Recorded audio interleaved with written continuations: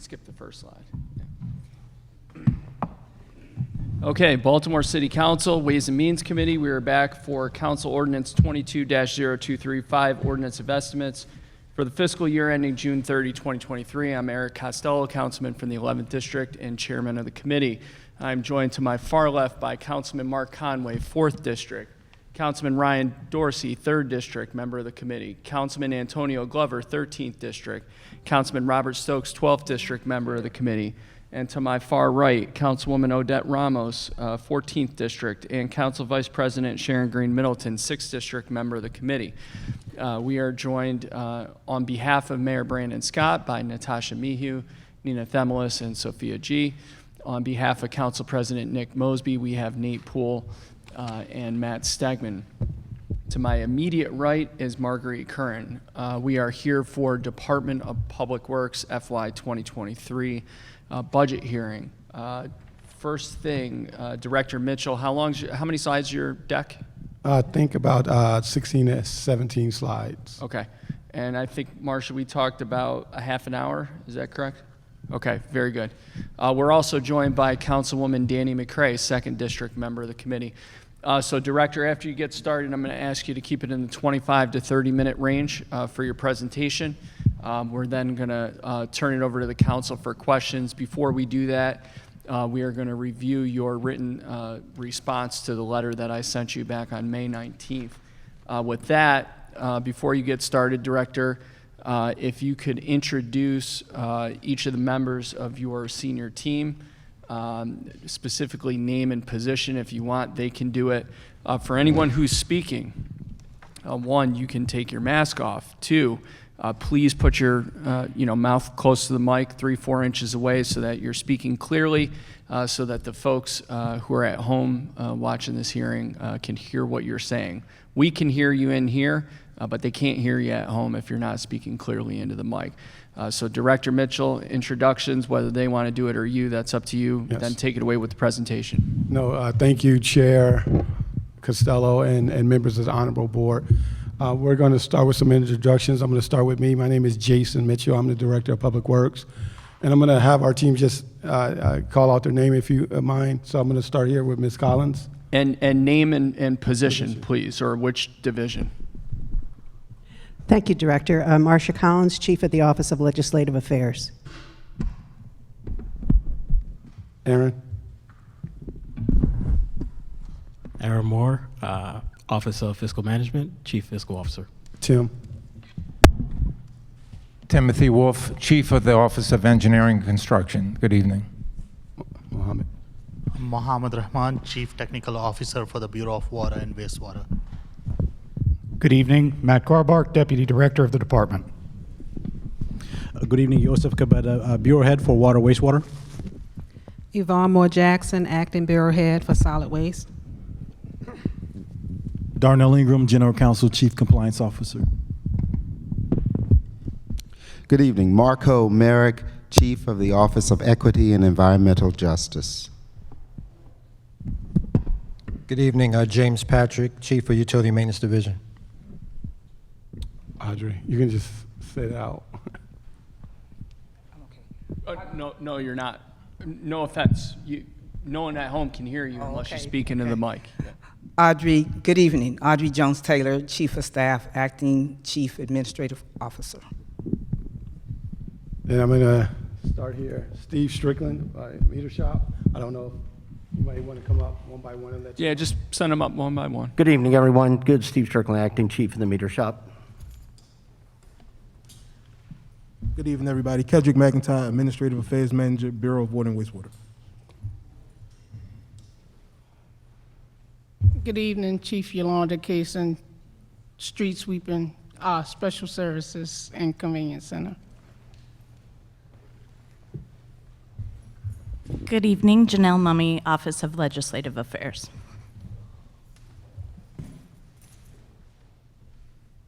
Good evening, Ramona Harry, Special Projects Lead for the Bureau of Water and Wastewater. Good evening, Deborah Pitts, Laboratory Operations Division. Good evening, Kim Grove, Office of Compliance and Research. evening. Harpreet Singh, Office of Asset Management. Good day. I'm Yolanda Winkler, Chief of Communications and Strategic Alliances. Good evening. Michael Hallman, Wastewater Facilities Division. Good evening. Herbert Naylor, Acting Chief, Water Facilities. Michael Lucas, Operations Manager, Downtown and Harbor Operations. So I know that was a little chaotic, but I wanted to really showcase the men and women of DPW that's doing some of the hard work every day and really let not only us, but the public to see some of the faces that's doing some of the hard work every day for the Department of Public Works. So I just wanted to take that time and honor them. So thank you, Chair, for allowing us that moment.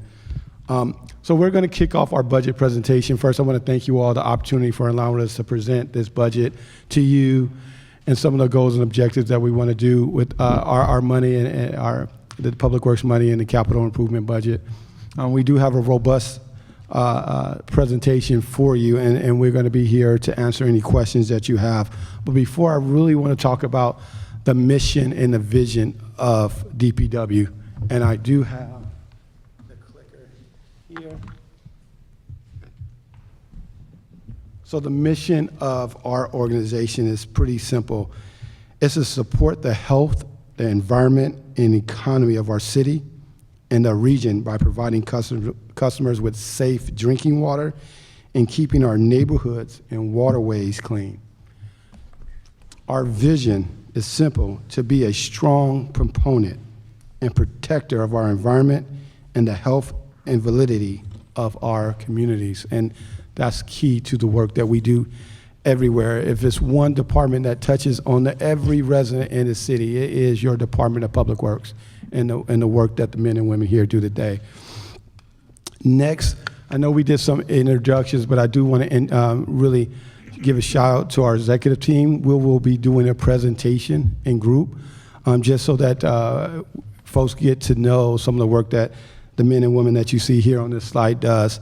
So again, Deputy Director Matt Garber, the Chief of Staff Audrey V. Jones-Taylor, our Acting Bureau Head of Solid Waste Yvonne Moore Jackson, our Bureau Head of Water and Wastewater Joseph Cabeda, our General Counsel and Compliance Officer Mr. Darnell Hingram, and our Chief of Equity and Environmental Justice Marco Merrick is our executive team that is tasked with clear directions and implementing the guidelines that are set within these budget parameters. And we're excited to do that work. I also want to acknowledge some of the things that we do as your department, just on a very high level. Number one, we fund more than 2,700 people that provide solid waste, water, and wastewater services for the city. Our budget, and we manage a budget of an operating budget of about $630 million. In addition to that, our capital budget and our capital portfolio is about $380 million this year, with a 6-year capital budget of $2.1 billion, which is critical to providing the necessary infrastructure needs for Baltimore City and our communities. We provide both drinking water to Baltimore City and 5 surrounding counties, and that includes about 1.8 million customers. We collect and treat about 253 million gallons of wastewater daily. We provide and maintain a very complex storm management system. We apply best practices to both the quality and quantity and improve the abilities of our storm water system.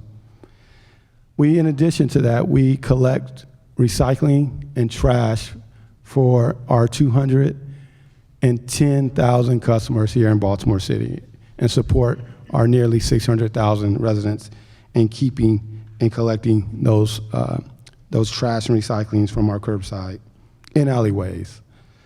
And we provide sanitation service to include street sweeping, cleaning, illegal dumping, harbor cleaning, rat abatement, and so much more. And all that to say that DPW is everywhere, as you know, and we will continue to strive and do that work. Our next slide As you see, we will introduce our Bureau of Solid Waste, our acting Bureau Head, Yvonne Moore Jackson, to really talk a little bit more about the Bureau of Solid Waste, some of the things that we're doing there. And then we will pass it over to Joseph Gabetti to talk about our water and wastewater. And then to round it out, our Deputy Director, Matt Garbo, will talk about some of the things that we're doing from an administrative function. And then after said discussion, we'll be here to answer any questions that this panel may have. Thank you so much.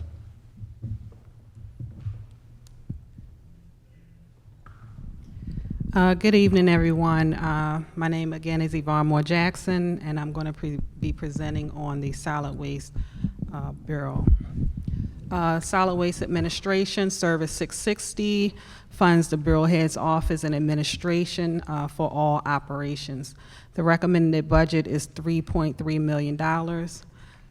Although operations remain the same, the budget reallocation funds to allow the Bureau to increase the commitment to safe, functional facilities for its employees by $500,000.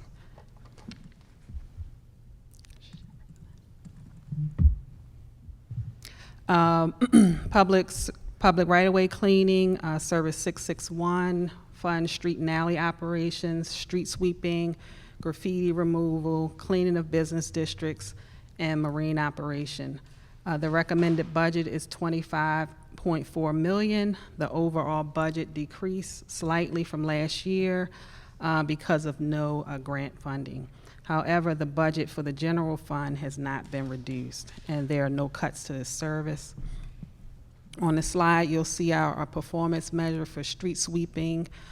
During COVID, we didn't have a lot of street sweeping. The street sweeping drivers were reallocated to some other operations to assist when we had to shut down some of the other operations.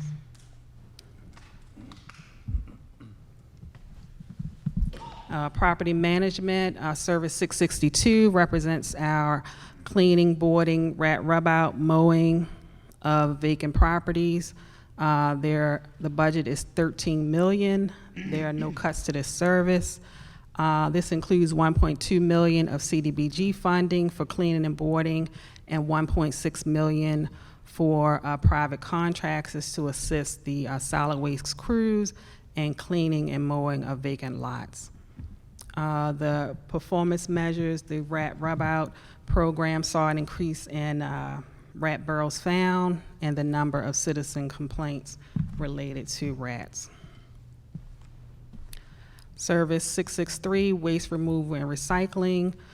This is our routine services, curbside trash and recycling collection. It also funds household hazardous waste. The recommended budget is $38.7 million. The overall budget decreased because of no grant funding, but increased general funds for the operation. No cuts in service. Again, during the height of COVID, we had to shut down routine services because we had a lot of COVID cases, so we were hit very hard. So you see that these performance measures are not where we wanted them to be. The tonnage decreased because of some of these service interruptions. Service 664, waste reuse and disposal. The recommended budget for 2023 is $28.6 million. There was a decrease in the budget because of the one-time purchase for the recycling carts, but the positions remain the same and there's no cut to services. So I'm going to hand it over to my colleague, Joseph Gabetti, for water and wastewater. Thank you, Yvonne, and again, good evening, council members. And I do want to recognize the women and men of the Bureau of Water, Wastewater, and Solid Waste who are working as we speak diligently on behalf of the Bureau, on behalf of the department. I will be presenting the 5 budgeted services for the Bureau of Water and Wastewater. Starting with service number 670, administration. The recommended budget is $53.6 million. Excuse me. The major highlight for this budget item is $2.5 million that has been designated for the sewage on-site support program, which provides direct cleaning and disinfection services for residents that are impacted by sewage backups. That program is potentially to replace the expedited reimbursement program that we have had running for the past 2.5 years, and we feel is an improvement and is currently being reviewed by the regulators. Service number 671 is for water management, and this particular budget, as Director Mitchell mentioned, we provide drinking water to 1.8 million residents in the Baltimore region, and we have 3 raw water reservoirs: Loch Raven, Liberty, and Pretty Boy, and 3 water filtration plants, as well as about 3,800 miles of water mains that have to be maintained and operated. And the recommended budget is $89.4 million with no changes to the level of service. Next item is 673 for wastewater management, and this funds all wastewater operations, the treatment plants, Back River and Patapsco, as well as all the pumping stations. The treatment plants are designed to treat upwards of 250 million gallons of wastewater per day. We have a recommended budget of $133.1 million. The main highlights of this budget include an increase of $1 million for biosolids handling, and additional $250,000 for various service contracts to support the various critical assets on these plants and pumping stations. Next item is 674, surface water management, and this service largely funds stormwater programs to enhance and restore the quality of our waterways. And also within this service is the MS4 permit and compliance with the MS4 permit. And the recommended budget is $24.1 million with a slight variation or reduction based on a reduction in debt services of about $3 million.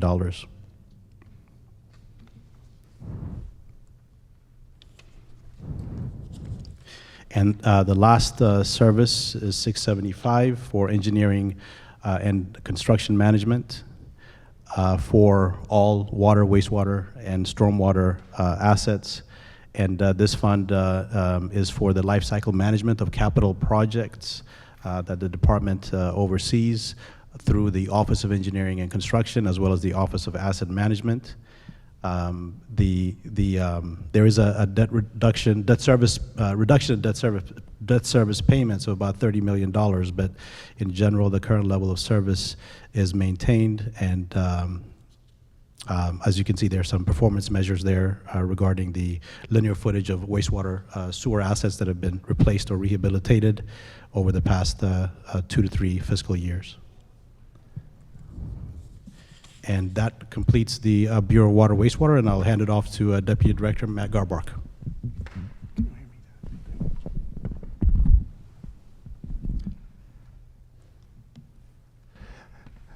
Good afternoon. I'm Matt Garbark, Deputy Director. I will speak very briefly about the administration. Service 672 is the service for water billing and metering. This is basically the cashiers and the cash registers for the entire utility. It supports all of the other utilities by generating the bills and the revenue that comes in. It maintains close to 412,000 different accounts, as well as meters, both in the city and in the county. Excuse me. The recommended budget maintains the current level of service as last year and does not increase. For the overall administration of the department, this is Service 676.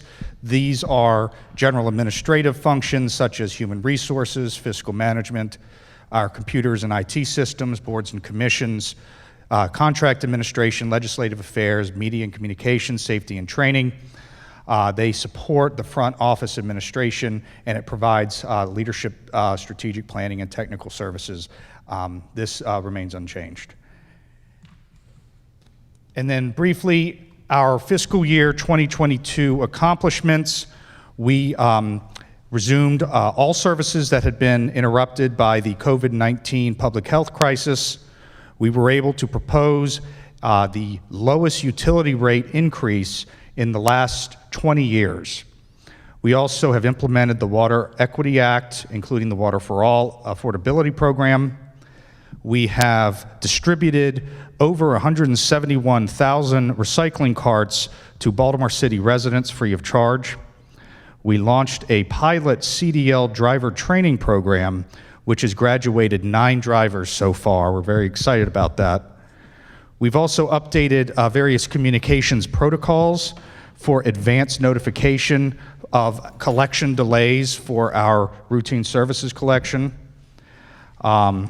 We also commenced a customer turnaround initiative to improve our metering, billing, and collections efforts. We are seeing significant increases in revenue that we are bringing in, as well as bills that are being generated on time. We began accepting applications for a resident advisory council that is going to increase engagement with our customers throughout the city and the community.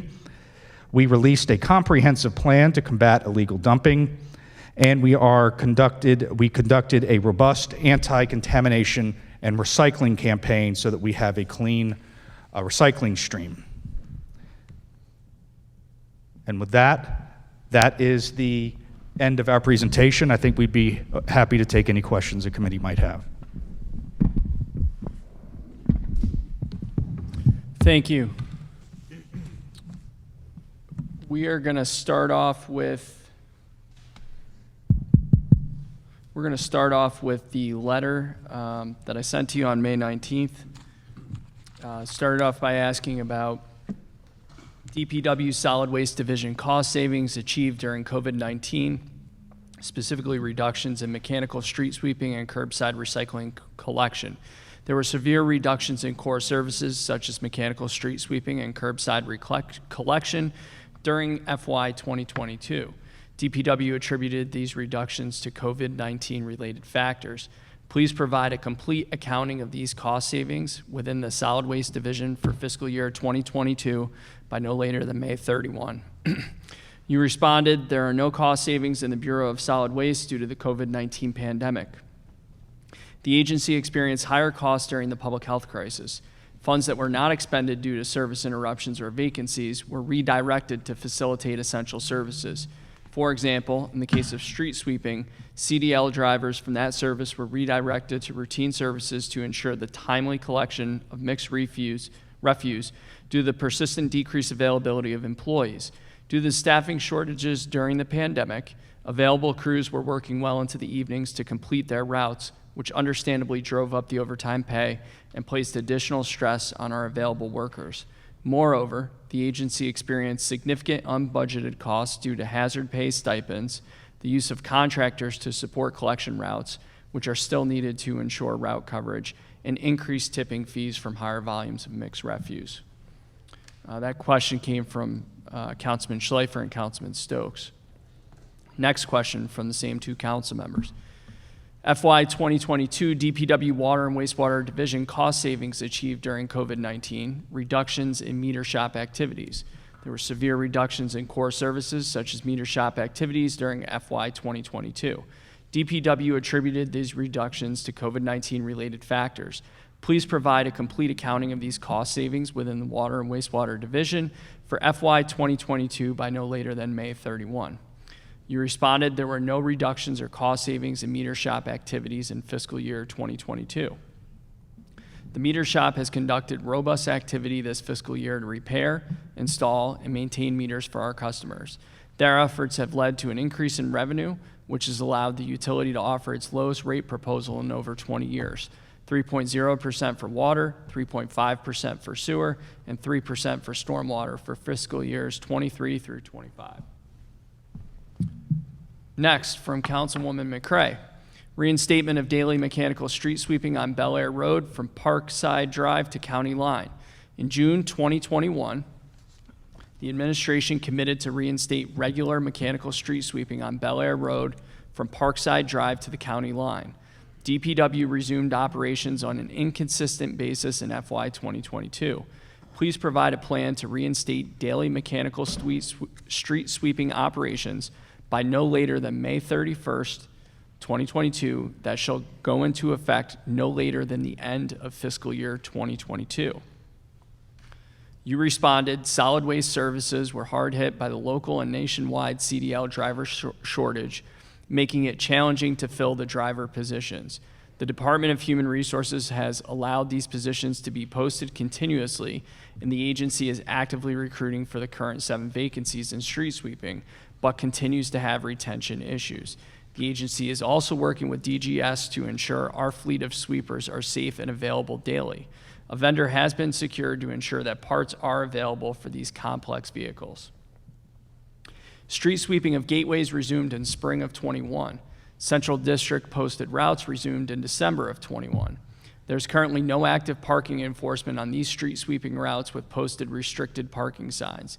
The agency is working jointly with the Department of Transportation to prepare to restart enforcement on the gateways in Central District posted routes only to ensure curb lanes are cleared for effective street sweeping. Bel Air Road from Parkside Drive to the county line does not have restricted parking during AM and PM hours like other gateways and is part of the quadrant sweeping program, which happens on the 3rd and 4th Wednesdays of the month, which is currently suspended. Quadrant sweeping does not rely on enforcement of posted restricted parking signs. It relies on residents to voluntarily move their vehicles. While quadrant sweeping in neighborhoods throughout the city is suspended, the agency has been working to secure a routing software vendor for street sweeping, as well as for corner cans and recycling routes. It is anticipated that the contract vendor will be notified of their selection on or about June 6th. Based on finalizing the contract for the routing optimization, the agency could resume quadrant sweeping in July of 22. Resumption of this regularly scheduled service will require outreach to communities and residents to refamiliarize themselves with their quadrant schedule and to get back into the routine of moving their vehicles.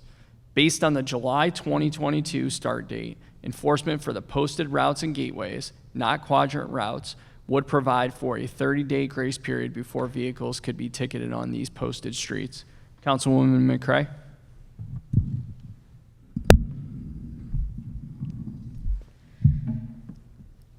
I don't like the answer.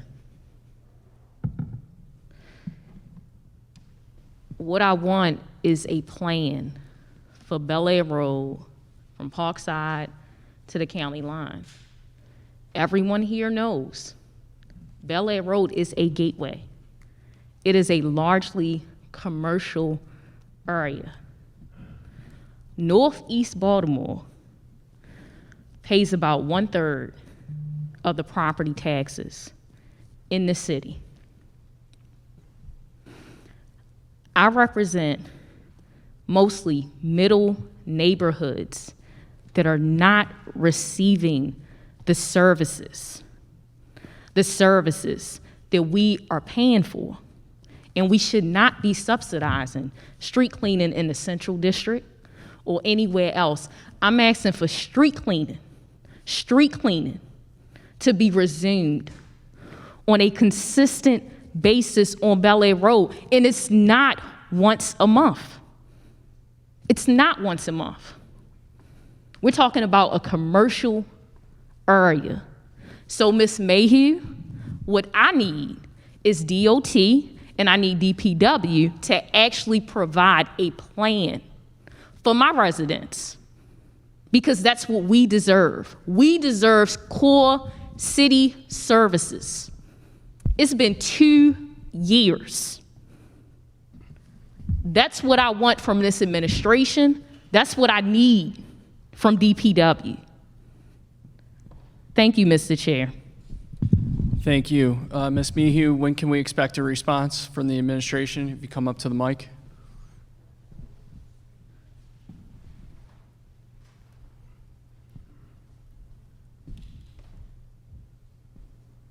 Oh, gonna need a mic.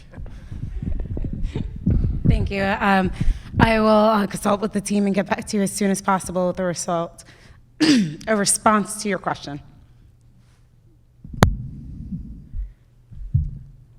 I need a plan. So it's no longer a question, it's a request. I need a real plan for Bel Air Road, my portion of Bel Air Road, because other portions of Bel Air Road, they get swept. Understood. So the committee's expectation is that we're going to, the mayor's office, because Mayor Scott made a commitment, and we on the city council believe that Mayor Scott follows through on his commitments to us, and we have no doubt that he is going to follow through on this commitment that was made to Councilwoman McCray. So our expectation is that we have a revised response to this question in writing by no later than 5 p.m. this Friday. Is that fair? That is fair. Thank you. All right, next question. Municipal recycling can, MRC, and municipal trash can, MTC inventory, new orders, and process. The process to request a new MRC or MTC takes far too long. Inadequate inventory is commonly used as justification for unfulfilled requests.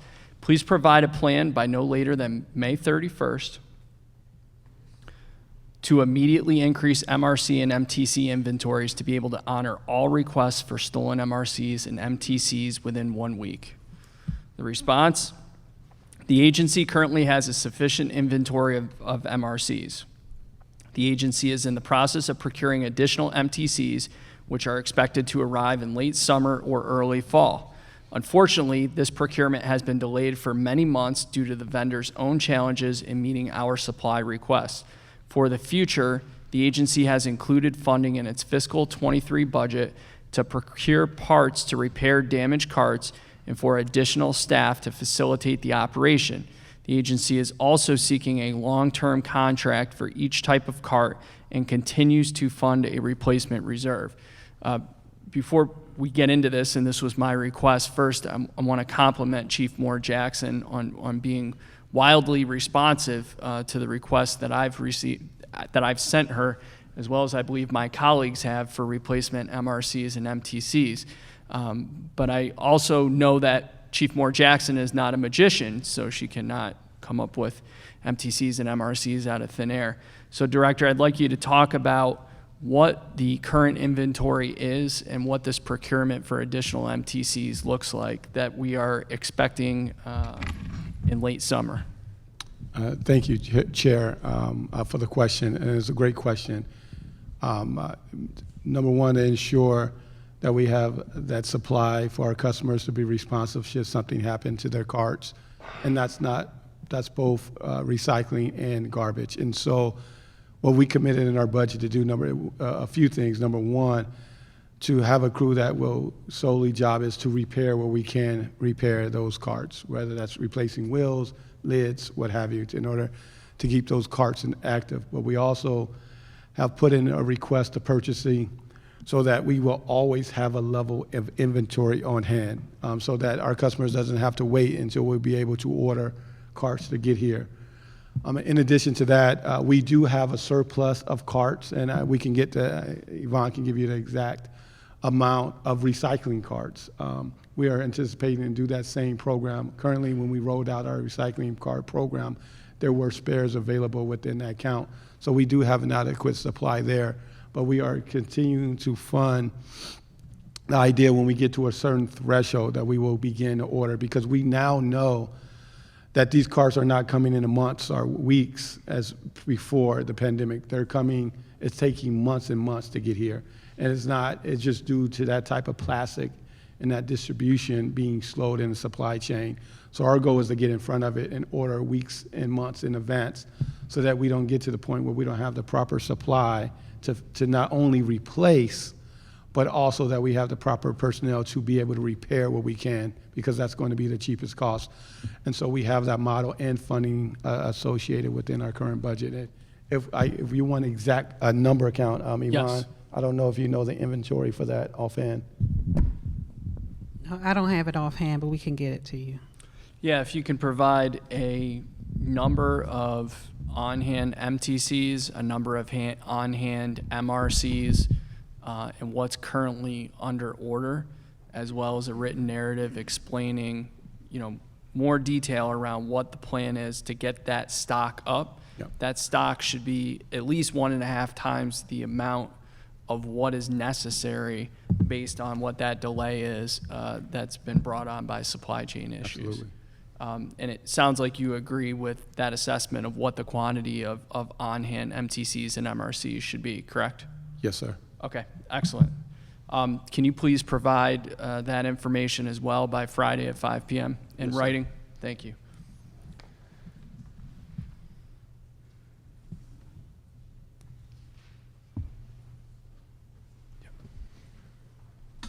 All right, lastly, resumption of weekly curbside recycling collection. Weekly curbside recycling collection has been stretched to bi-weekly collection for an extended period of time, with DPW citing COVID-19 and other staffing issues. Please provide a plan by no later than May 31st for resumption of weekly collection to begin by no later than the beginning of FY2023.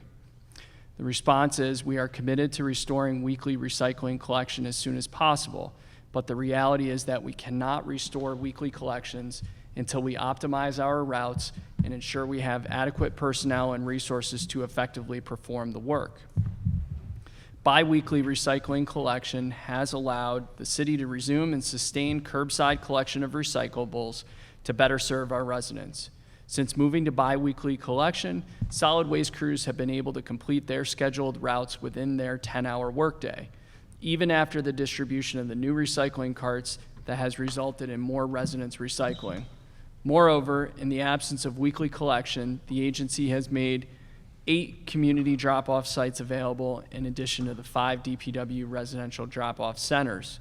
Collection crews will pick up unlimited recycling placed at the curbside, and the new larger carts allow for additional capacity than what was previously offered with the resident purchase yellow bins.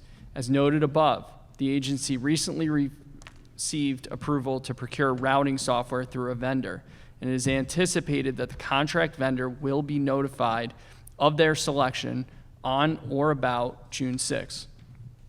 The route optimization process will include an assessment of available personnel and equipment capable of delivering reliable service.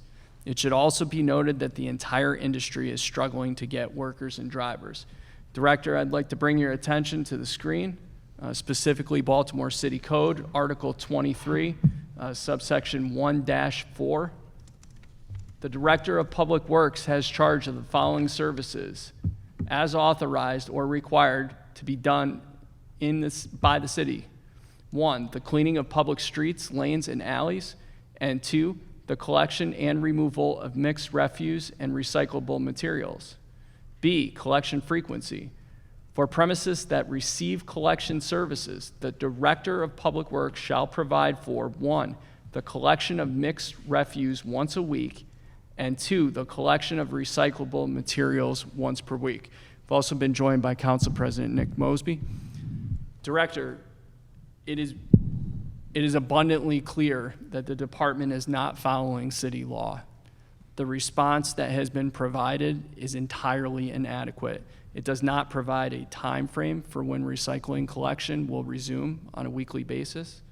It does not provide a time frame for when a route optimization study will be completed, which is one of the factors that has been cited in here that has never been brought to the council's attention prior to the receipt of this letter as a justification for why we switched to bi-weekly recycling curbside collection.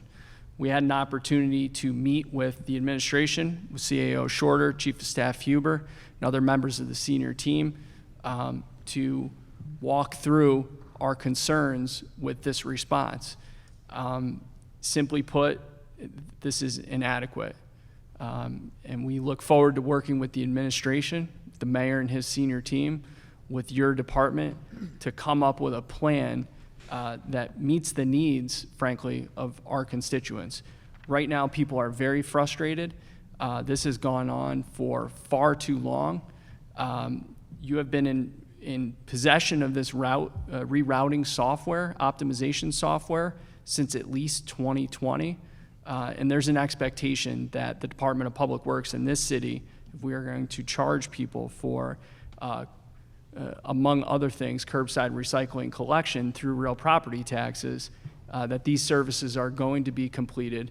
They're going to be completed effectively, and they're going to be completed in accordance with Baltimore city law.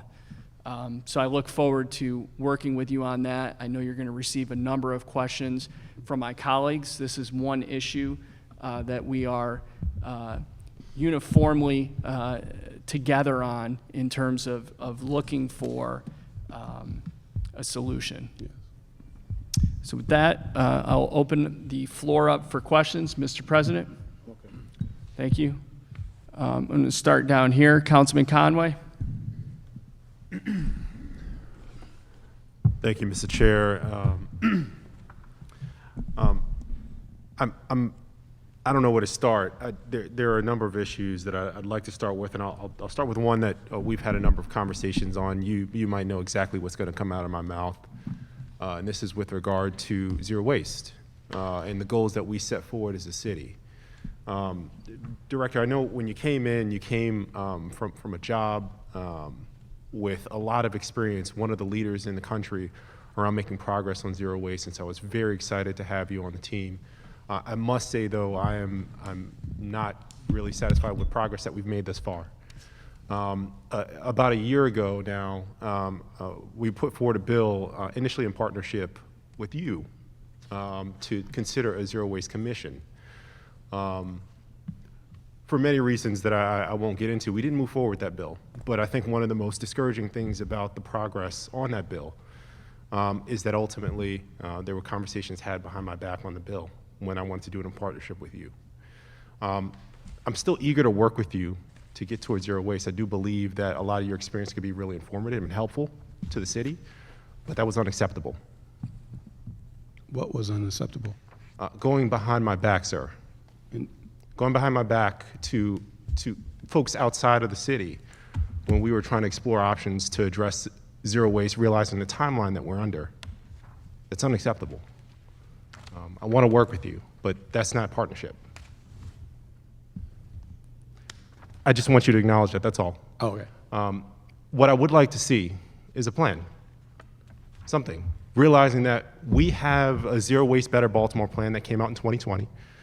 We have a zero waste plan that was put forward by advocates, but we don't have a strategy to actually implement either of those plans. We haven't actually done all that much yet. We are struggling at the moment to reinstitute recycling, and going through our metrics in the budget book, we have seen a 40% decrease in recycling collected, and I realize there are a number of issues as to why that's happened, but we're heading in the wrong direction, sir. So I want to see some progress. No, thank you, and to response, and thank you for that. You know, I coming in with fresh eyes and looking at our recycling and our garbage facilities,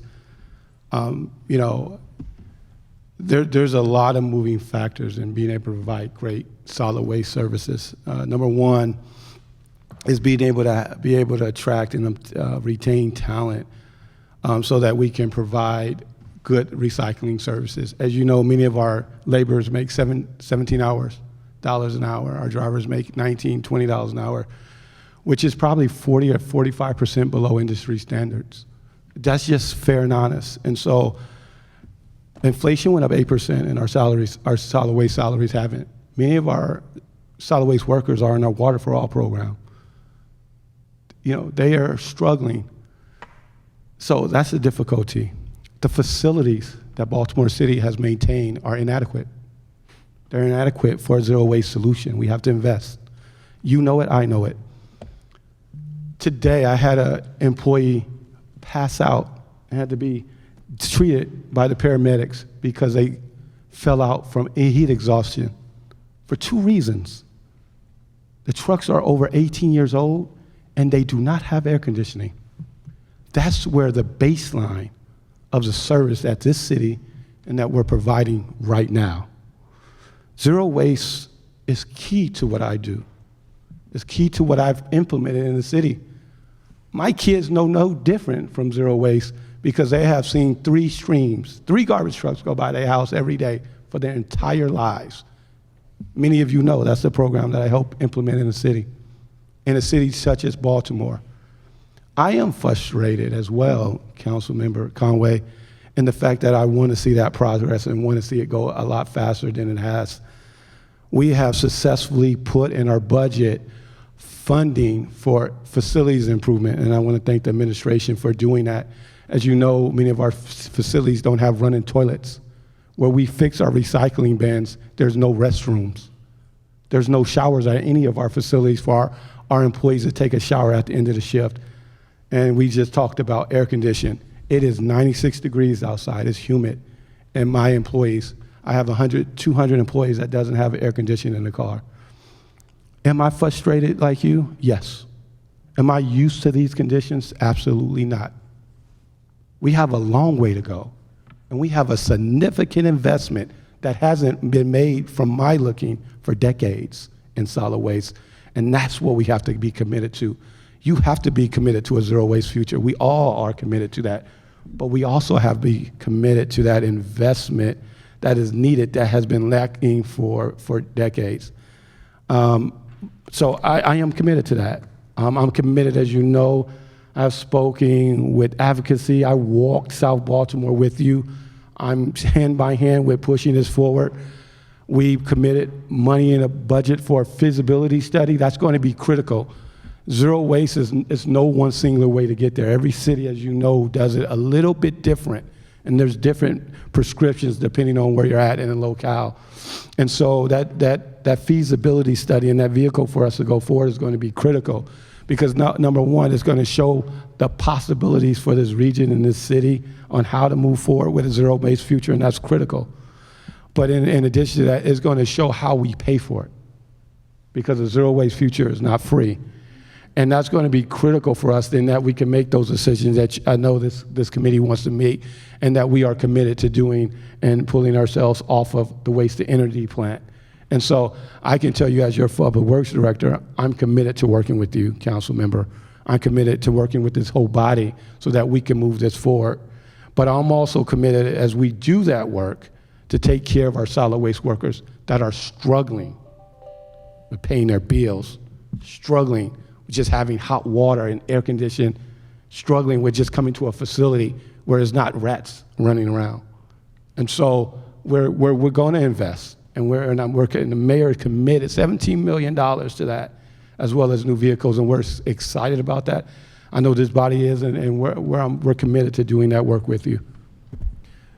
Director, I appreciate all of those things, and I want to make sure that although we know that there are challenges in front of us, we are not daunted by those challenges. I realize we have issues with facilities, vehicles,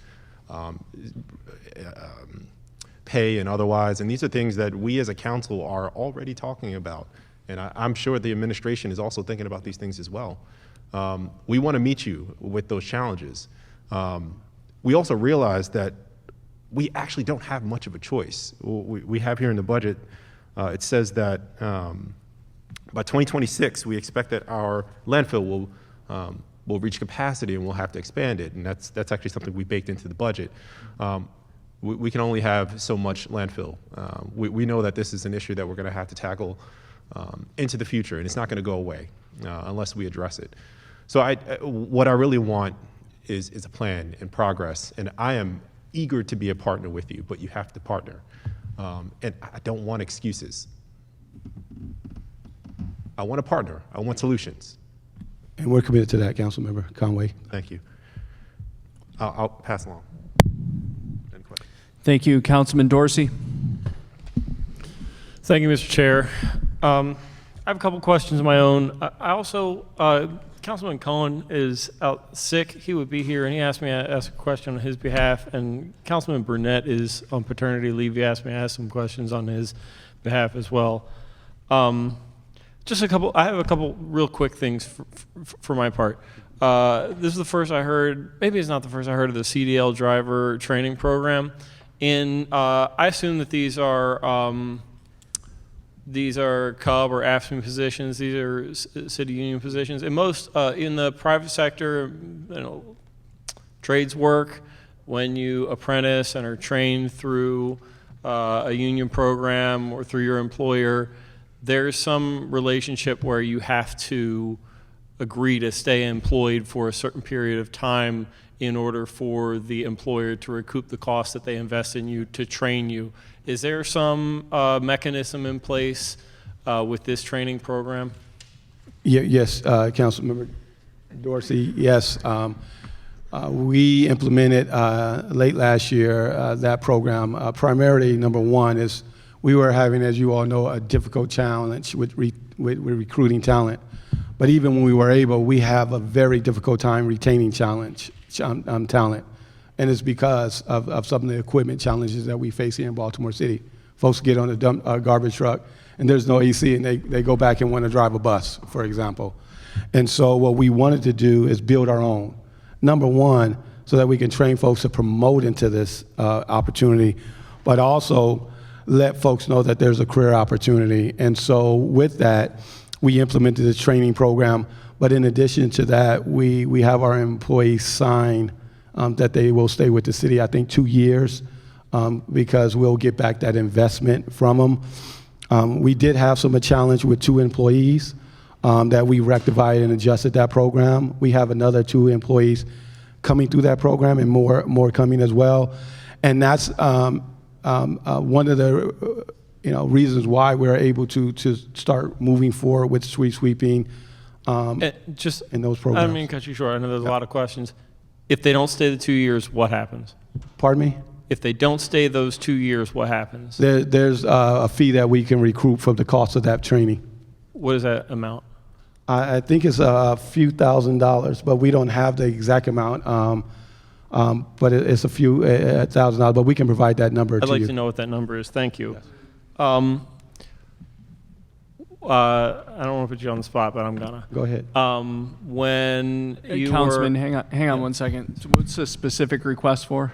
The amount of I'll call it a clawback.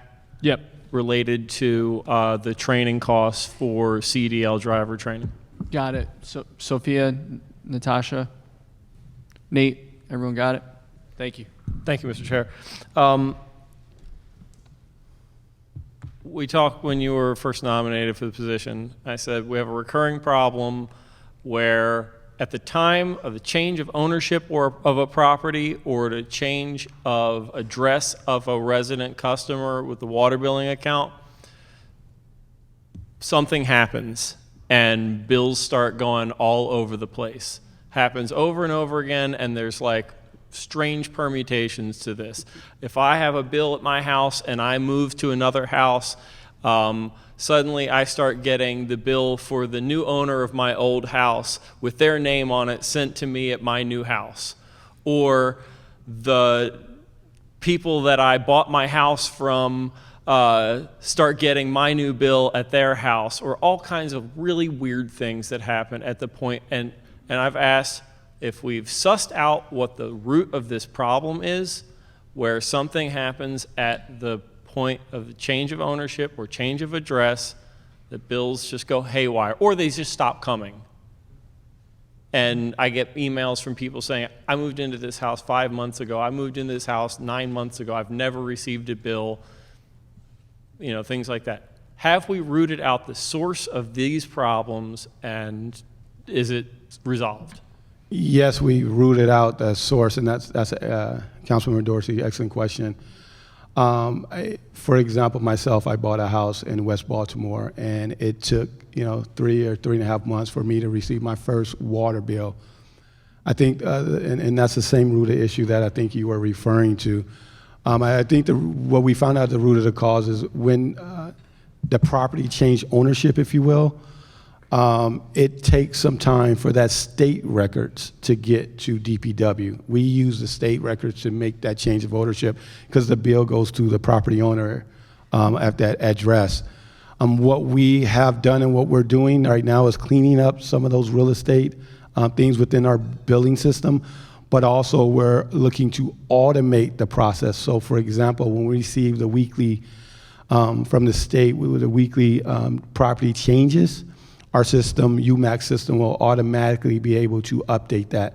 Now, if that's not the correct ownership that's in that document, transfer document, then we will work with our customers to update it. But much of the delay is because from the state, we're 3 months or so behind in getting that data from the state because they are backed up.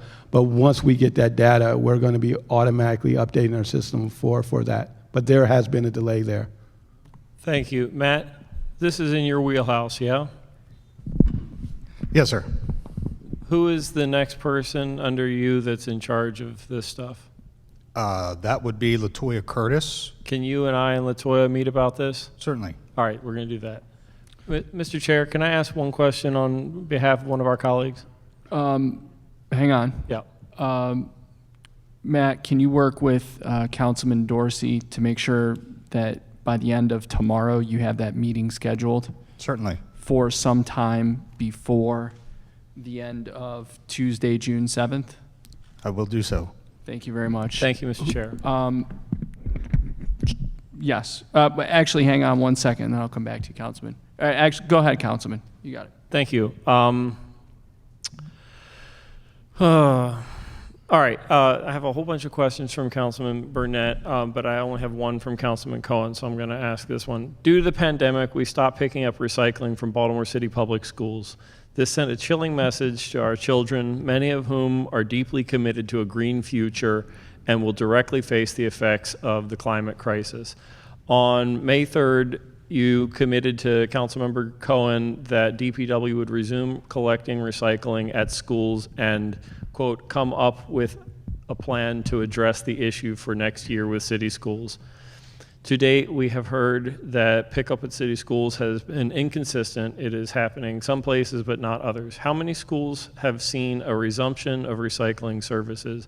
And will you provide a written plan between DPW and city schools to the City Council within 6 weeks, detailing the procedure for how recycling will be collected at city schools next year? This must be a priority for the agency, and we cannot go into the next school year without a plan in place. Thank you. Yes, so we are picking up school recycling for all of the schools that have dumpsters. We had to suspend recycling school pickup for schools that did not have dumpsters because of resource issues.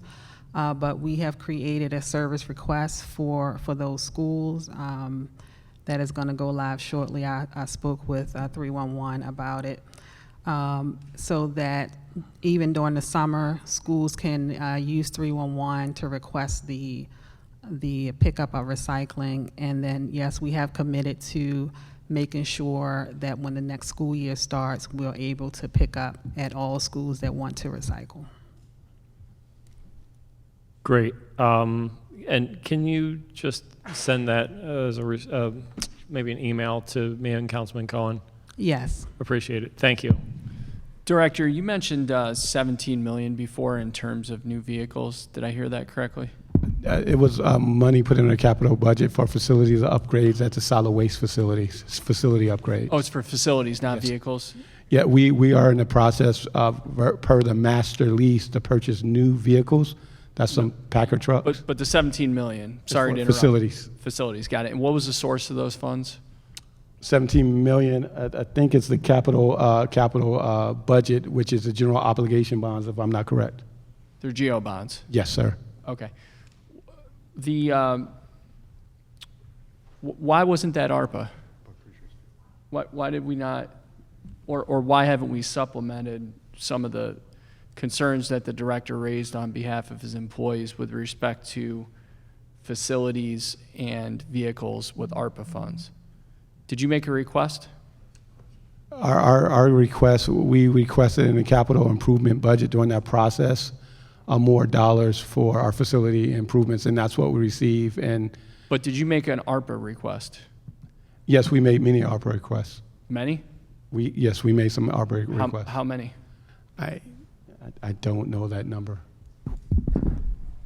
Aaron, maybe. Previous to my tenure, yes, the agency did make a number of ARPA requests that I'm familiar with from the recovery. You were reviewing them when you went in that office? Yes, there are probably about 24, at least from DPW, that total at least 2. What was the total sum value of those requests?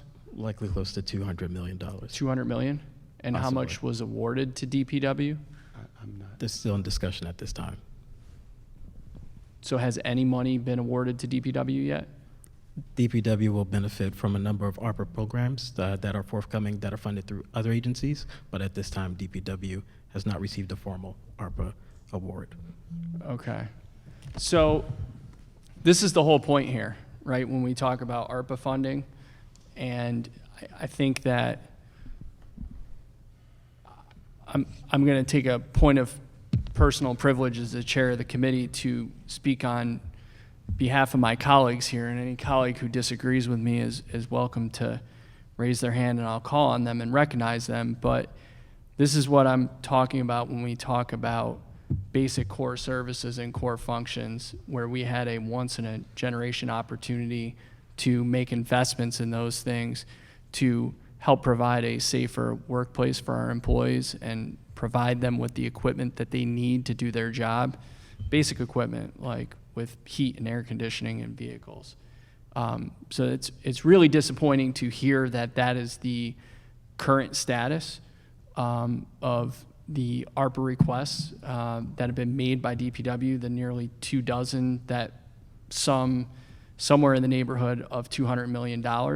And the fact that we're up here complaining on behalf of our residents about reductions in solid waste collection services that could have been abated with the deployment of ARPA dollars, but was not.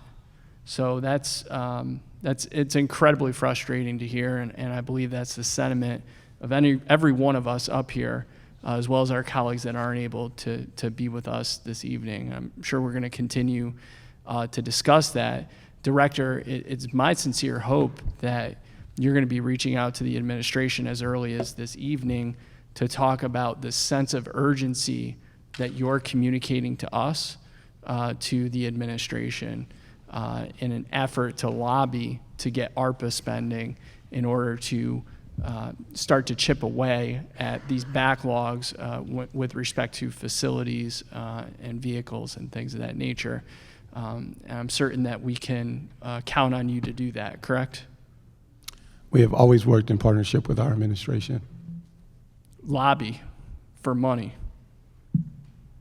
Again, the Administrator Shorter's here and he's here. I understand and you have a boss. You also have employees, right? I get it.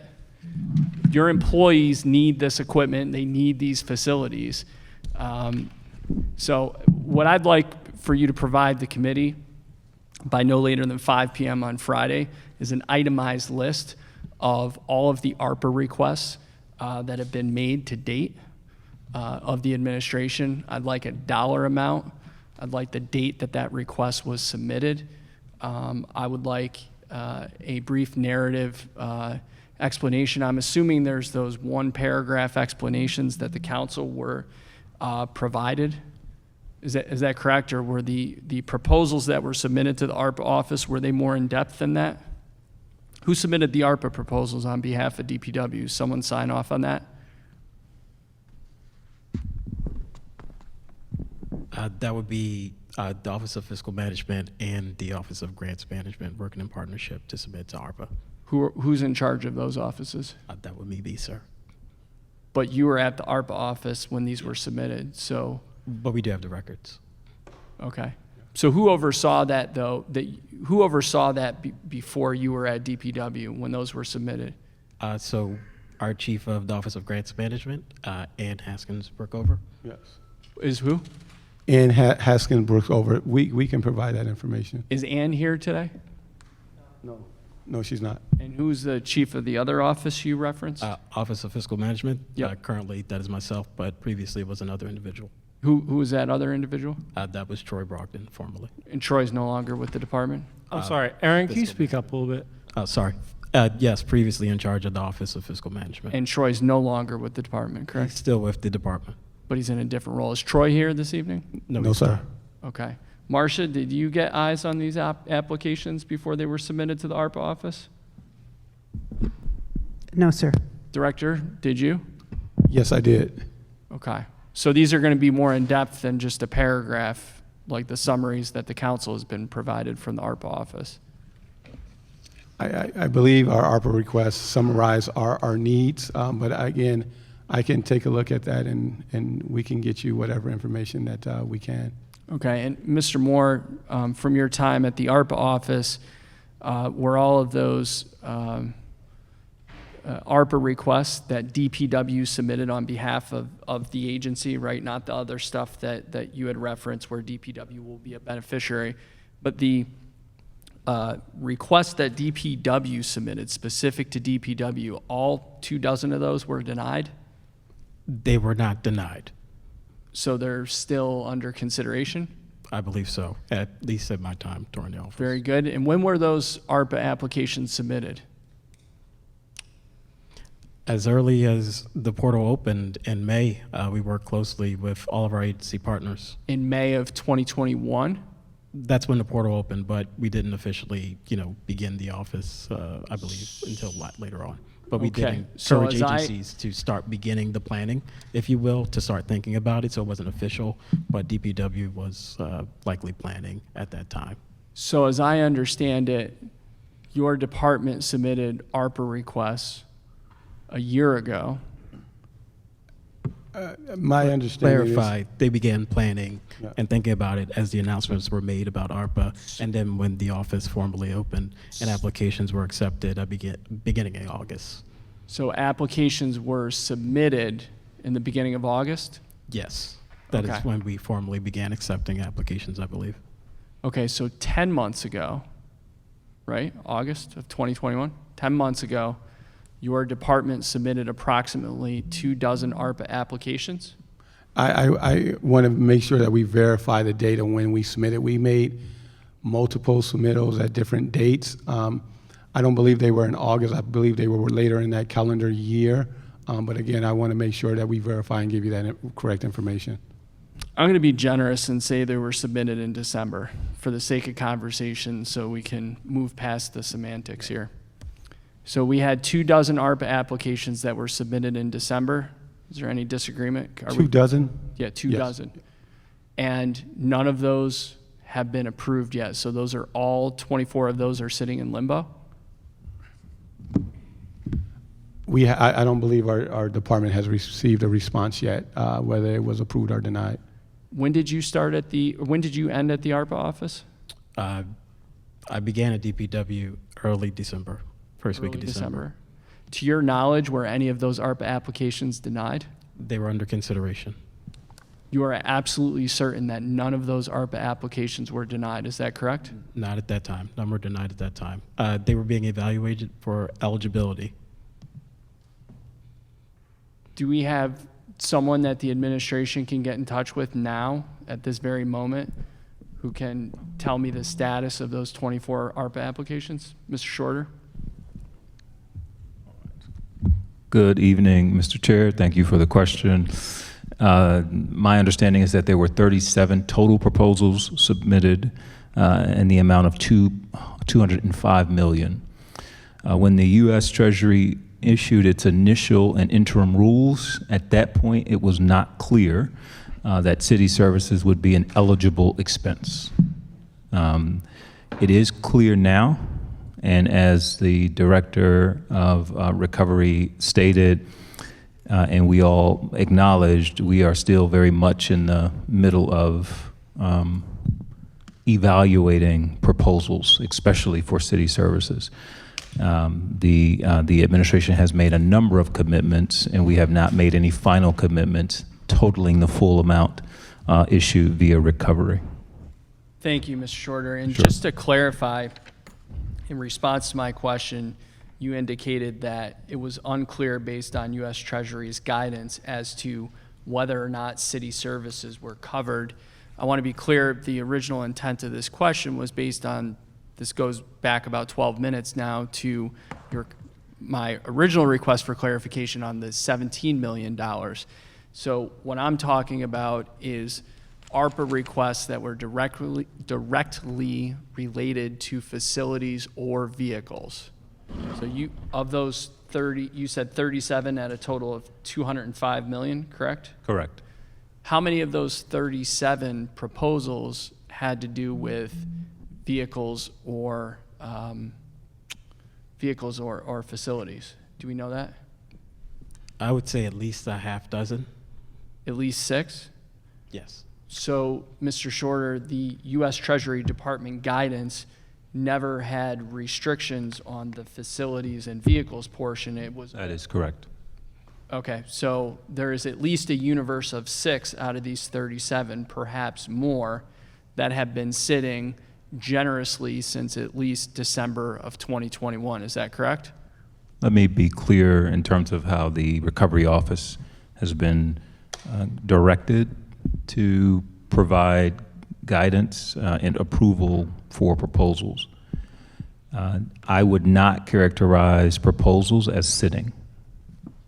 And so ultimately, the Recovery Office is doing its best to comb through proposals and then provide, based on the mayor's public commitments, guidance to organizations outside and inside of our government on decisions, not just eligibility, but funding commitments. I think the office has acted very aggressively to make those commitments known publicly. Ultimately, when it comes to these kinds of decisions, as the director has committed to tonight, the administration has included $17 million in its capital budget. That is not to say that there will not be additional commitments made via ARPA. I would say that the city is doing its very best, and certainly in the administration, to balance all of the various needs. And as the director very passionately and correctly tonight made the case that our workers deserve better, that our facilities are not adequate, that is across the board. And so and what I mean by that is that we have employees that deserve better from our government. And so we are balancing those commitments, the commitments that we have made through our CIP, with the commitments that we can and will make via ARPA. So I want to make sure that that's clear tonight. Absolutely, and I will use the terminology under review with not yet having a determination. So very good. Let me correct myself. I have an email from Director Kearney from April 13th that lists all of the agency proposals. And just to give everyone a flavor for what we're talking about, I'm going to round to the 100,000 here for ease of verbiage. 8.8 million safety and health upgrades at Northwest Citizens Convenience Center on Sisson Street and Kane Street Yard. 7.3 million safety and health upgrades at the Bureau of Solid Waste Western Collection Yard, Reedbird, and Eastern Collection Yard, Bowleys Lane. 5.5 million modern facility for DPW's Inner Harbor Division. 5.5 million modern facility for DPW's Property Management Division. This agency includes property management and rat rub out. 5 million modernization of administration and laboratory space at Back River Wastewater Treatment Plant. 5 million modernization of administration and laboratory space at Patapsco Wastewater Treatment Plant. $4 million modernization of Montebello Laboratory. $900,000 safety and health upgrades at Quarantine Road Landfill.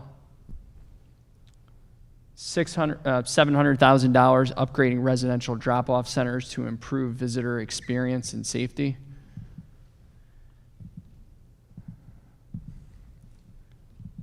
That doesn't include water infrastructure. I'm going to end there. I think I made my point adequately. Yes. Mr. Chair, yes, if I can. Mr. Shorter. Another thing that I absolutely want to make clear to you and your colleagues as well, we talked quite extensively about the infrastructure bill and how the city stands to benefit from the federal government and the state allocation, as well as our being competitive in terms of responding to potential federal awards. When it comes to water and water infrastructure, it is one of the primary investment priorities for the Infrastructure Act. And so we have certainly made it clear to DPW that we will be doing our very best as a city to be as competitive as possible with other cities for infrastructure dollars. This is why it's important that we name an infrastructure czar and establish the Infrastructure Development Office as quickly as possible. That is not to say that the infrastructure dollars will answer, will be the answer to all of the funding needs associated with especially working conditions. I will say, as we are reviewing the proposals that remain, that life safety issues will, because we are there, as the director articulated extremely well, we're not talking about luxury. We're talking about life safety issues, and that's how we'll be evaluating the proposals, especially those proposals focused on facility and fleet concerns. And where the infrastructure bill will benefit us, i.e. water and wastewater infrastructure, we will absolutely be making sure that the city puts its best foot forward in terms of its competitiveness to get as much of that money as possible, of those resources as possible, into the city. I wanted to make sure I made that clear as well. I appreciate that, Mr. Shorter. Again, I will just summarize that it is wildly frustrating to hear you articulate the significant need that the folks in Yvonne's and in Yosef's divisions have in terms of facilities and in terms of vehicles, expenses that are qualified under ARPA according to U.S. Treasury guidance, and that you have a number of applications, I got better language, pending. You have a number of applications that are pending, specifically 37 of them totaling $205 million, and you have not received a determination yet. Again, I reiterate to you that I think it is incumbent upon you as the director of this department to actively and very aggressively lobby for the deployment of those funds to take care of these critical needs that you have. These needs directly support the employees that are doing the work that we are up here telling you is of deep concern. With that, I'm going to go to Councilman Glover, then Schleifer, and then Middleton. Thank you, Mr. Chair. And thank you all for being here this evening. You know, I'm on both sides of the aisle. Like, I get pulled onto DPW side, then I also get pulled over to the city council side, because you all know that DPW is like near and dear to my heart. And I get emotional sometimes with it, because I understand the frustration that, you know, you guys go through. But I just want to ask, back in June, Mr. Shorter and Mr. Mitchell, we met in reference to me giving you guys information on looking into the transfer station over in East Baltimore, which was Baltimore Recycling Company. And I just want to know right now, what is the status on that? Have you guys ever, you know, reached out to the company to find out if there's an opportunity for you guys to go do a walkthrough and find out what services they can provide to the city? Because I know personally, being, you know, a low packer driver, being a laborer, and things of that nature, that, you know, those are some long hours out there that our men and women have to deal with each and every day. And I know that you guys had recently solicited some monies to the Bowley's Lane location to do some things over there with, I guess, creating the transfer station in that area. But I'm not sure as how long that's going to take. And I'm looking at like immediate fixes, like right now. A facility that's right in my community that's willing to, you know, take you guys on, but the conversation has not been heard yet. And can you just give me some information if you guys have reached out or talked to those individuals in that company yet? Mr. Shorter or Mr. Mitchell? I don't believe I've had a conversation with them. What we have done as the Department of Public Works, number one, finish a study on our landfill and the reuse of those landfills, so they can see exactly where we can potentially, a zero waste facility or diversion facility, and/or another transfer station. In addition to that, in the state budget, it was approved $7 million in this fiscal year and the fiscal year after for support of the build out of a east side transfer station. As you know, that transfer station will bring a lot of, number one, operational relief to our team and our solid waste and moving of waste. But in addition to that, be able to provide potentially services so that our customers and our residents can drop off waste. So there has been a lot of movement in doing that assessment, as well as obtaining money potentially from the state for that east side transfer station. Okay, that's cool. But I really, Director, I need you guys to really have that conversation just to find out exactly, what this company could do to help Baltimore. Because what I'm saying right now is that I'm getting services from DPW, from solid waste, but I know that the majority of the services that I'm getting are from private partnerships, such as Baltimore Recycling Company, or such as Hunter and Williams Construction Company that are out there doing the work for us, such as McGillivray Park, that are getting those trucks, U-Haul trucks and things of that nature to go around the community to help pick up the trash that taxpayers pay for. I need us to really get a hand on this. It's very, very important. And what's very, very important to me is that I'm asking Natasha, if you can hear me back there, that you take back to the administration that DPW, in my opinion, need to be the most funded agency in Baltimore. If we have a cleaner city, we have a safer city. If we take care of our men and women, they'll take care of us. Many of you have not been in the shoes of the men and women, people that run behind those trash trucks, that work those long hours, that want to go home to their families. Like Mr. Shorter said, like Mr. Mitchell said earlier, the young individual that passed out running behind a trash truck. It is frustrating. And I get very emotional about it because I do feel the side of the council, because we all want a better Baltimore. But I also feel the side of the men and women that go out there and pick up the stuff that we don't want to touch. So I'm asking the administration, Natasha, please go back to the mayor, and they're requesting $205 million of ARPA funds. Please give them the money that they deserve. The city is counting on us to bring Baltimore back its charm.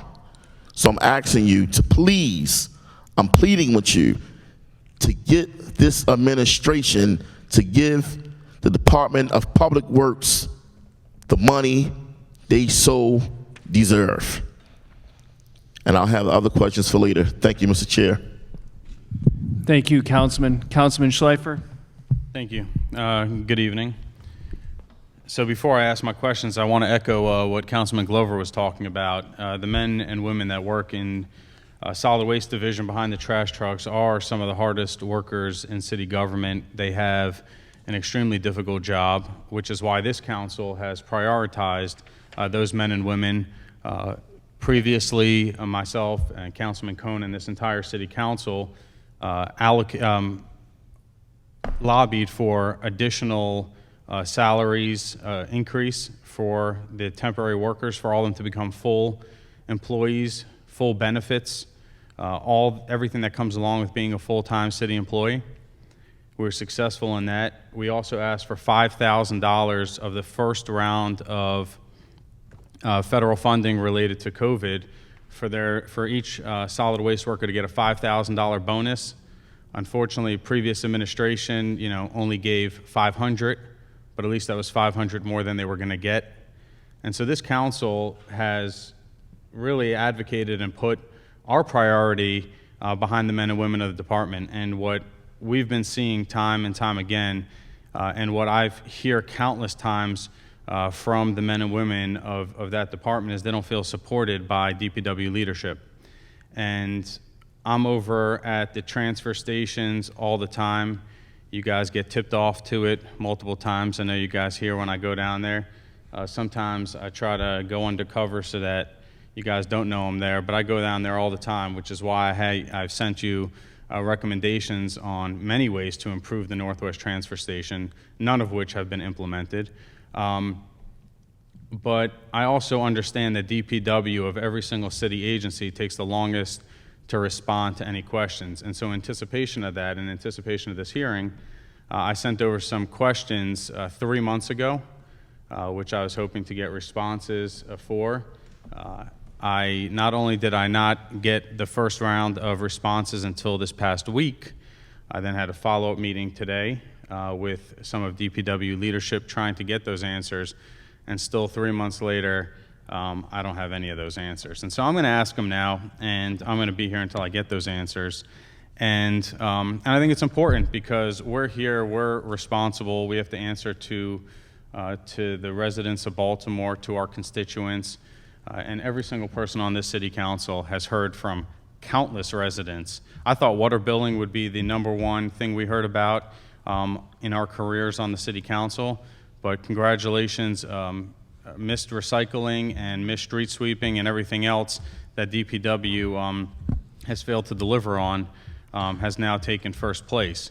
And so we understand there's challenges. We understand across the board, every agency, private companies, public companies, they all have different challenges associated with COVID. But these issues run far deeper than that. We've analyzed the data. It is far deeper than COVID. So much so, our local jurisdictions outside of Baltimore City have found a way to manage those challenges and still found a way to perform these services.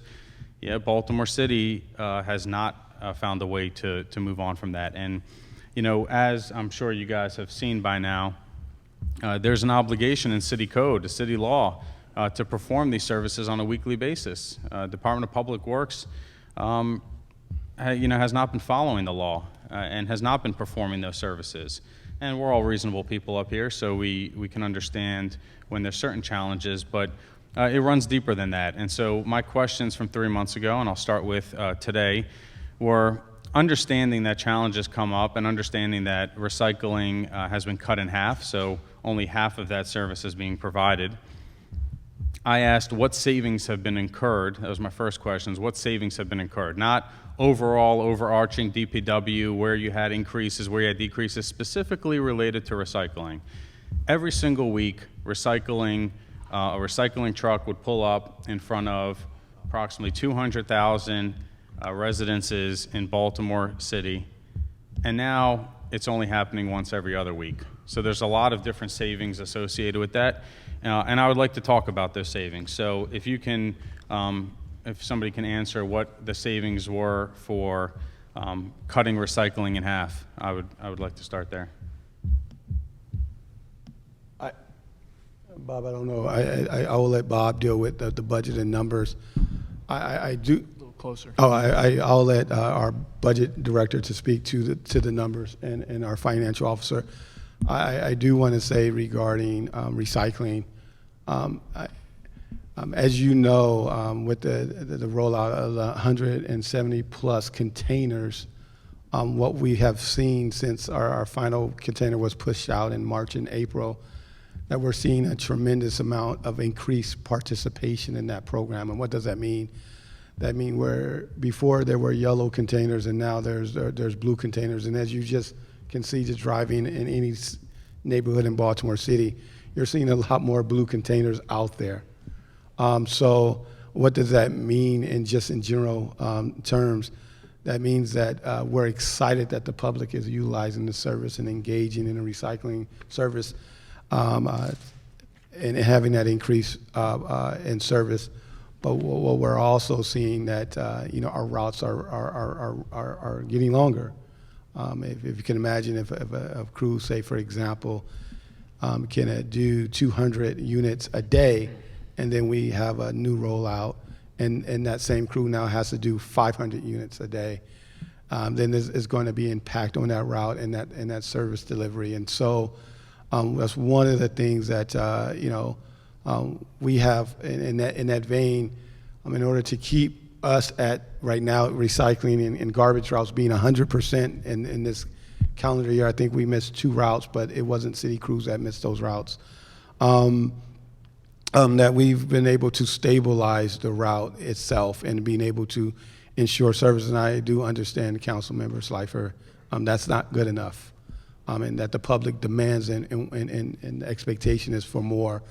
And so we're working tirelessly on route optimization, because in general you have to resize the demographics of that route, making sure that we understand how much tonnage we're bringing up in routes, how many units are now changed because more people are utilizing those blue containers.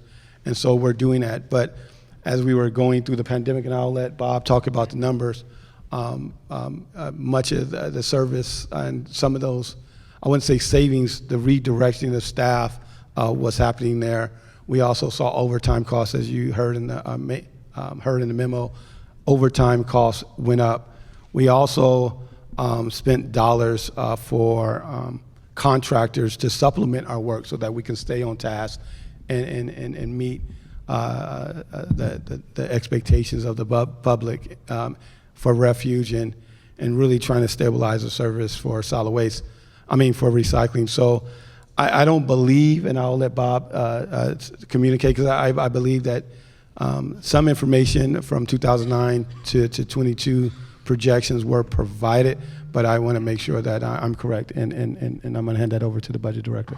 Before we get to Bob, just in response to what you're saying, first off, when meeting with your team today, we looked at some numbers. They didn't come fully prepared. Your recycling collections are actually down, not up, even with these blue containers out. That's according to their numbers. Secondly, and I really don't know why you keep saying this publicly, especially when I've corrected the record in writing, that you guys have been performing 100% of the service 50% of the time. I know you sent out a press release that the city was to celebrate that, now that you're collecting half the time, so 50% of the time you guys are doing 100% of the job. I've clearly stated and sent to you that is just not accurate. Now, I'm not to say that collections aren't happening on the day they're supposed to be. They are, whereas you guys are missing 2 and 3 weeks at a time. So certainly that is an improvement.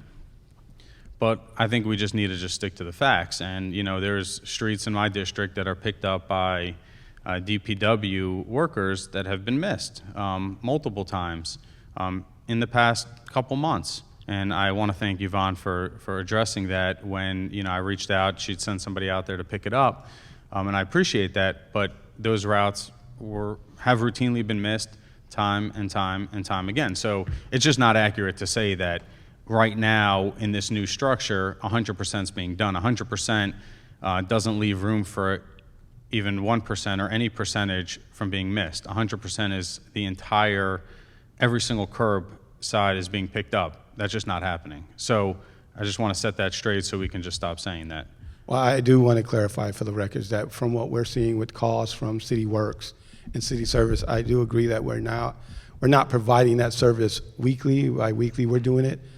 But from the calls that we're seeing into the call center and what we're seeing from the data that's being communicated, we don't see blocks and blocks being missed. We looked at the data. We can share that data as well.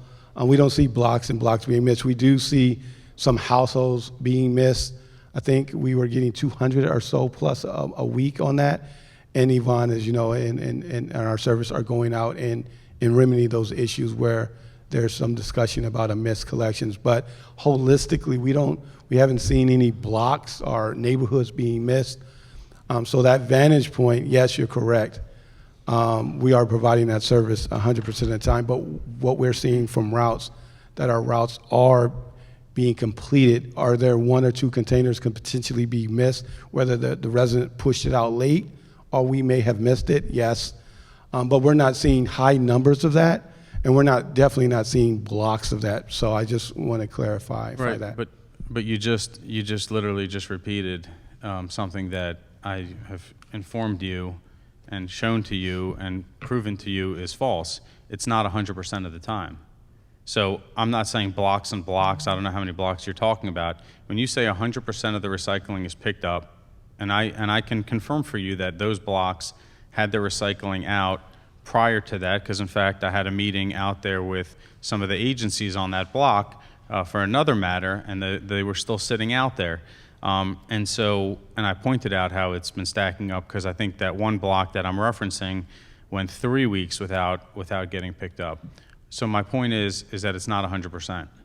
100% is 100%. So if your press release and your statements to the public were, we've made great strides, and 50% of the time we're doing an excellent job and it's consistent, that's a whole lot different than saying 100%. All I'm asking is that we just stick to accurate statements, because the public is relying on us to tell it like it is. And so when we say something happens 100% of the time, and we have residents in our districts that it's not happening for, it further creates a larger distrust in city government.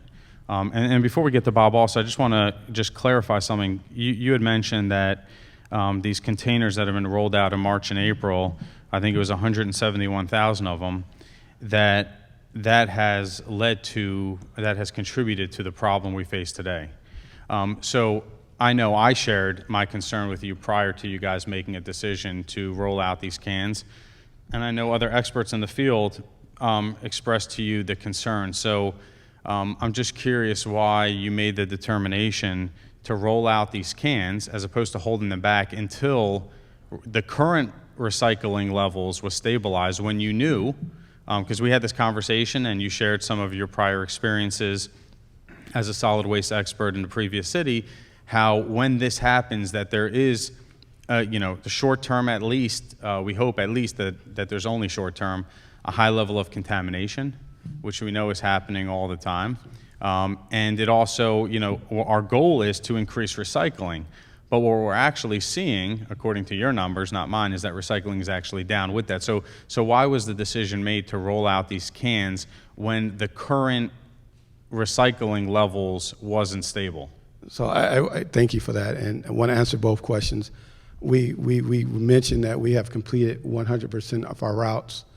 In municipal solid waste, there will always be a can, whether it's the public's fault or it's, the organization's fault.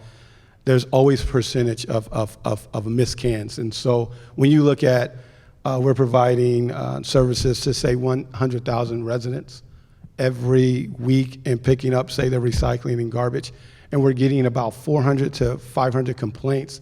That's within the industry standard of collecting routes.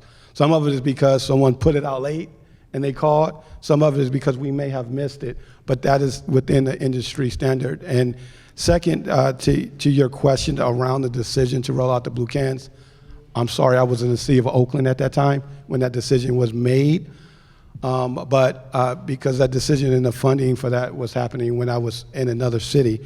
But I would say that, as our response as a department to that, as you can see, is really to ensure that we provide stable, sustainable service. But I can't speak to some of the decisions that was made prior to my time. So first off, again, you just said that you complete 100% of the routes. And then you proceeded to blame the public. Again, I did. You said the public's fault.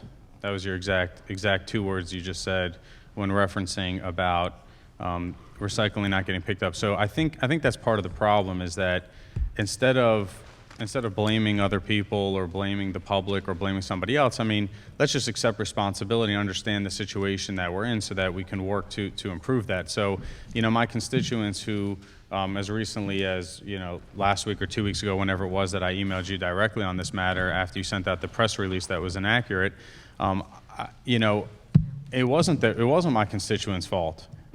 That block continuously was missed on a regular basis. And so it's not the public's fault, it's not my constituents' fault, it's nobody's fault, but leadership that supposed to have the tools in place for these employees to be able to get to every street. And so, again, I don't have a problem, that everybody makes mistakes. But again, it's not the public's fault, and it's not 100% of the time.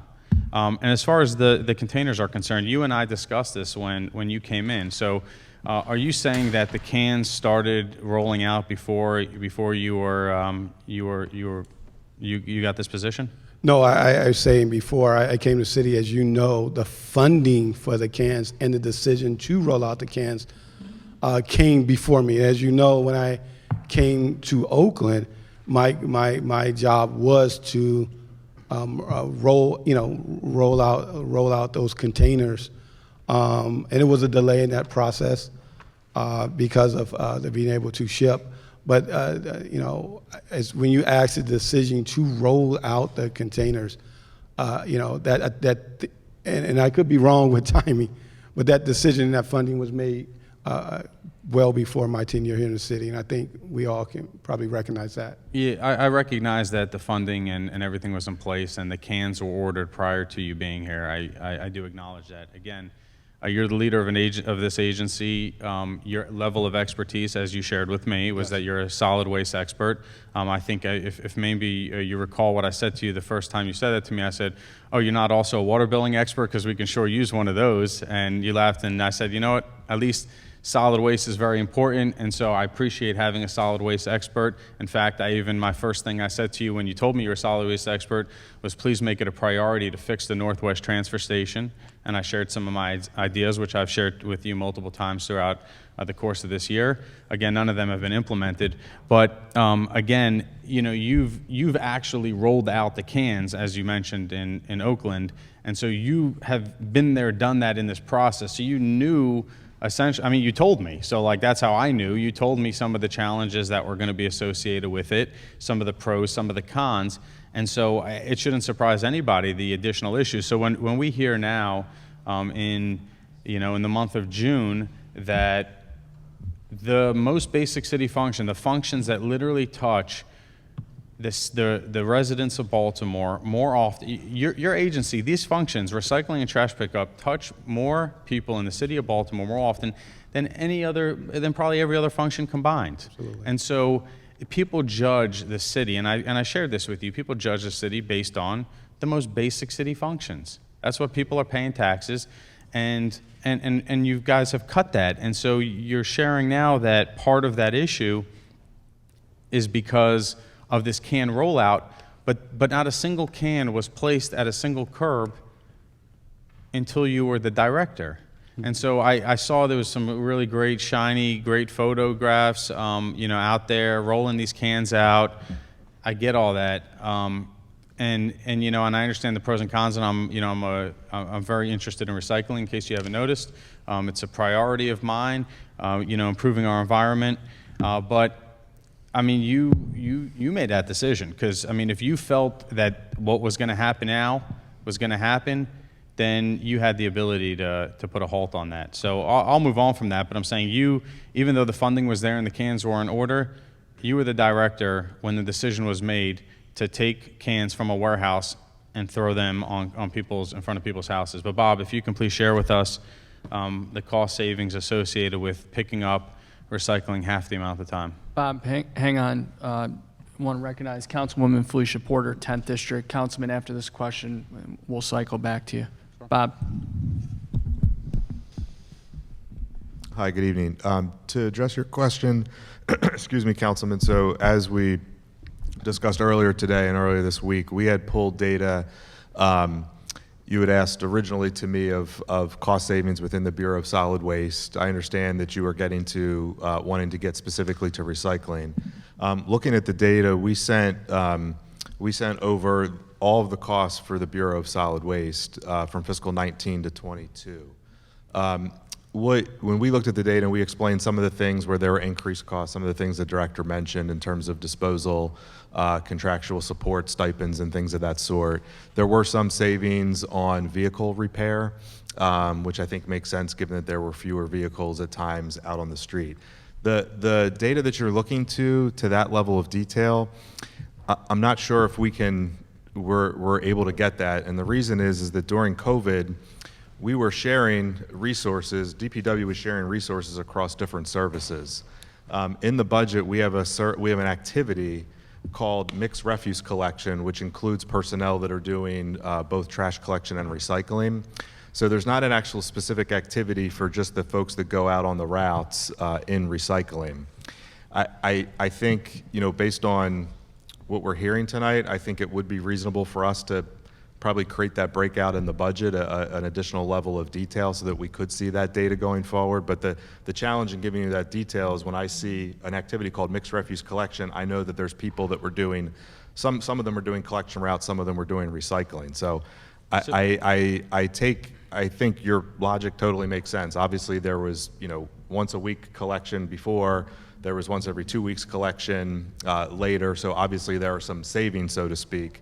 But as we discussed, a lot of those people were getting redirected to other parts of the department to do other services. So I don't think that given the COVID environment where we were sharing people between services and activities, it's really hard to get that granular level of detail, which is why we gave you the global look at what's happening in the Bureau of Solid Waste as a whole. So Bob, obviously you guys didn't give me the information I requested, and we also spoke about it, but we don't need to, we've mentioned that already during your hearing. So with this overarching solid waste budget that you're referencing, has that gone up or down this year? Councilman, I'm going to tie this up after this response. I promise you we're going to come back to you, but we got to get to a couple other members. Yeah, so in the request you made to us, you were asking for actual spending. Just the question is, so these services were cut. Recycling was cut in half. Street sweeping was cut even more. Okay, other functions were not being provided. Since you wanted to provide high level numbers, what do the numbers show? Does it show that you guys, that solid waste spent more money or less money?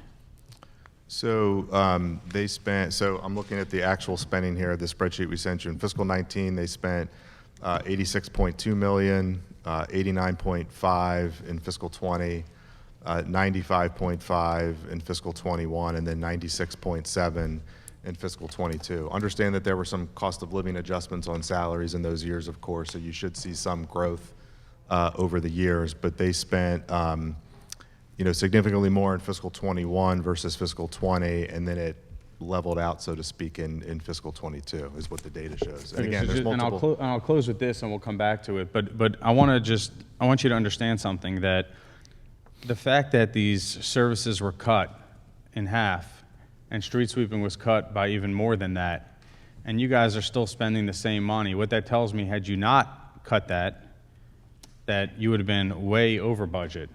And so it kind of begs the question that, is this, because a lot of these numbers don't make sense. I mean, we went through some of the personnel numbers, some of the COVID numbers, we went through all that. The numbers don't add up. And so with the fact that the same budget is essentially being spent with or without these services being provided, what that tells me is that had you provided those services, and it's more than vehicle repair, you would have been significantly over budget. And the residents of Baltimore deserve answers to the questions I've been asking, because what that's telling us is that perhaps there was a management level decision to cut these services to control spending. And I know you guys want to shake your heads and say that's not the case. Hold on a second. That's not the case, but the fact of the matter is you spent the same money and you cut the services in more than half. And we need to know what those savings are. And the fact of the matter is that you guys are not being forthcoming with that. And to say that things are shifting around, when it comes back to me, I'm going to go into some of the position numbers, but we need to account for where these people are. All right, we're going to move on. Council Vice President Middleton. Thank you, Mr. Chair. Where do I begin from that interrogation? First, I want to just thank you for your efforts as we move on. I would be remiss if I didn't thank the three women that I seem to really communicate with on a daily basis. Yvonne Moore Jackson, I got a moment here. Marsha Collins and Yolanda Winkler, just always there on a constant basis, just really trying to help. And believe me, I appreciate that, and I'm sure we all appreciate the things that you are, your efforts that you are trying to do. But you know, as I'm listening to my colleagues, which we all are agree with each other, especially with the recycling, I heard the transfer stations, especially Northwest, things really need to be looked at and improved and revamped. And as you were mentioning the working conditions of the buildings and the things that are going on with employees, and some of that stuff you inherited when you came here because it happened over time, dilapidated buildings, and it's the same, those are the same things that are going on in the homes of our city. The infrastructure throughout our entire city is just not in the buildings of city government. And the people that we deal with on a daily basis, a lot of them live in these homes, and some of the employees have to go back to homes like this. So just think of that consistent environment that our city has to live in. The trash, the education of recycling. Our city administrator, you earlier mentioned, you know, really working on performance measures. Well, this department really needs to look at hardcore performance measures of the employees, staff, so you can get a grip of everything together. And as we constantly talk about partnerships up here and how we as a council, we want to help. So I'm going to read, I sat here and came up with some of these questions that I'm going to give to Marguerite and the chair to give to you so you can answer and bring them back to us. And these are some of the other things besides the other asks that you can probably put in some format, because I think this is going to help us understand how we can help you get the right people and so on. We are here to help you because our constituents are calling on us to do that. We need to know how many vacancies, real vacancies, are in all of these offices that you have. You introduced all of your leaders here. How many vacancies have been filled since you arrived in those offices? How many consultants and contractors have you hired? What are the scope of their work? How much are they being paid? What are the KPI associated with them? What positive outcomes have they contributed to? Are consultants and contractors taking the place of employee hires under your leadership? How well does these consultants know DPW? Is it expected that employees educate and train them so that they can become knowledgeable about the agency? Because you're in a transition. A number, you mentioned, a lot of people are leaving and so on, but these are key things that we, I think, need answers to as well to help build that partnership and help you, and this will also show the importance of that ARP money is needed in this agency for the dire services that this city needs and needs now.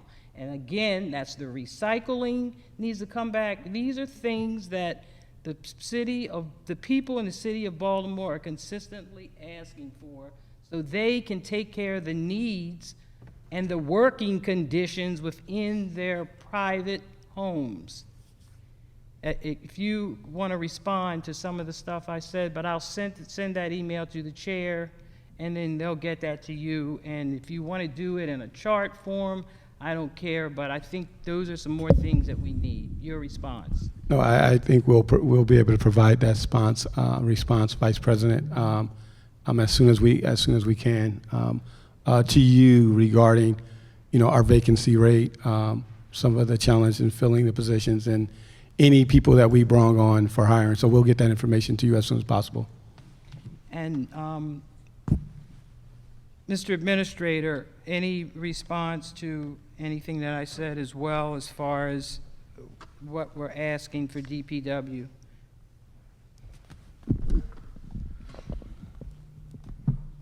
Good evening again, Madam Vice President. The response is just that, consistent with what the director has said, we will certainly work to get information to you as quickly as possible. I will say and take this opportunity to say that the director has walked into how should I say, an agency that requires talented professional leadership, and it is what he is providing. I will also say that in terms of the investment in our, the non-financial investment in our workforce, the morale work that needs to be done to make sure that our workforce, especially at DPW, understands that the city cares for them in the work that they do. I am seeing him do it. And so, yes, I appreciate very much what you have laid out tonight, and appreciate your acknowledgement of him in the work ahead. I do want to also acknowledge him in the work that he's been doing in the entire leadership team at DPW. It is thankless work. It is difficult work. We are dealing with decades of low to no investment in the systems and processes and people that deserve better. And I'm happy to see the work that he has already done, and understand fully that we have significant work ahead in terms of the agency's services. And so wanted to make sure that I said that while I had the opportunity. I just want to lastly say something that just popped in. Earlier on, you had mentioned something that you were waiting for the state, and my colleague and I had kind of looked at each other, and I just want to say this. This is our city and our municipality. It does not belong to the state or any surrounding counties. This city belongs to us, and we do what we want to do and have to do. We do it, not the state. And that goes for every agency. This is our city and our municipality. Thank you. Agreed. Councilman Stokes? Real quick, Chair, Council Vice President had some requests. I don't know if she want to repeat it. So. Oh, I'm so sorry, Madam Vice President. Pardon? So you had some requests, and the chair wasn't here, so we want to make sure that it's taken care of. Yes, there's some questions that I've read. I'm going to email them to you and Marguerite to give to the CEO. Yes, ma'am, and we'll get them over to the director and to the government relations team. Thank you, ma'am. Councilman Stokes. Thank you. My colleagues have kind of talked about, and I'm not going to repeat what they have said, but I want to talk about the employees. Ms. Moore, Michael Lucas, Ms. Collins, Yolanda know that during COVID, our employees, the morale was horrible.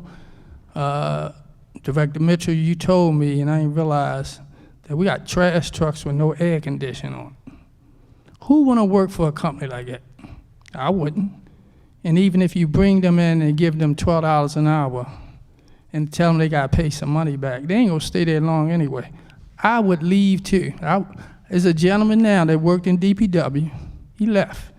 He an MTA bus driver, making a lot more money, but guess what? The air conditioning on the bus work, and it has air conditioning. So I'm saying to the CAO, if we don't give these young men and women a raise, we're going to be sitting here again talking about some recycling getting picked up, some trash didn't get picked up because they're underpaid. They are completely underpaid, and we have all this Arpa money We need to invest that money in people. I hear it all the time from the employees, and Ms. Collins know it, Ms. Yvonne know it. I was able to feed those guys during COVID. Free lunch, because I think they deserve that. They did deserve it. So I'm saying to administration, we have got to take care of our employees. These men and women during COVID, you hear about the doctors and nurses who did a lot, but they was out there picking up trash, taking COVID home to their families, and we completely talk about our trash and get picked up. And I understand that, our recycling, but they was home sick too. Nobody talked about them. So I just want to acknowledge the employees that, to me, has not been acknowledged. And again, Director Mitchell, I didn't know they ride on a truck at 96 degrees and the truck don't even have an air conditioner. So I hope, Director CEO, that one, we get new trucks. Two is, we got to pay our employees. There's no way I'm hearing these horrible stories about employees falling out, chasing trash. But this ain't just happened. This came, and I don't call names, but this been happening under Rudy Child's watch too. And it's still the same, it has not changed. We gotta do better in this city with our employees and respect them. My second question is my equity. And everybody know in here, I talk about equity in this city. This city is 65% black. And I look around and we've been talking about equity for 2 years. If the equity has not been applied to all these city agencies, what are we doing to make sure small black and brown business can survive in this city? Because if they can't, they leaving. I know small business leaving now. How the city procurement, permits, housing, how you almost gonna go out of business. They get a permit done in this city. So my question to, I don't know, Director Mitchell, what are you doing in terms of equity? Because DPW doled out a whole lot of money, damn it, housing. And that's something I'm gonna stay on. So can you tell me in reference to your equity program, how is that implied or working in DPW now? No, Councilmember Stokes, thank you for that. As you know, DPW believes in equity in all that we do, and we have our Chief Equity Officer over here, Marco Merritt, can talk a lot of details about some of the programs we're doing and the great work we're doing around equity, not just within our internal workforce, but also how we're dealing with our external customers and us providing services, but also in us as we look at how we deal with our contractual base and some of our small business programs that we're doing, that we're bringing small business, women-owned, minority-owned businesses so they can get certified and can be a part of some of the great projects that we do here in Public Works. And we have seen a huge amount of success in that, but we also have seen a huge amount of success in how we just look at our capital program and how we infuse equity as a critical piece in how we award programs, how we award programs, and the programs that we award for our program. As well, when we look at our solid waste functions, how we serve our communities. One of the things that we look at in our bi-weekly clean stat meetings is how we are serving some critical communities that needs a tremendous amount of investment for DPW. And Councilmember Stokes, we know some of those communities and walked some of those communities together, and our commitment to being able to provide those services and intentionally provide those services to those most impacted residents. So if Marco wants to say a few words in some detail, but from our capital program, from how we roll out our program to our small business and minority program that we have in DPW, these are some nationally recognized programs and how we're providing equity to all of our key stakeholders. And real quick, do you have a list of those contractors that you deal with, and is there some kind of training for them when they apply for contracts here also? Because a lot of times Black-owned business, they can't get to that point because they need that training that's not always provided to them. And I also want to real quick mention to Mr. Youssef, and I mentioned those other 4 names, because I'm going to tell you, I worry all 4 of them, and they know it because I care about the employees here. So you can go and answer the question. Do you have a list also? And you mentioned around our small businesses, our minority business. I'm going to hand it off to Darnell Ingram to say a few words. So I'll speak from a high level about equity, and our director has already shared with you that we have branded and we are living in equity in all we do. So equity is woven through, the lens of equity is at every level of DPW. We have implemented, since my becoming chief of equity or during my post acting, is that we have an equity committee that is meeting regularly, and we have implemented equity change groups. Equity, for me, is synonymous with change, and so we are recognizing that we have to do the internal work that has a ripple effect externally, and that involves our involvement with the equity lens through our capital improvement projects, through our hiring processes, looking at our promotion opportunities. We know that in this agency, we have folk who have been in DPW for decades, and some of them are decades in as veterans in the agency and have not had opportunities for training or advancement or promotions. And so to look at that and to understand also the long, dark history of discrimination, marginalization, segregation, all of that in Baltimore that goes back more than a decade, and to understand that, to understand the impact of that. We know we are teaching and learning ourselves daily about the impact of the black butterfly, which you know about. We know about, of course, the history of redlining, being here in Baltimore, being the birthplace that has set a precedent across our country.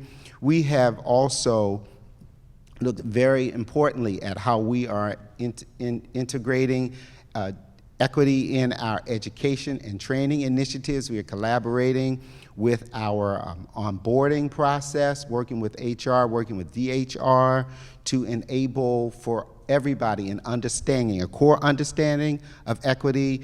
Our Darnell Ingram will talk more about what we're doing through our boards and commissions to enable how we remove those barriers that you're talking about for minority, women, and small businesses, so that we not just retain them, but we give them an opportunity, and so that businesses that do business in the city and through DPW look like the city. That is very important, but this is, again, high level. We have also partnerships, Morgan State University's School of Community Health and Policy, and we're looking at the impact of lead in our soils, in our waters. We're collaborating with the university, also with Coppin University, with their School of Science and Technology, to understand these are partnerships that we've asked for. They have come to the table with us. We have a partnership that we are establishing with Enoch Pratt Library that will enable literacy for many of our employees. We have employees who have challenges with technology. And so that's an equity issue. And I would dare mention to you all that in my presence, last time we were here, a few weeks ago, leaving this building, I encountered one of our water and wastewater employees who I knew from a yard. She works here at night, moonlighting. Real quick, can you provide that? That's an equity issue. Can you provide that information? Because I don't want to hold up this mic. Can Yes, you provide certainly. that information I can to give you a the rundown chair? of all of that, and I would like for Darnell, if he's able to, share with you more information about our And Darnell, minority if you businesses. you can make it short, because I know my colleagues have questions too, and I'm not going to hold this mic up. Yes, Councilman Stokes. My comments will be very brief. We actually, prior to this administration, Director Mitchell, we actually have a contract. The AICOM's a national firm that's required and tasked to do what you're suggesting, and so I'm holding them to task to fulfill that obligation. And one thing we're looking at is institutionalize it within the agency to ensure that no matter whether we're here or not, it continues on past our lives. And one of the things that we've identified is the building capacity That's the issue in the city. As we know, the educational gaps and the resources that we've experienced in the city, part of that is creating incubators to build capacity for these contractors, not just to get the $1,000, $100,000 jobs, to be able to build a bid on these $10 million, $20 million, $100 million jobs. But that's building capacity and working with organizations like Morgan State. And so we're looking, they're providing me an actual outline, a program with milestones and schedules and options, and also looking at our procurement regulations to see what are the bottlenecks and the issues to ensure that we can dedicate contracts to build capacity. Sometimes it's not about just a percentage. It's we need to figure out a mentor-protege program so that they can bid on the projects with the help of big contractors to facilitate it. And so that's what we're looking at. And I hope to have a proposal. They're supposed to send it to me within the next week or so. And I'm going to hold them to task to that because this is something dear to me, dear to the director, and also the mayor and administration. And make sure them contractors get paid on time. That's part of the analysis as My well. last statement, Black Butterfly, I don't use that. I use racism and redlining in the city. Thank you, Councilman. Mr. President. Thank you, Mr. Chair. Thank you, Mr. Director, for sitting through and laboring through and being open, honest, transparent, and responsive to the council today. The one question I have is kind of the big elephant in the back of the room. Obviously, my colleagues share some major concerns around the services that have been provided by DPW and exacerbated through COVID-19. We know that there's also an economic issue that the department is faced with. And the reality is, you and all the folks that are sitting before us today are charged with trying to move the city in a different direction, developing enhancements and corrections of problems that have been around for decades. That's just the reality of it, right? That's not going to change overnight, but I guess there's an expectation that it's not going to get worse. The concern that I have, when I just take a step back and I look at the numbers, knowing that inflation, we are at a 4-fold increase over the past 2 years. It's as high as it's been as long as I've been alive. And when we talk about wage compression for some of your mid-level managers, and we talk about the low wage earners, and just the lack of competitive nature of our salaries as it relates to not just other surrounding jurisdictions, but also other industries. COVID was an opportunity for many people to take a step back about their career paths and their job opportunities and for them to do different things. And I think retention is going to continue to be a major issue. Now, if that is the case, then the reality is the problems that we're talking about here are going to only persist.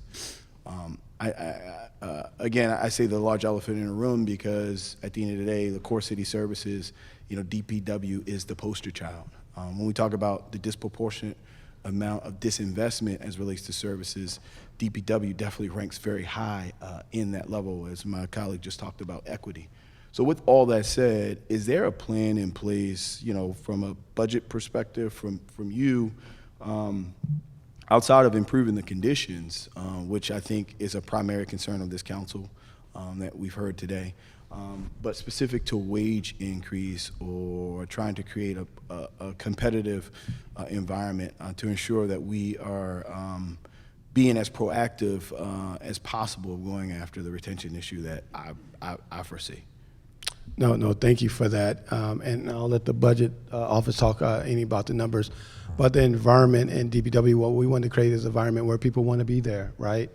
Enjoy their jobs. They look forward to coming every day. And we know many of DPW employees are long-standing, long-tenured employees, and they love the city in which they were born and raised and able to contribute. And we want to continue to support those employees in creating a culture that's exciting to work within.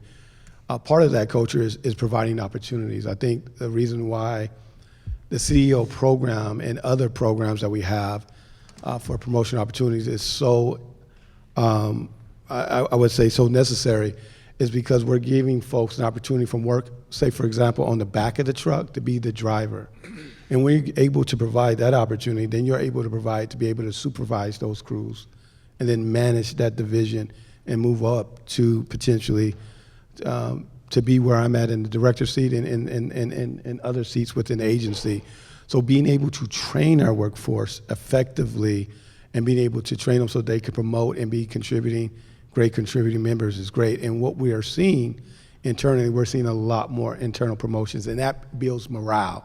It builds the idea that I can do more, I can be more, and I can contribute more to my agency, and I have the opportunities to grow. And that's where, and it's always not around the salaries, right? If you're in a great place to work and you know there's opportunities that exist and that your administration is investing in you, people will stay. And so there always will be some attrition in any organization, but we're trying to develop a change in culture. And we know that doesn't change overnight, but that's what we're doing in providing our employee year celebrations, our barbecues, our breakfasts, our open houses, our baseball that we're going to be doing, our bowling, things like that. Bring that team together so we can create that and then create those opportunities. And there's no better way than building your own. And so that's the culture that we want to do in DPW, and that's what we're investing in.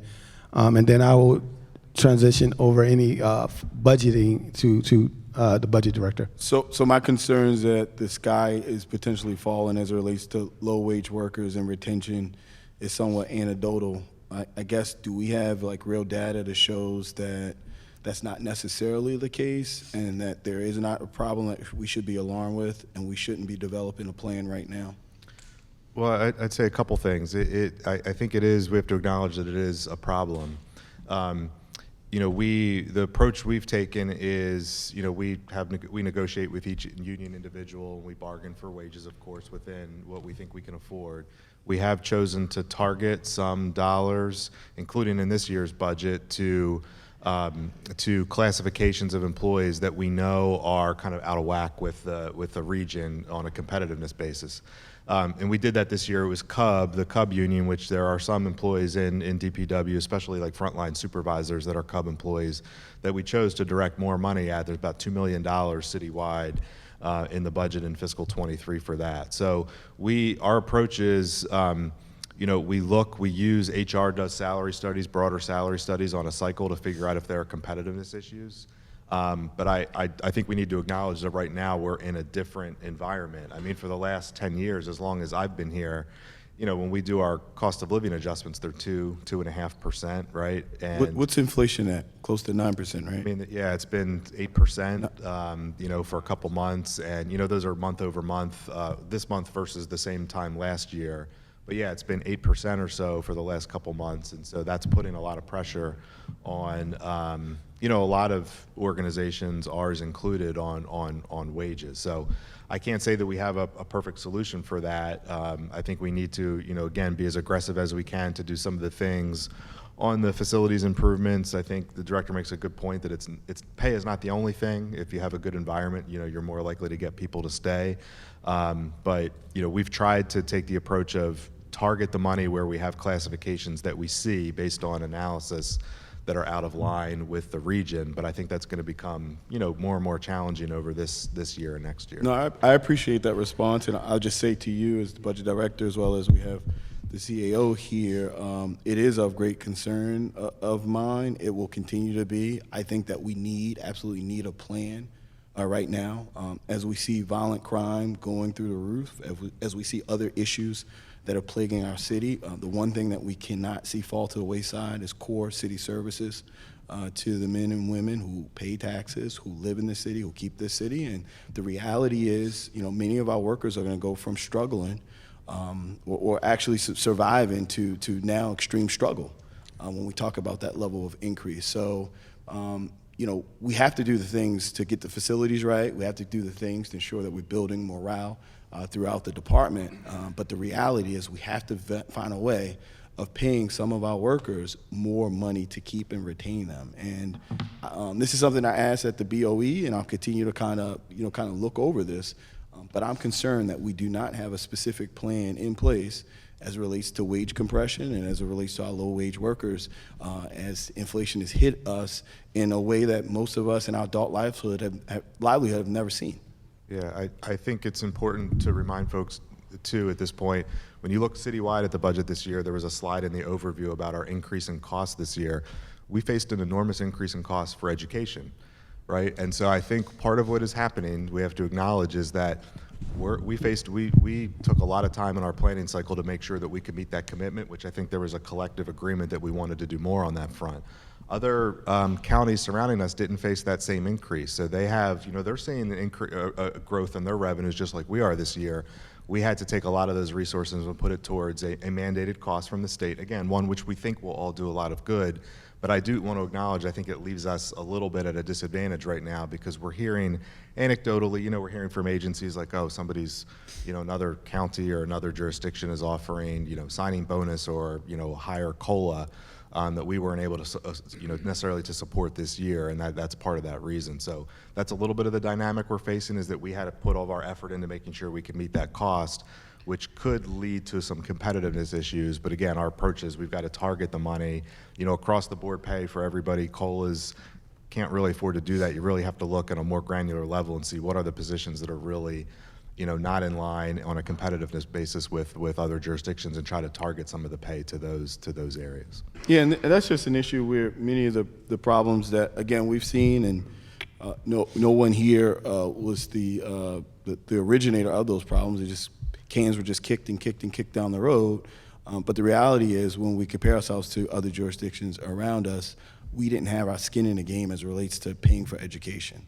So yes, the delta in which we're paying today versus 2 years ago is significantly increased, but also when we looked at the proportionality associated with our budget and what we were putting in education in comparison into our surrounding counties, that's also a huge difference. So again, I definitely appreciate the approach. I know that it's tough times, but I also think that's kind of the crux of the matter of maybe some of the frustration of the council today, knowing that DPW had real concerns in a way that we hope to potentially leverage the American Rescue Plan money in a way of not just spending money on maybe new social programs where we don't necessarily have sustainable revenue sources to pay for them, but really focusing on investing in our city and investing in the infrastructure and the citizens and the tax-paying dollars. So again, we can kind of go back and forth about this issue. I think it's something that we're just gonna have to take a step back and kind of review over the next year. But it's just my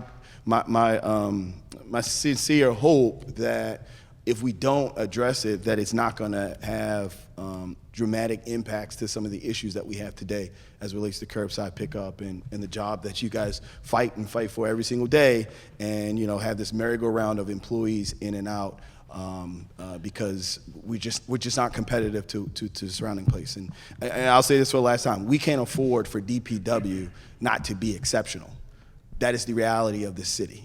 And I know you guys work on a daily basis to strengthen that.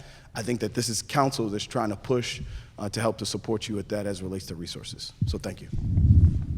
Thank you, Mr. President. Councilwoman Ramos. Oh, sorry, Mr. Yes, just wanted to just appreciate the council president and the comments that he's made and the questions he's raised. I just wanted to remind, and we talked a little bit about this earlier today during the HR hearing. There were a number of classification and compensation studies that were conducted and released to our bargaining unit partners. We'll also say that during the pandemic, there were a number of adjustments made, specific sort of bonuses paid to employees to help during the pandemic. I'll also say that when we are asked questions about cost savings for employees that are at home with COVID and sick, the costs for those employees don't go away, right?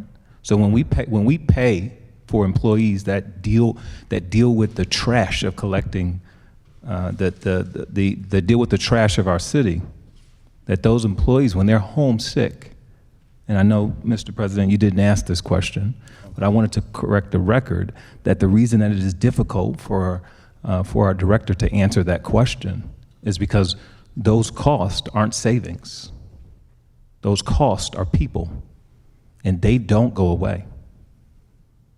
So I want to be clear that ultimately, as an agency and as a city, we care for those employees even when they're homesick because of the pandemic, right? Ultimately, you are absolutely right to be concerned, generally speaking, about the salary compression issues, and it is one that we are dealing with and really challenged by, I think, in terms of us working collectively with our collective bargaining units. Certainly the director has been working with Director Herbert on specific job classifications as it relates to wastewater over the last few weeks, really. And so DPW is not the only agency that's dealing with this concern. So ultimately, you're absolutely right. These are issues we are feeling across our city. I appreciate Bob making the comments that he did. And so I just wanted to take the opportunity just to also acknowledge that the series of questions that we were asked, Mr. President, before you walked in, were difficult to answer for that exact reason. Our cost, especially as it relates to routine services, are primarily people and equipment. And those costs, even when there is a pandemic, don't necessarily go away. Yep. Understood. And I know the motivation of some of my colleagues and Chairman Schleifer was less about whether we're taking care of employees that were homesick, but more about maybe some of the operational cost savings that we may incur, like not having as many street sweepers, or at one point none, out, potential savings in gas, potential savings in other, not necessarily the fringe kind of aspect of it. I guess the one question I do have, hopefully you have it, if not, if you could provide it to the committee, the number of vacant positions currently in DPW, and any trend that we've seen associated with that. I'm not sure if someone asked that earlier. Has already been asked, yeah. So we don't have that answer yet, do we? No, I think Council Vice President asked it, and I actually just sent the email over to the director and copied Marcia and the government relations team. Thank you, Mr. Chair. Thank you. Thank you. Councilwoman Ramos. Thank you, Mr. Chair. Thanks all of you for staying so late, obviously, and for all you do. I think my colleagues did a great job of articulating some of the frustrations on the solid waste side, so I'm going to talk about something else. I first want to thank DPW team Kim Grove and Sherrod Hicks and the team. They've worked diligently for many months to come up with the solution for the flooding on 35th and Hillen. I'm looking forward to hearing more about and so many others in this room, I think, worked on that as well. We have a public meeting coming up June 8th where some of the solutions will be presented to the community. I'm really, really grateful that we are spending a lot of time and energy on this. The solution's going to take a lot of money. And we do have some money in the capital budget this year towards it, so thank you very much for that. But I just want to thank you all for that. It's huge that we're spending so much time on this decades-long problem that had not been fixed. And it's not a climate change problem, it's an infrastructure problem. So I do appreciate it. With that, I saw on Services 674 under Surface Water Management, it caught my eye because one of the evaluations that Mr. Hicks had to do with consultants was to actually look at inlets from 700 acres around the 35th and Hillen flood area. So the science of inlets has been fascinating and totally not my background, but I'm learning a lot about it. So I noticed here, this is surface water management, that there is inlets quarterly inspected, and that it's only in 4 neighborhoods that you're inspecting these inlets quarterly. Can someone explain this program to me? And if the outcomes and effectiveness are actually just for those 5 neighborhoods, or is it citywide? Because I think, so there's a difference between like the 311 inlets, like sweeping, and folks come out and get those. I think this is a proactive inlet. Can somebody explain this to me? Okay.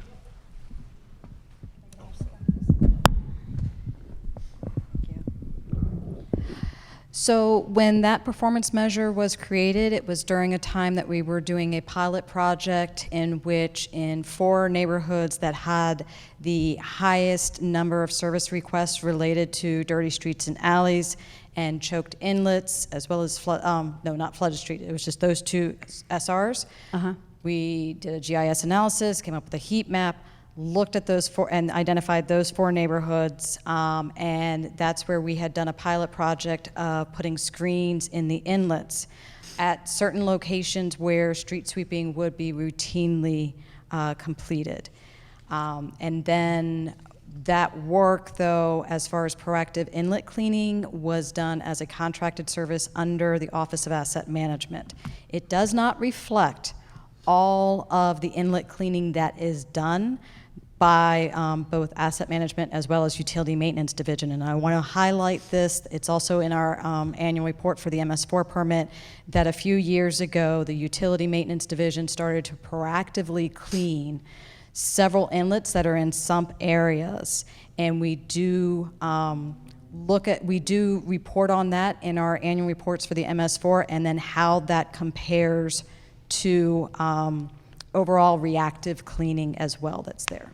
But the reason why that performance measure was, it was just on that one pilot project. I think as time moves on, oh, okay. So as time moves on, we are probably going to transition it out to look more at the overall proactive cleaning. Oh, okay. Because the indicator is, or the effectiveness indicator is number of inlets routinely cleaned on a quarterly basis. Right, right. And the So reason that's why just- that quarterly basis was chosen is that for the MS4 to be getting it as a credit or to be recognized as being a water quality improvement, the frequency had to be at least quarterly. Right. So does this mean that, you know, it's a pilot program and you've done the research and now we'll be expanding to proactive cleaning across the city? And I think we're actually already doing that, because I think that some We already have, yes, we do have plans for the proactive, increasing on the proactive cleaning, which is going to take a requirement of both purchases of new vehicles as well as increasing to staff. Additionally, though, as far as what came out of that pilot project, is we recognize that those screens aren't the first step, that they are really supposed to be a second or third step in combination with both street sweeping and proactive inlet cleaning to improve those effectiveness of those operations. If those operations are not actually happening, putting a screen within the inlet, whether it's going at street level or within the inlet structure itself, could actually cause more problems because the material doesn't have a way to flow. Right. Okay. So you're out of that study, you've come up with how the work is going to be done moving forward in terms of... We're still working through the analysis. I will have to say, though, COVID, and I don't like always using it, but because we had a lot of the cars being in the way, the last couple of years have been kind of more of a anomaly with our data to be able, rather than business as usual. Yeah. Right. So we're seeing, this leads me to street sweeping. We're seeing this, at least in my district, we're seeing street sweeping in one of the neighborhoods that has the signs, but we haven't been making people move. But my understanding was that we had to do that in some specific areas because we were getting dinged on our MS4 permit because we weren't cleaning the street. Or cleaning the inlets? Is that right? So street sweeping is a cornerstone of our water quality improvements and meeting our MS4 permit. It is an annual practice. And so if it's not being done at the level that we were at, right now it's not being done at our pre-COVID level. If it is done at that pre-COVID level, and if some of the improvements in efficiency that can be achieved by enforcing parking as well as the route software, we can actually see increases of effectiveness and more miles being covered without having to necessarily spend a continual amount of money. But COVID's been that bit of a challenge, and I want to reiterate that for every one parked car, you've got 3 lengths worth of curb that's not going to be swept. Right. So I know that we talked about street sweeping earlier today, so you're going to come back not only for Councilwoman McCray's question, but just in general, when street sweeping is going to, again, I'm getting it in my district, but nobody's moving their cars. And the director and I have talked about this, in terms of making sure that we do a proper outreach and all of that. So when are we thinking that that's going to happen? July 2022. So I guess now next month, we're coordinating our comms plan so that we can make sure that we get the right, participation and expectation. We also are working with the DOT and the Department of Transportation on, how we deal with those restriction areas. So we're looking at rolling that out next month. Okay, great, thanks. Mr. Chair, I have a question from Councilman Burnett. Would that be all right? Yes. Okay. Councilman had a couple of questions about the SOS program. Or Councilwoman, just stick to one, and we'll sprinkle his out. Okay, they're Please both and related to SOS. So, okay, what is the percentage of SOS applications that are approved annually, and how much unused money rolls over annually for this program? And I know that you're also starting to move away from the expedited reimbursement to SOS, so that's important. I'll let Mohammed Rahman, who administers the program, answer that question. Thanks, Yusuf. Good afternoon. So we have an annual budget of $2.5 million for the SOS program. In fiscal year FY21, we started the pilot program in March 2021, and then in that fiscal year we qualified 17 residents. In fiscal year FY22, we qualified 13 customers. The long-term plan for the SOS program, we have now finished the pilot program. We reviewed the efficiency of the program, and we believe SOS program is more effective than the building backup expedited reimbursement program, because the customers doesn't have to come out of pocket, and we can provide the sanitization services which can even help the customers to improve. It can improve from a health perspective as well, because then they don't have to be in the sewer for a long time. We submitted a long-term plan to the regulators to replace the building backup expedited reimbursement program with the SOS program. We haven't received any response or comments from the regulators yet. Once we have a response from them, we will transition from BBRP program to SOS program. Who are the regulators? EPA and the MDE. EPA. And I'm sorry, I didn't hear the percentage of SOS applications that are approved annually. Do you have that number? For FY23, we have 13 qualified applicants. And out of how many applicants? So it's not based on applications, it's based on how many 311 calls we get. Every time we get a 311 Oh, that's call. right. I'm sorry. That's right, because it's an emergency, so people are calling 311. Okay, and how many? In FY22, we qualified 13. And in FY21, we qualified 17. Out of how many?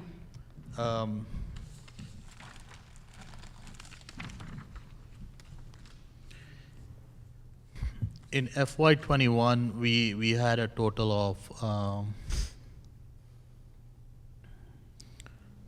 2915 calls, 2,915 calls. So out of 2,915 calls, only SOS was only applied to 17 people? I meant 13 people? The scope of the SOS program is limited to wet weather capacity related backup events. Speak into the mic, please.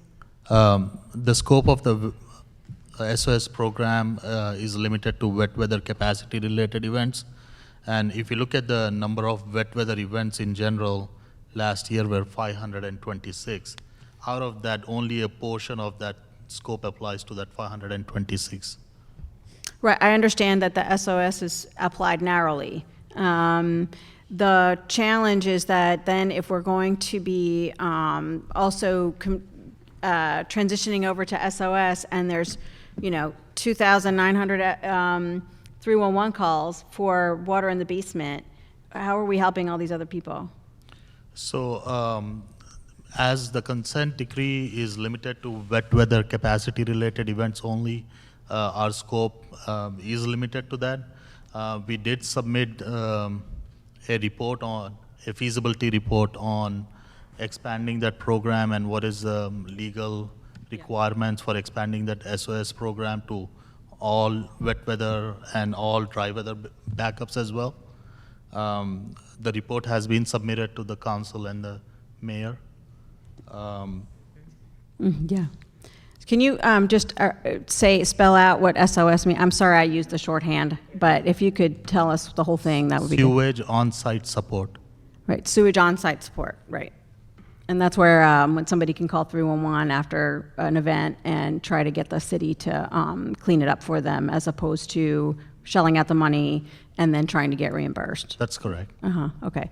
So the limited work on the SOS is because the limitations on SOS is really defined by the consent decree, is what I'm hearing, right? So is there any way that the department would look into expanding that just to be able to help these other 2,000 people? Or is there another program you're using? Yeah, I'll answer that, Councilwoman. That's private property, and outside of the consent decree, there would have to be negotiations with the owner because we're entering their property outside the scope of our services. Okay. And also there's some legal requirements. There's so many loop hurdles and legal issues that we'll need to address to expand that program. And also the cost of the city to bear that will be a major issue, which is outside of the parameters of the consent decree. So that was a policy issue that probably needs to be addressed, and also working with each private owner to address it as well. So it's not just an easy task to answer today without a lot of legal analysis about the city's ability to do so.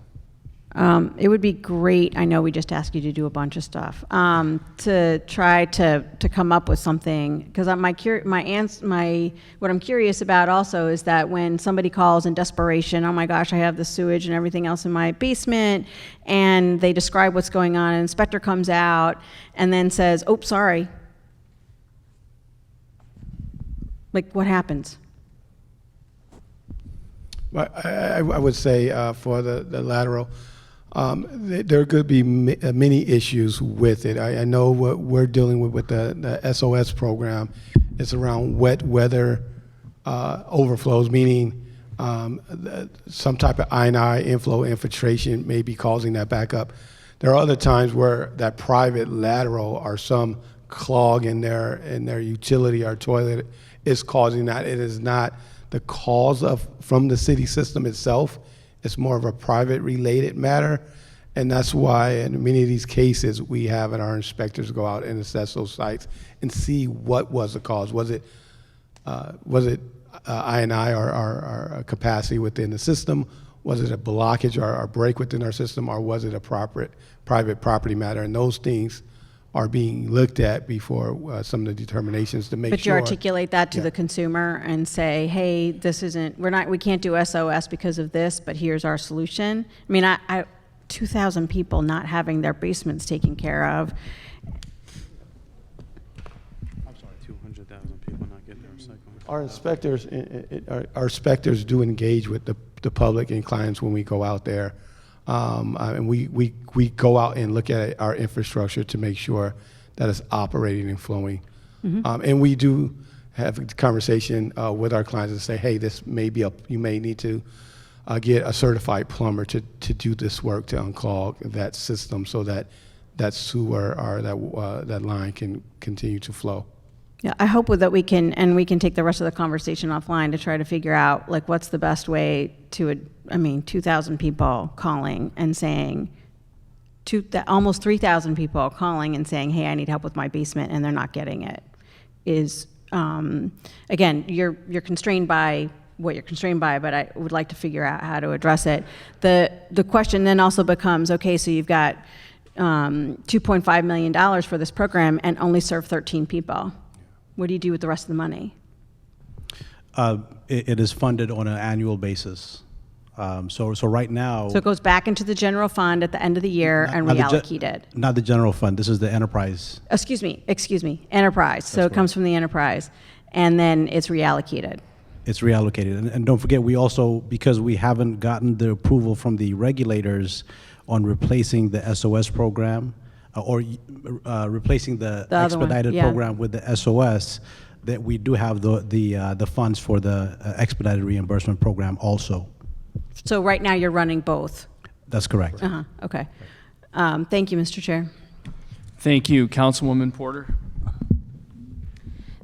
Thank you, Mr. Chair. I know it's late, so I thank you all for being here. I just also want to add to that list of people that DPW personnel that answer on weekends as well. So I just want to highlight Janelle Mummy as well, and also Kedrick. They are Kedrick, the dynamic people also mentioned and mentioned as well. So Director, we have sent emails back and forth over the last couple of days, so you know which question I'm going to ask about the composting facility. This morning I testified at the BOE related to DPW's 10-year solid waste plan and how it acknowledges the city's need for a compost facility in order to reach the state's mandated 35%. I was disappointed to learn after I left that it was a unanimous vote to move it forward.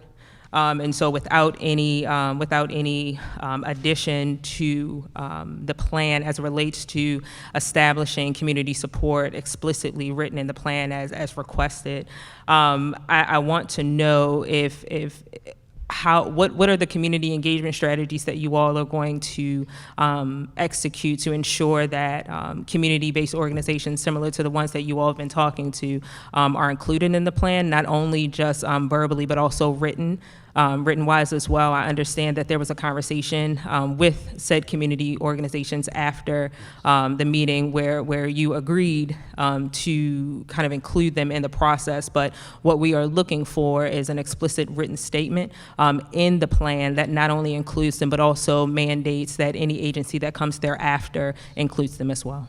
No, thank you for that question, Councilman Porter.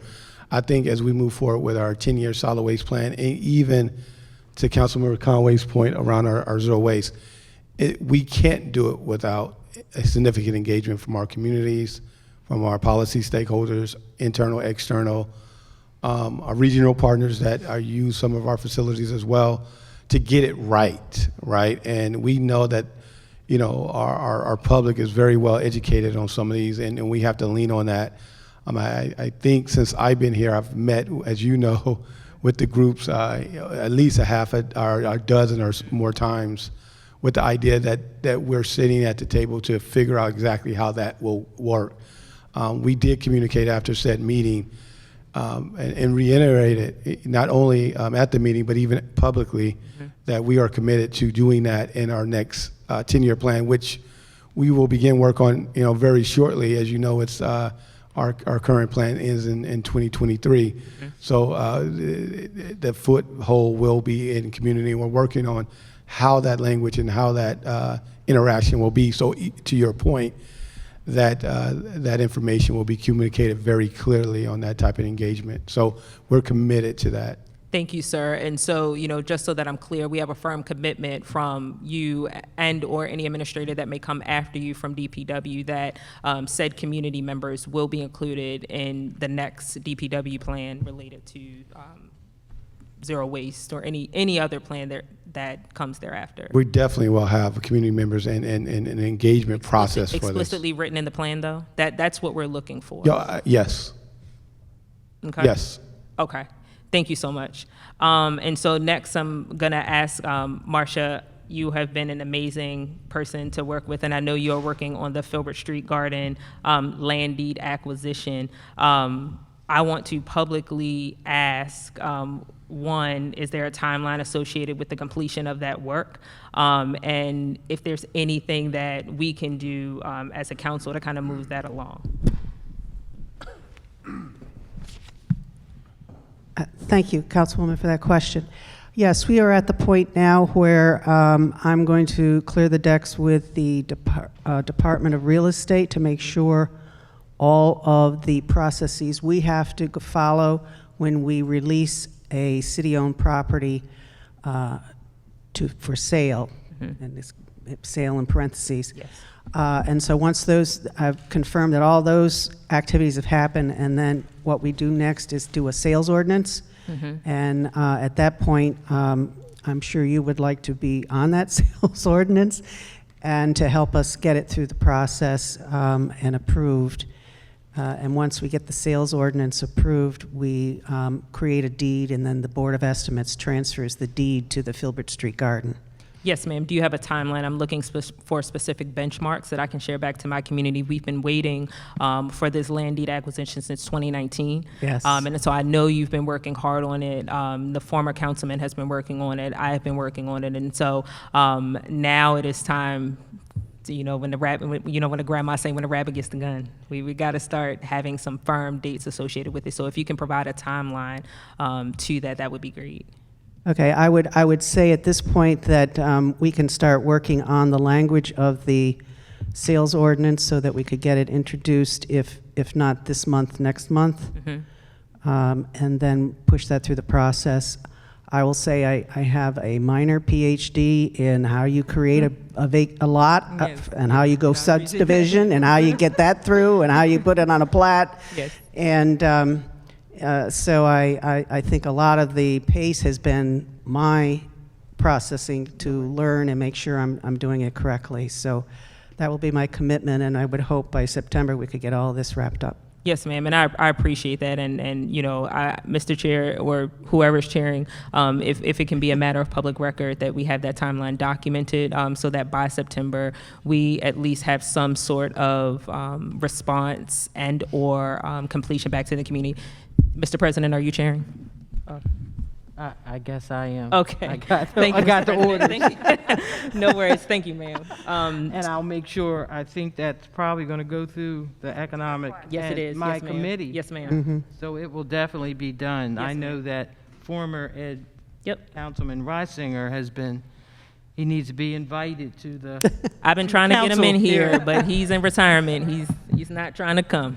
But so I just want to publicly thank you for you all's work. I know those were two hard questions that privately via email I have been grilling you on, and so I appreciate the response. I appreciate you all being responsive not only to my office but also to the community members as well. But we need to see action, and so it's imperative. As many of my council members have shared today, along with Mr. President, we need when DPW fails. It's not good. It's not good. So we need to make sure that we are being accountable to our constituents, but also being accountable to the level and quality of service in which I know you all are capable of. And then lastly, I just want to highlight and raise communications as it relates to DPW. I would like to highlight Miss Yolanda Winkler. I don't know if she has a team. I don't know if it's just her, but what I recommend is that we need to increase community engagement and also communications within the Department of Public Works. There is a significant behavior change that needs to happen, not only related to recycling, but also related to composting and also just clean and green for our city as well. So where in whichever way that we need to communicate that, we need to provide said agencies with the resources in order to do that, whether it is staff, whether it is consultants, funds, whether it's anything, we need to make that happen in order to see and elevate the quality of life issues that many of the constituents raise to our office every single day, and that we are raising during this hearing.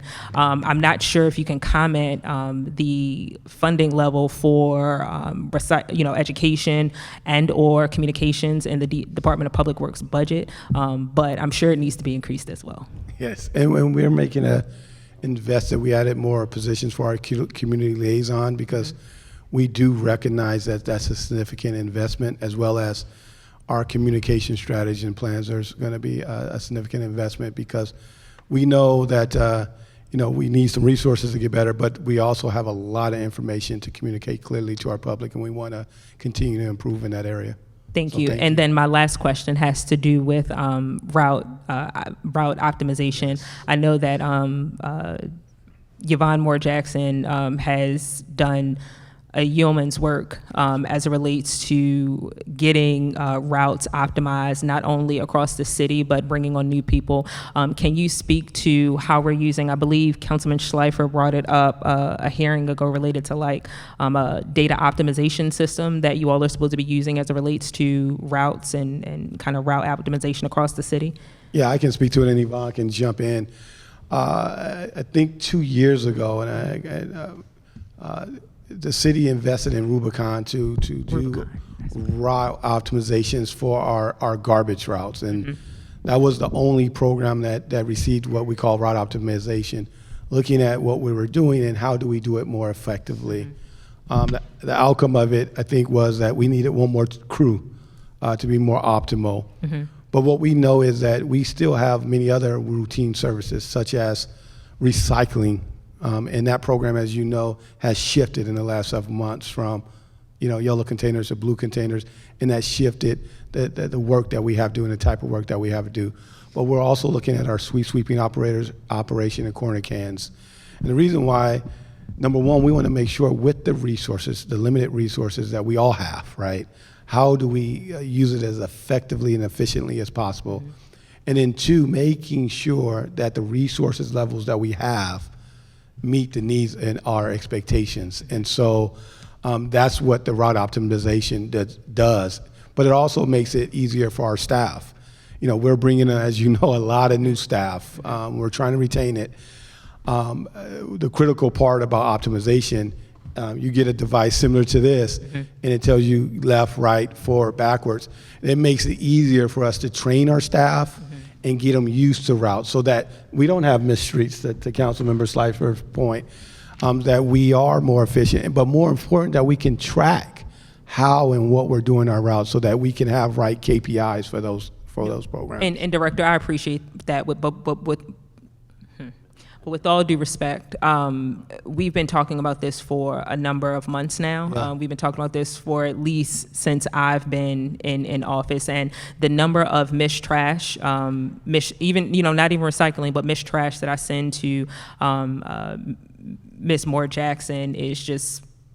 And I know I'm just one council member, and so I implore you, any way that we can expedite that process to serve that department is something that I think we have to kind of expedite sooner rather than later. As we're seeing, as we're talking about recycling going to 1 week, the level of just workforce capacity, if missed routes are taken, and that's cost to the city. Correct. That's waste. And so we need to make sure, and that's waste that the department does not, the department does not have.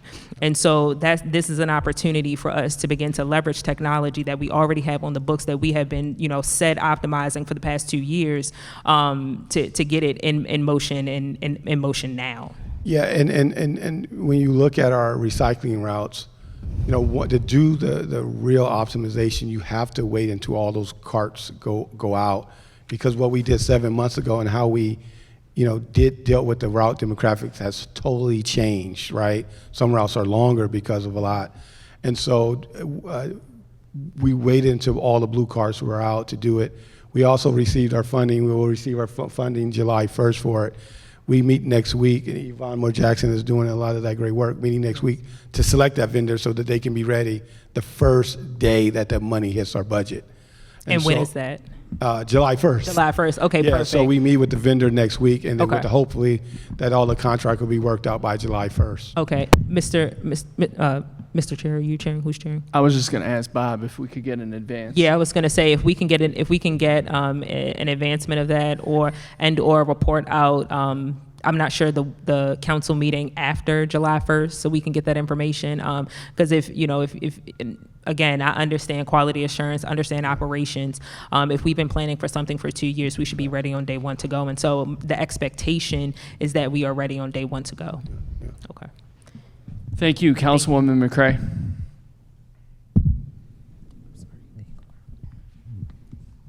My questions have been answered. Thank you, Mr. Chair.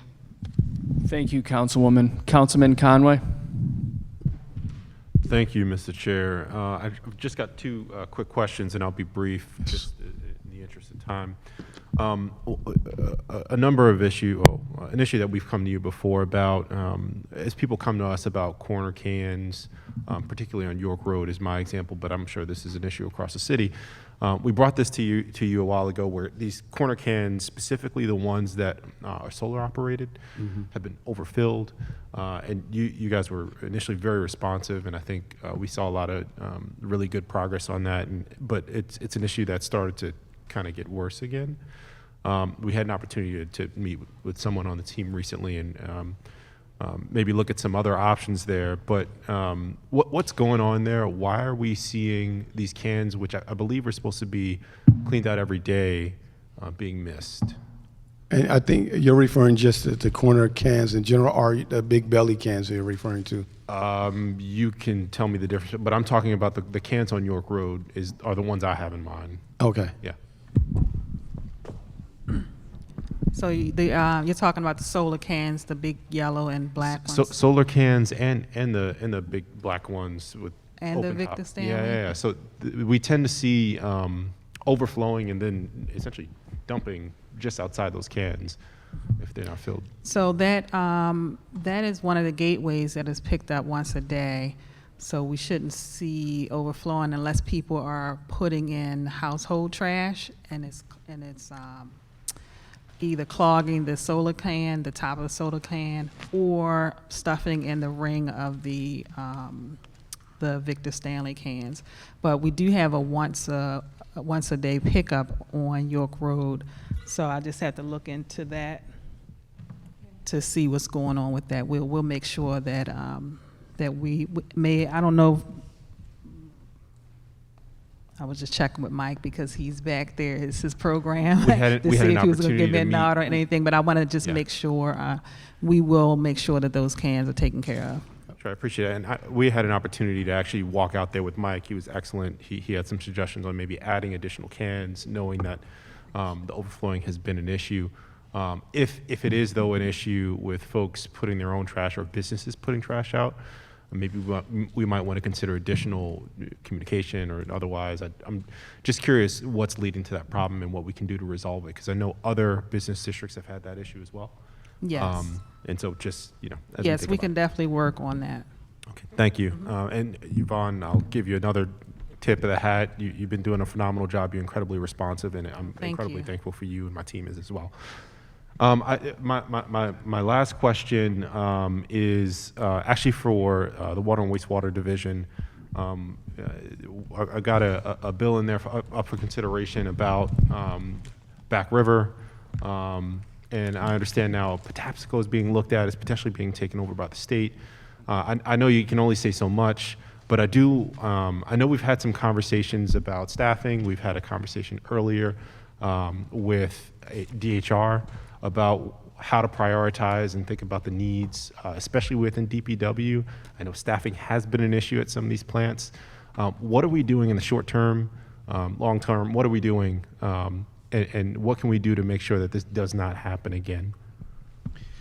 Thank you for the question, Councilman Conway. As far as staffing is concerned, the short-term solution is staff augmentation through contracts. So we have 2 to 3 consultants at Back River and a couple at Patapsco that have provided operators and in some cases maintenance personnel. The long term, obviously, this is not something that we want to keep doing for too long. So ultimately, we are, as was mentioned earlier, looking at our compensation so that we can attract and retain good talent from the region, preferably here in Baltimore City. And then beyond that, even more long term, we're very confident that we'll see the impact of a new workforce development program that is starting this summer, where we will be training water and wastewater operators and putting them through, in some cases, a very compressed 6-month time frame of training so that they can be ready to be certified and employed. And then for the high school students, a 3-year every summer sort of thing where they can graduate after high school, be ready to contribute.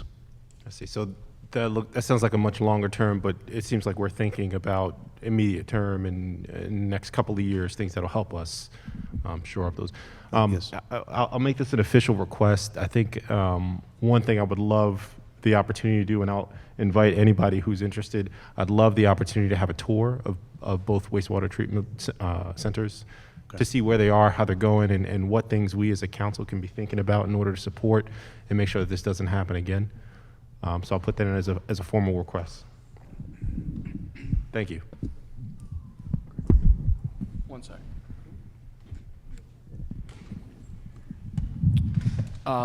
Is Ron Brooks here? Ron Brooks, I don't Patrick? think. Is he here? Yes. Oh, no, is Mr. Brooks here? I want you to, No. if you could kindly pass my thanks to Mr. Brooks. Every time that I email that man, he has a storm drain inlet cleared out for me. And the same thanks goes to you publicly. Every single time that there is a water main that is damaged, I don't know if you sleep, but you respond right away and it gets fixed. And I want you to know that I really deeply appreciate that on behalf of my constituents. So thank you. Second. Thank you. You're welcome. Second. Yeah. Politicians say second. But yeah, please pass that to Mr. Brooks too. Thank you. I will. Thank you. Thank you. Councilman Schleifer. Thank you. And I'll actually third that. James, you're excellent. You and Yosef, anytime there's been, any water main breaks or anything like that, you guys have been extremely responsive. And so thank you for that.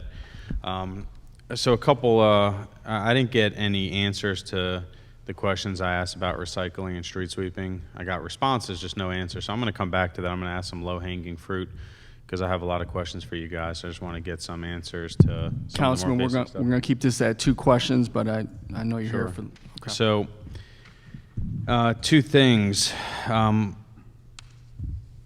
This past year, I brought up that the water billing credits to county residents cover a 6-month period of time. Baltimore City residents, it's a 2-month period of time. I brought up that that's a major inequity, one that puts Baltimore City residents at a severe disadvantage, one that personally I don't actually believe is even lawful based on the fact that, it's an enterprise system and, everybody's paying in, supposed to be, we're supposed to all be equal shareholders, which people who live in the county are certainly not. They're certainly getting a far larger benefit. They're getting 3 times the benefit than those people who live in the city when it comes to these water billing credits. So have you told me you were going to look into that issue. I have not heard back on that. Have you looked into that issue, and is that something that you're going to correct and make the city water billing credits equal to that of what the county water billing credits are? Yes, absolutely. We have looked into that. We had in fiscal year 22 about 2,300 adjustment requests of the department. Of that, 65% of them were leak related, right? Whereby someone 65% were leak related, a leak adjustment, if you will. Oh, right? Leak. Yes. Meaning there's some either faucet, toilet, or underground leak, something that's causing for continuous usage of water without the customer sometimes not knowing, right? And that's that's not unique to any water utility. And so we have took a comprehensive look at Baltimore County leak adjustments and Baltimore City leak adjustment program. and we are working on ways to the point, make it more equitable, if you will. We'll be working with our administration very shortly on that. But there's a lot of other programs that we're looking in order to make it more efficient.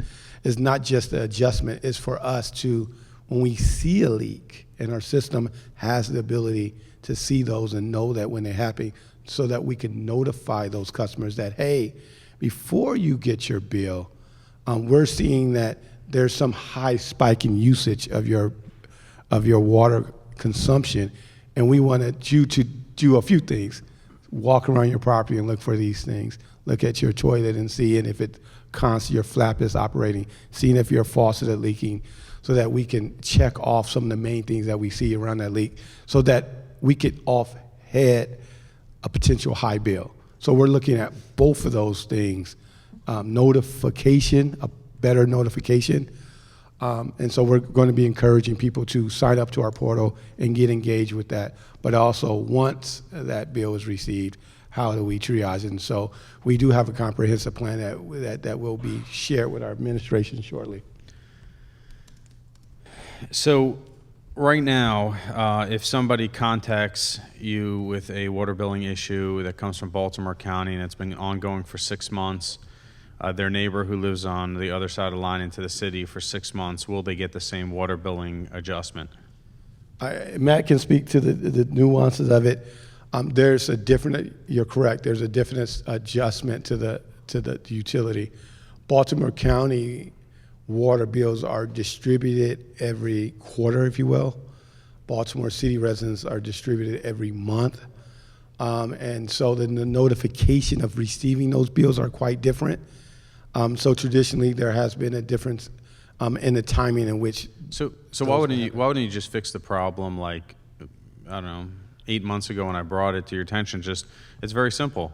Until you guys can come up with your long-term solution, anybody who contacts you from Baltimore City that has a 6-month issue that is dragged on for 6 months, hopefully because of the monthly water billing, they catch it in advance.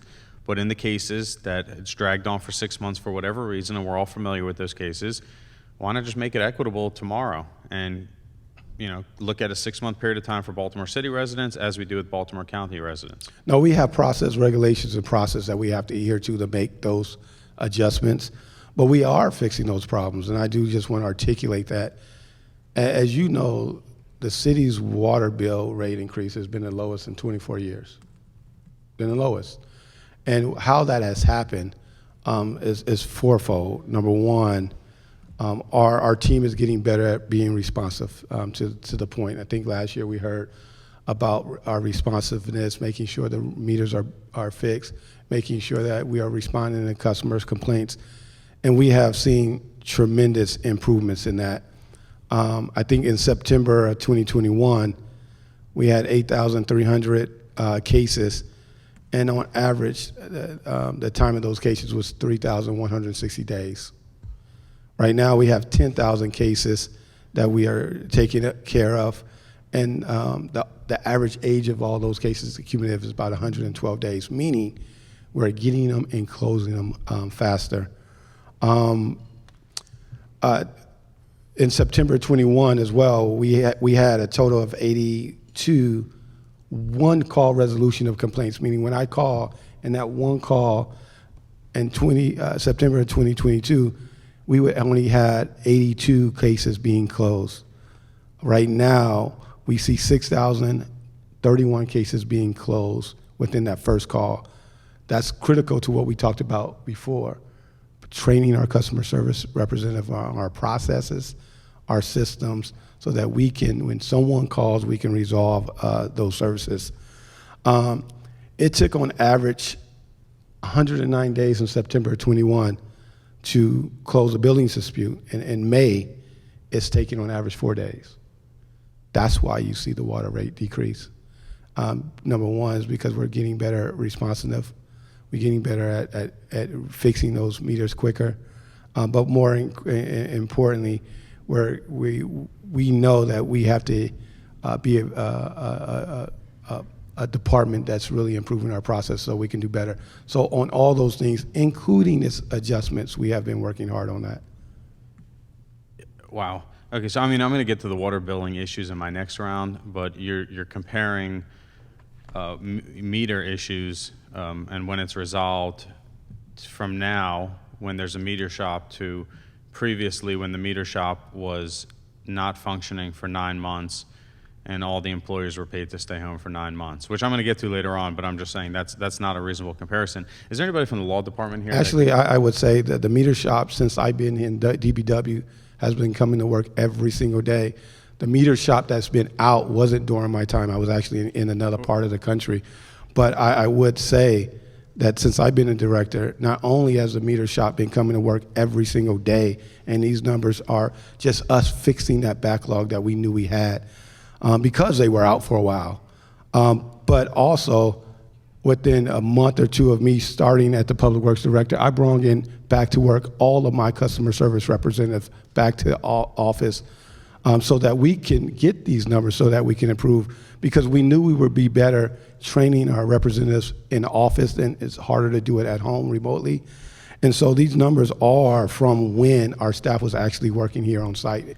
So I'm going to get to that again in the later part of it because I don't want to use up both my questions on that now. But when you came back, you started with the managers, and then later on, yes, eventually everybody did come back. But we're going to get to that after. So is there anybody from the law department here that can answer a legal question about these water billing? You're from the law department? Oh, you're the legal? Okay, so is there grounds for a class action lawsuit against the city, against the water enterprise, with the fact that it's inequitable that 2 users in the same enterprise fund are being treated differently and getting 2 different adjustments in the system?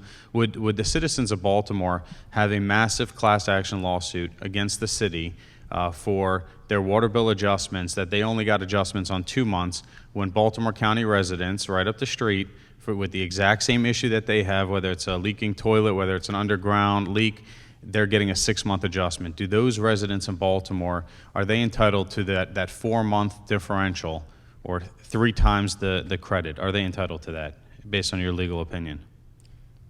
That's a loaded question. I am an attorney. Mike. Oh, Mike. Thank you.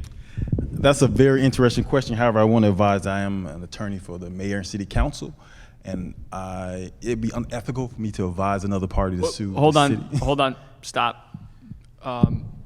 We're gonna, Councilman, we're not gonna seek a legal opinion in public. What we're gonna do is as follows. When you get done with your next question, I'm gonna ask for you to put your question in writing. If you can send it to me, I will copy you, and we will send something to the law department. We will copy Ms. Collins from, well, that is up to you because you have attorney-client privilege with the law department as a member of the mayor and city council, but we will seek a legal opinion privately on that. I understand, and that's fine. I would like to also waive my attorney-client privilege and to get the answer in public, but I will honor your request, and I will send the request to you. My second question, on page 40 of your updated solid waste plan, you're providing an update now. It's on your website. The updates in the meantime are all highlighted in yellow. You shorten the hours of the Northwest Transfer Station to 7 to 3. Can you explain, why that is? Why your updated plan says that you're going to be shortening the hours to 7 to 3? No, the hours for the transfer station is 7 to 5. So I don't have the plan in front of me, so that may have been an error. But the hours, we're not shortening the hours. Even during the summer? No. Okay. The hours are 7 to 5 at the Northwest Transfer Station and at the landfill. We do have extended hours at the other convenience centers during the summer. They stay open till 7, 9 to 7. All right, so I'm glad to hear that. So if we can just update the plan that's on the website, because it's it's a little concerning. I was hoping that it was a typo, and so if it's a typo, that's great. Also, in addition to that, just on that same note, I think that the Northwest Transfer Station, if anything, should be extending the hours due to the long wait lines, and should be adding an additional day, Sunday, as an option, so that residents can drop off their trash and recycling then. Thank you, Mr. Chair. Thank you. I think this is a question for Chief Moore Jackson, but on the small hauler issue. I have a constituent who's reached out to me a number of times about waiving the fees at the station. I think is it $20 for small haulers at Northwest? It's $20 for the registration, and then up to 700 pounds, they pay the regular $20. So first 700 is free? No, not free. They pay $20. $20 per 700. I just want to. I'll verify it, but it's up to 700 pounds. Oh, okay. So $20 registration fee, that's a one-time fee. I'm now licensed to drop off there. And then I can drop off up to 700 pounds for a total fee of $20 per instance. I'm going to double check on that Okay. because I want to make sure that I'm giving No, you the that's correct fine. answer. And I don't need an answer on that. So please don't feel the need to follow up. I just wanted to frame the situation. So this constituent has brought up to me that he believes there would be a noticeable reduction in illegal dumping on vacant lots if we were to waive the fees associated with that. I don't necessarily have an opinion because I'm not an expert in this matter, but I'm curious what your opinion is. And before you answer that, has the department done any, I don't even know how you would, but have you done any research around this issue? I haven't done any research around it. I'm not sure if it has been done previously, but that's something that we can look into. For illegal dumping, we have a pilot with the Chum area where the community cleans up. They receive the grant funding to hire a crew, and then they dump at the transfer station. So that's a pilot going on. It's something that we're looking into, and I believe that and I'm not sure if we're talking about the Clean Core. But yeah, so we have a pilot program going on with one of the communities. I guess I'm sorry for interrupting. I just want to get to the heart of it. I'm just curious if you have an opinion one way or the other, and I pose the same question to Director Mitchell and Mr. Shorter. And if you don't, that's fine. I'm just curious. Okay. Chief, or what? I want to let Chief finish real quick. I think that the community, we always need the community's help to curb illegal dumping. And if communities clean up, if they're actually cleaning up, residents can take that dumping or that cleanup to the residential drop-off center. I think maybe I'm asking the question the wrong way. Let me try it a different way. I'm sorry about that. Frequently, we have illegal dumping as a result of a pickup truck dropping off used or old construction materials, right? They're gutting the interior of a house, they fill up the back of the pickup truck, and they drop it in a vacant lot. My question is, do you believe that a reduction in those fees for small haulers, that fee structure that you just, not a reduction, do you believe an elimination of those fees, that fee structure that you just described, would have a tangible result in less illegal dumping? I'm not sure. That's fine. I'm not sure. That's fine. I'm just curious. Yeah. I think that illegal dumping is a concern for everyone. People coming in the community dumping. I'm just curious for opinions. Okay. Director? I think in my experience,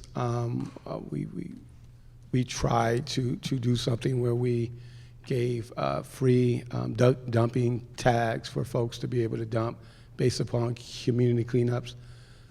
I saw that. Wait, sorry to interrupt. I just want to be clear. I'm not talking about the community group that's cleaning up. I'm talking about the folks that are doing construction work. Yes. And then like in the middle of the night or at the crack of dawn are the ones that are dumping that stuff. Like, Chief, you see it all the time in my district in Upton and Druid Heights. That's the stuff I'm talking about. So not the community cleanups. Okay. I agree. I agree with you. I say I did see some improvements where the communities were engaged when we saw C&D waste, and I think that's what you're referring to.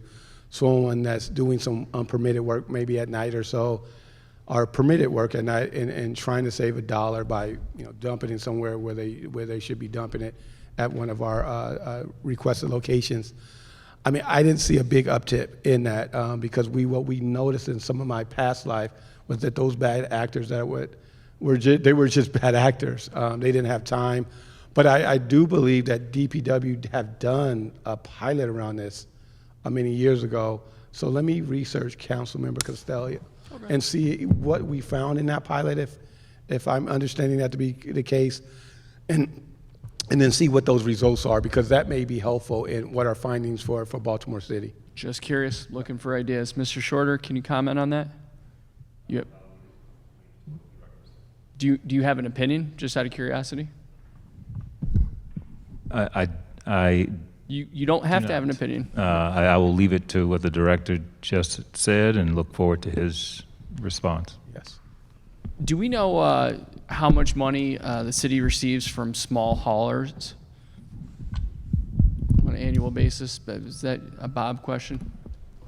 Yeah, I was actually just looking that up. Let me follow up with you when I find the line item. It's in the revenue budget somewhere. I'm just looking for it. Excellent. And just be curious of a comparison of that to what we spend cleaning up illegal dumping. And when I say illegal dumping, you probably can't delineate what I'm saying here in terms of how the crews handle it. I'm not talking about a half a bag of trash. I'm not talking about one mattress. I'm talking about like the pickup truck full of junk, right? Okay. Mr. Chair. I got you next. I got one more. Payment plans. Yes. For erroneous water bills. Yes. Let's discuss that. Does the city offer payment plans? Yes. Mr. Garbark? Yes, sir. We offer payment plans. Yes, sir. So if a commercial property has an outstanding balance of $500,000, how would the department handle? Is that DPW or is it finance that would handle BRC? So for bills that are up to 1 year of a payment plan for the balance, we can handle that with our analysts in DPW. So that CSSD handles Correct. that. Okay. Anything beyond that, it has to go to the law department, and they create a plan through their legal team, for their collections team. Okay. That's good to know. I was told maybe 4 or 5 months ago that we don't offer payment plans. So we do in fact offer payment plans. Yes, sir. So if I ever have a problem where I'm told we don't, I can call Deputy Director Garbark and he will assist me as he always does. Absolutely. Thank you, sir. Outstanding. And that apply. And one last question on that, Councilwoman Ramos, if you give me 1 second. When we have a commercial water bill that the property owner believes is erroneous, and they end up going into tax sale, and you've been on a couple of these emails with me recently, it is very frustrating for the property owner as well as for the council member that's fielding the complaint to ensure that the property is taken out of tax sale while DPW is investigating the claim of erroneous water bills. And I would just proffer publicly that most times those complaints of erroneous water bills are in fact valid, right? So is there a way that we can streamline the process so that, and Bob, this goes to you as well, is there a way we can streamline the process so that when someone's disputing a water bill, there's a one-time thing where we pull them out of tax sale to give the department adequate time to research the problem? Because what I've noticed on several occasions is the department will say they're looking into it, but because of the volume of these erroneous water bill complaints that you're dealing with, you don't have time to get to it before the final notice is sent, and then it goes out to tax sale. And then what happens, Director, is that 18% is assessed on top of it, and then come to find out that the water bill was erroneous in the first place. And then the city of Baltimore, specifically the law department, will drag their feet and not want to reimburse the property owner, which to me seems entirely unfair, and I suspect many of you would agree with. So, Councilman, one thing that we have worked out is the period of time when there's a cutoff for bills that are taken into tax sale. So we've worked out something where it is February of that year, so that that gives at least 2 to 3 months to contest any of those fees that were brought up as part of the tax sale. The other thing is, if the bill is in dispute and they have not rendered a decision, we will pull that out of tax sale until a decision is rendered.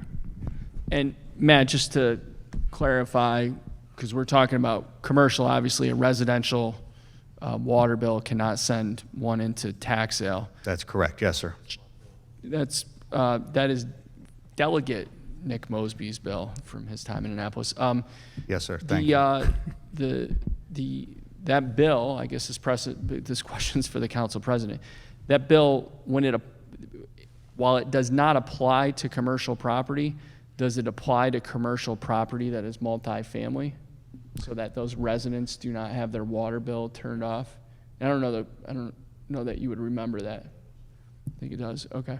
Either way, and I'm wrapping up here. It's all residential property. Okay, even if it's zoned commercial, yeah, okay, thank you. And I know Councilwoman Ramos would know the answer to that. Last question, Deputy Director. Do you feel that, in your professional judgment, that February to May, that 2.5, 3 months is the appropriate time frame and gives the department enough of a window to bring resolution to the case? And if not, do you think we need a little more time, a little more of a cushion, just to get things straightened out? I think that that is an appropriate time frame, because even if we have not rendered a final decision, the fact that it is an active dispute and that we are reviewing it and have not rendered a decision, we will inform the finance department, request that be taken out of tax sale until such time that final decision is made. So does when the property owner gets that notice that the bill is going to, when the property owner is notified that their real property is going to tax sale because of the lien from the water bill on their property, do we know if they are informed that if they dispute the bill, that they are then enabled to request the department to make that notification to Mr. Scrivener, right, to Ed, to pull it out of tax sale?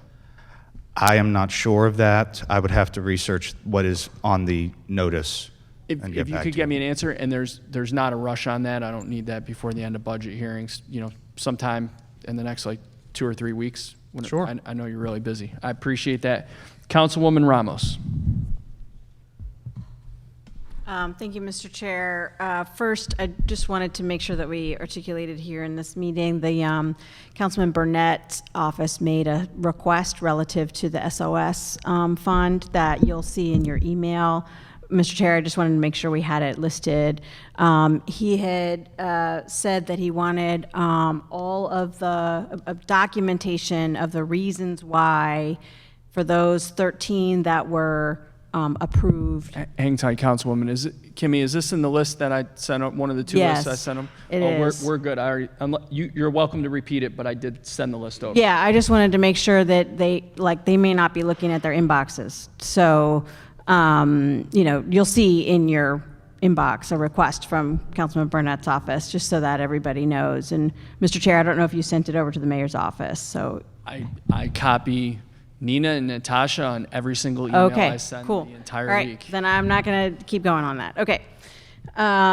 So the other piece was around the Water for All program. I know you all have been working very hard to implement this, and also the Water Equity and Accountability Act. I keep mixing up accountability and affordability, but here we are. It said in your beginning remarks that you had implemented it. I don't think it's fully implemented yet in terms of the Office of the Consumer Advocate. When is that? I didn't see in the budget. Is it under administration where that person is being hired? Yes, the position is within our administration budget. We have performed a recruitment, and we're looking to hire that advocacy manager position shortly. Shortly in end of summer? I would say there's still a few months away, if I will. We did the recruitment and the recruitment, my understanding is finalized. Eligibility list, interviews, offers. It has to go to that position per the ordinance, has to go through a certain process for approval as well. So those processes will take some time. And I would say about 3 months, if I would have to guess. Sure. So we can expect an update at the end of the summer, let's say. Yes. About where we are in the process of hiring that particular. Hopefully by then it will be close to final, because that has been extremely important for some of the water billing disputes, and having a separate entity helping to walk through the process with folks. So that's very helpful. And I was going to add to the illegal dumping discussion, few of us on the council have done some extensive work on this. The rest of them aren't here, but it seemed like in our conversations with the small haulers that it wasn't necessarily the fees, it was just the long wait times, because time means money for them. Correct. So if they're going to only be able to dump twice in the Northwest Transfer Station because they had to wait that long, they'd rather just go into an alley, dump, and then they can do more pickups, and that's how they make their money. So that was my understanding of that, and I'll talk to the chair since he walked out. But if we need to have, as my colleague earlier said, the Eastern Transfer Station for sure. We need to figure out how to deal with the Northwest Transfer Station. Although I did hear that some improvements have been made there, so I do appreciate that, and that would make a huge difference. And then. Chief Moore Jackson had mentioned the pilot program in Chum in my district, Coldstream Homestead Montebello. Just for the public to know, we do have 2 trucks. They go out and pick up illegal dumping on Mondays and Tuesdays. First we try to get code enforcement out, because it doesn't make any sense to pick up dumping without actually enforcing the code. We also, as a result of that program, there has been one of our crew members was actually hired by DPW. So it's a huge success so far, and just really appreciate the partnership with DPW on that. Thank you. Thank you. You done? Yeah, I'm good. Thanks. Okay, thanks. Director, you brought up the communications plan, and so when we went to biweekly recycling, I had asked if you could accommodate a pretty simple request, which is that every single week to post on your social media platforms what week we're in, because obviously it's easy to forget, are we in week A or B? I noticed that hasn't been honored. Most recently, the last time you guys posted about what week we're in, whether it's A or B or just the biweekly recycling, was a month and a half ago.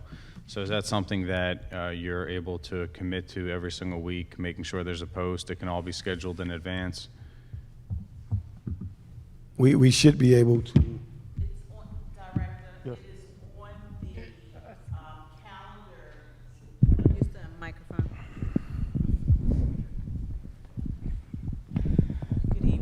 Good evening. Councilman, if you go on the website and you look at the calendar, which was updated, because at the time that we went into this new modified biweekly very effective system of collecting recycling, the calendar had already been produced. So what we decided to do in terms of honoring your request was to update it online in the DPW calendar, which is on our website. In addition to that, our liaisons are constantly reminding communities of their recycling day, because there had been some confusion, but I think much of that has been resolved, and we haven't received the complaints in recycling that you are alleging. In fact, I personally drive districts to ensure that recycling is not left over. I'm in constant communication with solid waste. My liaisons are proactively out checking in terms of trash and recycling. So I know that we are really doing a good job in that effort. And, Okay, so and we I definitely look at your request. Well, hold on a second. I'm not alleging anything. I simply asked a simple question. I was told when we would go to these every other week recycling that it would be posted every single week on social media what week we're in. That hasn't been happening. My only request is simple. It's simple, yes or no. Will you post on all the social media platforms every single week what week we're in, so that people don't have to go looking at, I don't know where you're talking about on your website to look for your calendar. Your The only constituents calendar, know. the only calendar I know about is the one that you guys sent out that came to the homes a few months late. What I'm talking about is your social media platforms. You have followers on there. Are you able to, it's free. Can you post every single week? You can schedule it literally right now for the next month. It would take you probably 30 seconds. Can you post on your social media platform where people are, so that it informs them at the beginning of the week, hey, this week is week A? It's simple answer, yes. We'll work with our social media folks to see how we can program that so that it will be done on a recurring basis on why we're in this program. Okay, and then my second question, along with the social media thing, we saw a really interesting increase in followers on social media soon after I commented about how few social media followers there were a while ago. Did you guys buy Facebook followers on your page? I don't believe so. No. I have come up to the microphone. The answer to your question is no. You guys didn't buy any Facebook followers? Not that I'm aware of, no. Okay. So back to the meter shop questions.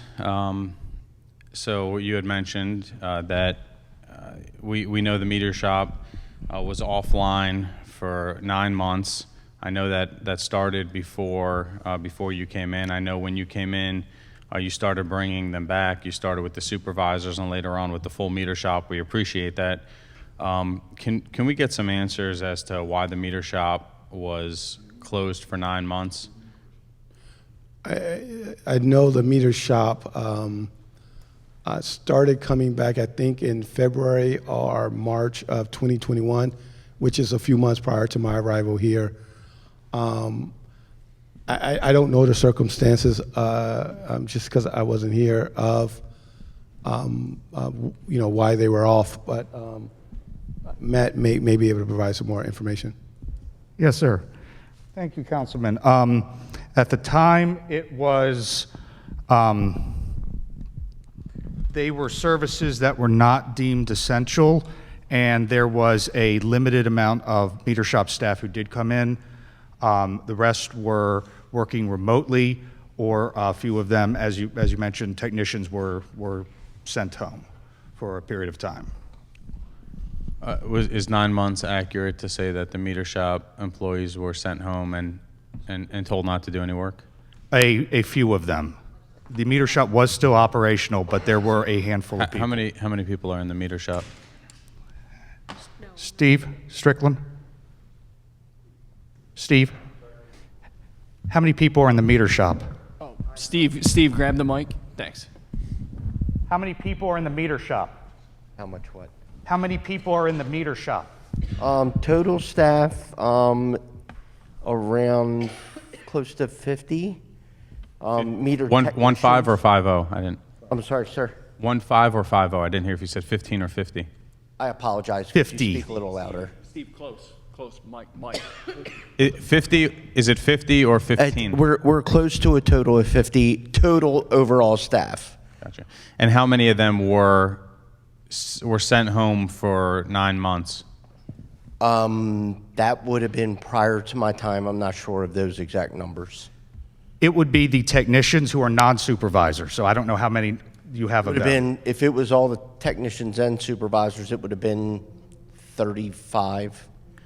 So 35 people were sent home for 9 months. Were they paid for the time they were sent home? Yes, sir. Okay, good. So these technicians, can you just describe what just a standard day is for them? They go from meter to meter in investigating. Is that accurate? Yes, sir. So they, some of them do investigations related to billing disputes and inquiries. Others go out and get reads for accounts that had not sent anything from their transmission.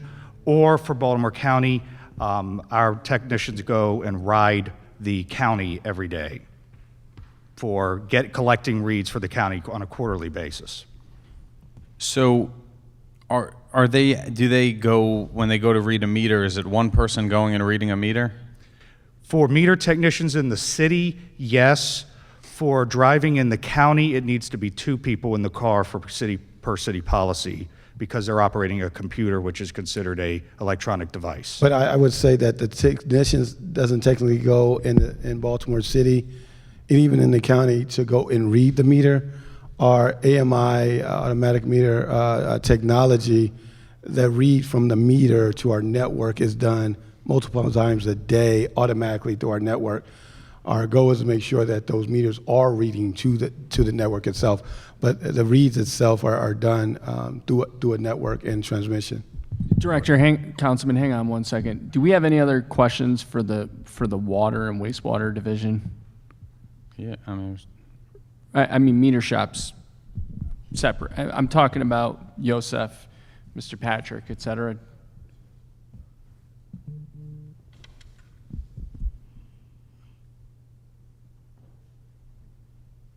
I'm just thinking that the engineering folks and the water, wastewater folks. All right. Do you? Yeah, I mean, nothing time pressing. All right. So we're going to excuse the engineering and water, wastewater folks. Yosef. Oh, that's perfect. Mr. What's that? I said that would be perfect. Thank you. Yosef, you gentlemen. Yosef, I also want to publicly thank Brian Ball, Chief of Asset Management. I don't know where he falls in the org chart, but that gentleman's fantastic. Equity Officer, right? You're excused.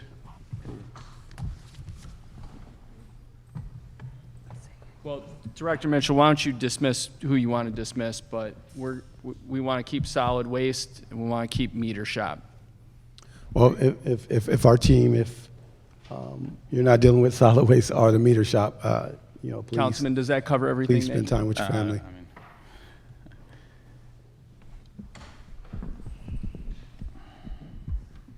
Hold on, folks. 1 second. Yeah, so let the water people go. If that's what you want to do. I'm literally in the middle of the question.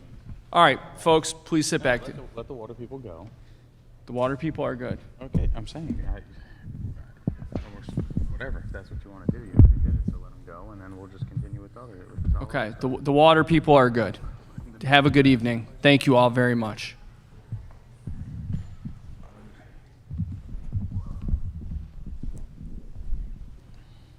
Go ahead, Councilman. All right, Matt, back to where we were. Yes, sir. So what was the concern? I guess you were the acting director, right? So what was the concern about having these techs go out and, do the inspections or? The concern at the time was at the beginning of the pandemic.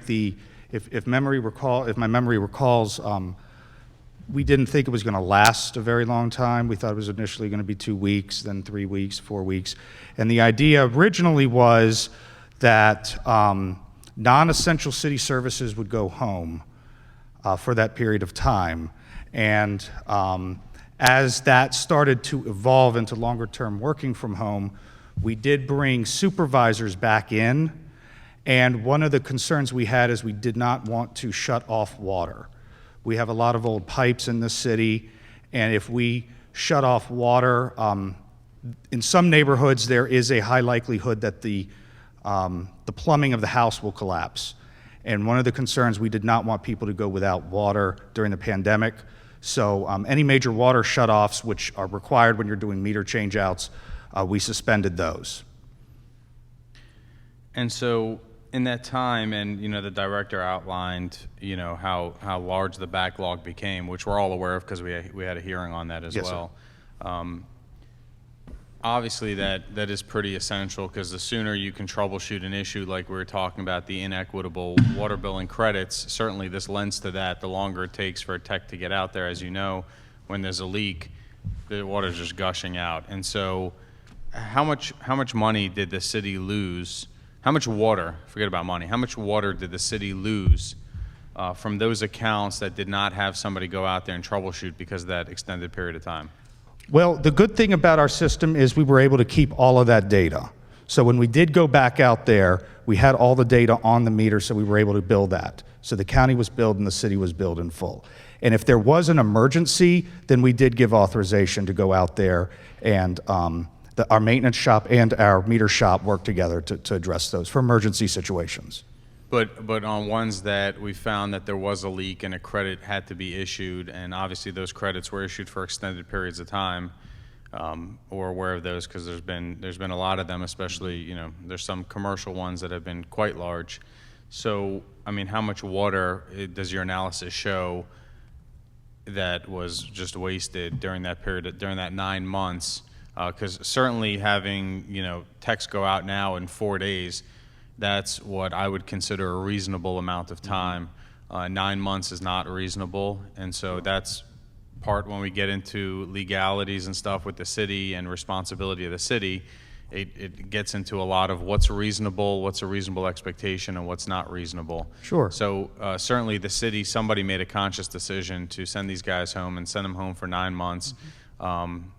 And, so what is that amount of water that was lost? I believe that we probably need to look in our system and find and look and mine for that information. I don't believe we have that amount for you, but I will be mindful of water loss, if you will. Meter text does not fix, if you will, leaky pipes. That's under our utility maintenance division, and where needed, contract support for high-level emergencies. And again, I think to the Deputy Director Garbart's point was that those crews were still being able to triage any type of large leaks that was happening within the city. Our technicians do not manage to leaks. I understand that. I mean, but they're part of the process before an adjustment is made, and so yes. I mean, we dealt with numerous large water leaks that occurred during that time period that the city ended up having to take out a pretty big bite, and so I guess I'll make that a request for the committee if we can get an accounting of all of those, all the water write-offs that the city did during that 9 months. Sure. So that we understand how much water was lost. I mean, just the ones that I'm aware of is quite significant. So I can only imagine, the hundreds that you were talking about in the backlog. That number must be astronomical. Councilman, 1 second. Deputy Director, what's the time frame of that? It's just for the 9 months that the meter Yeah, guys what's were that sent time home. frame? The months, was it? It would have been March of 20. March of 20 through November 20. Well, December. it extended even long, right? And then through November. You came in March of 21, right? No, I came in May. Yep. So it extended even longer than. Right. Okay, so March of 20, we can so do it'd be March of 13 20 all the months. way through January of 21. Because they came back, I think, February 1st, Steve, fully. So February 1st, we'll do up to January 30th. If you can do for that full period of time. Yes, So, tell me one more time what the range is? They'll look up the set time that the meter guys were sent home, and for that period of time to let us know what the water loss on those situations that ended up getting deferred for hundreds of days until it was resolved. Got it. And just so I clear it. 1 second, Deputy Director, what's the reasonable amount of time you need to pull that data? For city accounts, we can do it immediately, but we may need to scrub it to make sure that we have the right stuff we're looking at. I can give you the entire amount of adjusted bills immediately, but it might require some scrubbing to make sure we're giving the right data set. Is by Friday at 5 p.m. reasonable for that, when you say immediately? Yes, I can do that. If there is going to be more time, we will certainly let you know if there's a problem. Councilman, does that work for you? That's fine. Okay. Chair. Natasha, yes, sir. Just for clarification, I just want to make sure that we're providing the right information.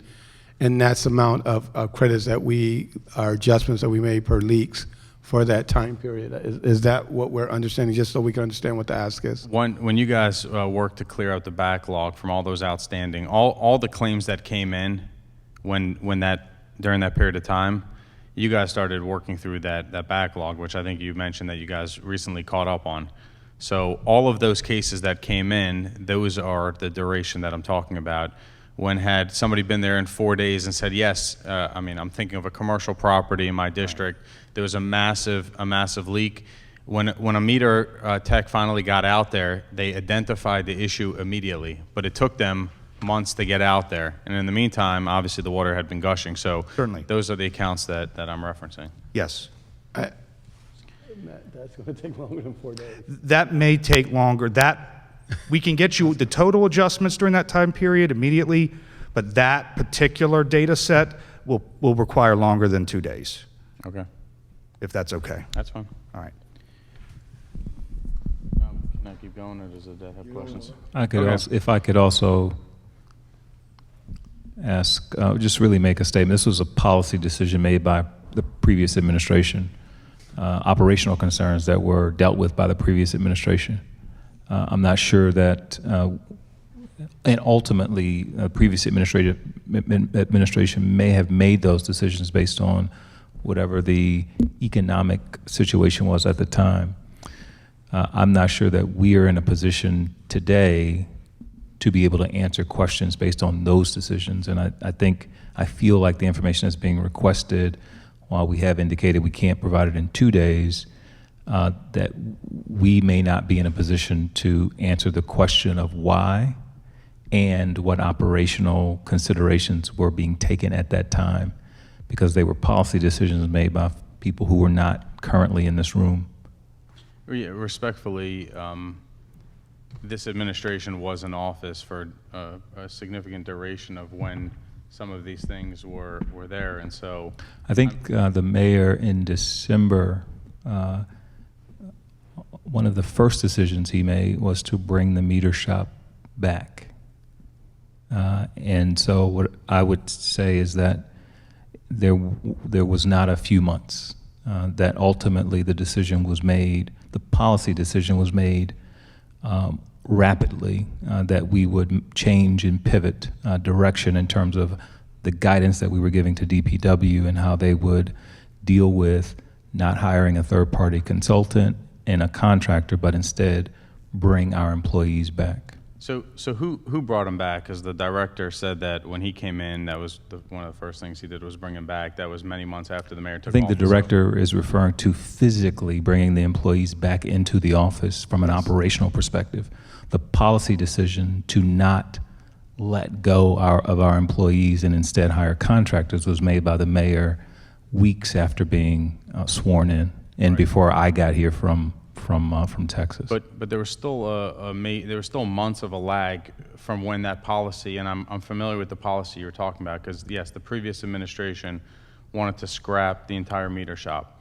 That was something and outsource it. That was something that myself, the current mayor, and many members of the city council strongly opposed. So we're in agreement on that piece. But I think that the request is relevant to this administration because it is part of, it was during the same time period, but even aside from that, this isn't about this administration. I mean, this information has nothing to do with. Ultimately, we want to respond to the question, and we want to provide the right information, and we want to provide it to you in the quickest time period. I just want to make sure that we are doing it in a way that I don't want to create an expectation that we're going to be able to answer a question that we can't answer. Sure. So our constituents don't care like who mayor was at the time or who the director was at the time, and there's certain unanswered questions, they want them answered. And so, I mean, part of what I'm going to get to in a second is, you know, questions about what's currently happening that I've been asking for many months that haven't gotten answered. So, you know, I'm not looking to cast blame on anybody. I don't believe that it's the mayor's fault what happened. I don't believe it's the director's fault. And I didn't indicate that it was. It's just a pretty simple question that there's decisions that are made in the past, and it's important for us as decision makers in this process to understand what decisions were made, why they were made, whether they were the correct decision or not, so that moving forward when decisions are being made, we can weigh in and give input onto that and hopefully shape the future decisions. And so it is important for us to and I guess, Councilman, what I'm reacting to is the question of why a decision was made is not a question that we can answer today. The question of what it cost us and operationally what we could prove in terms of facts is something that we can answer today.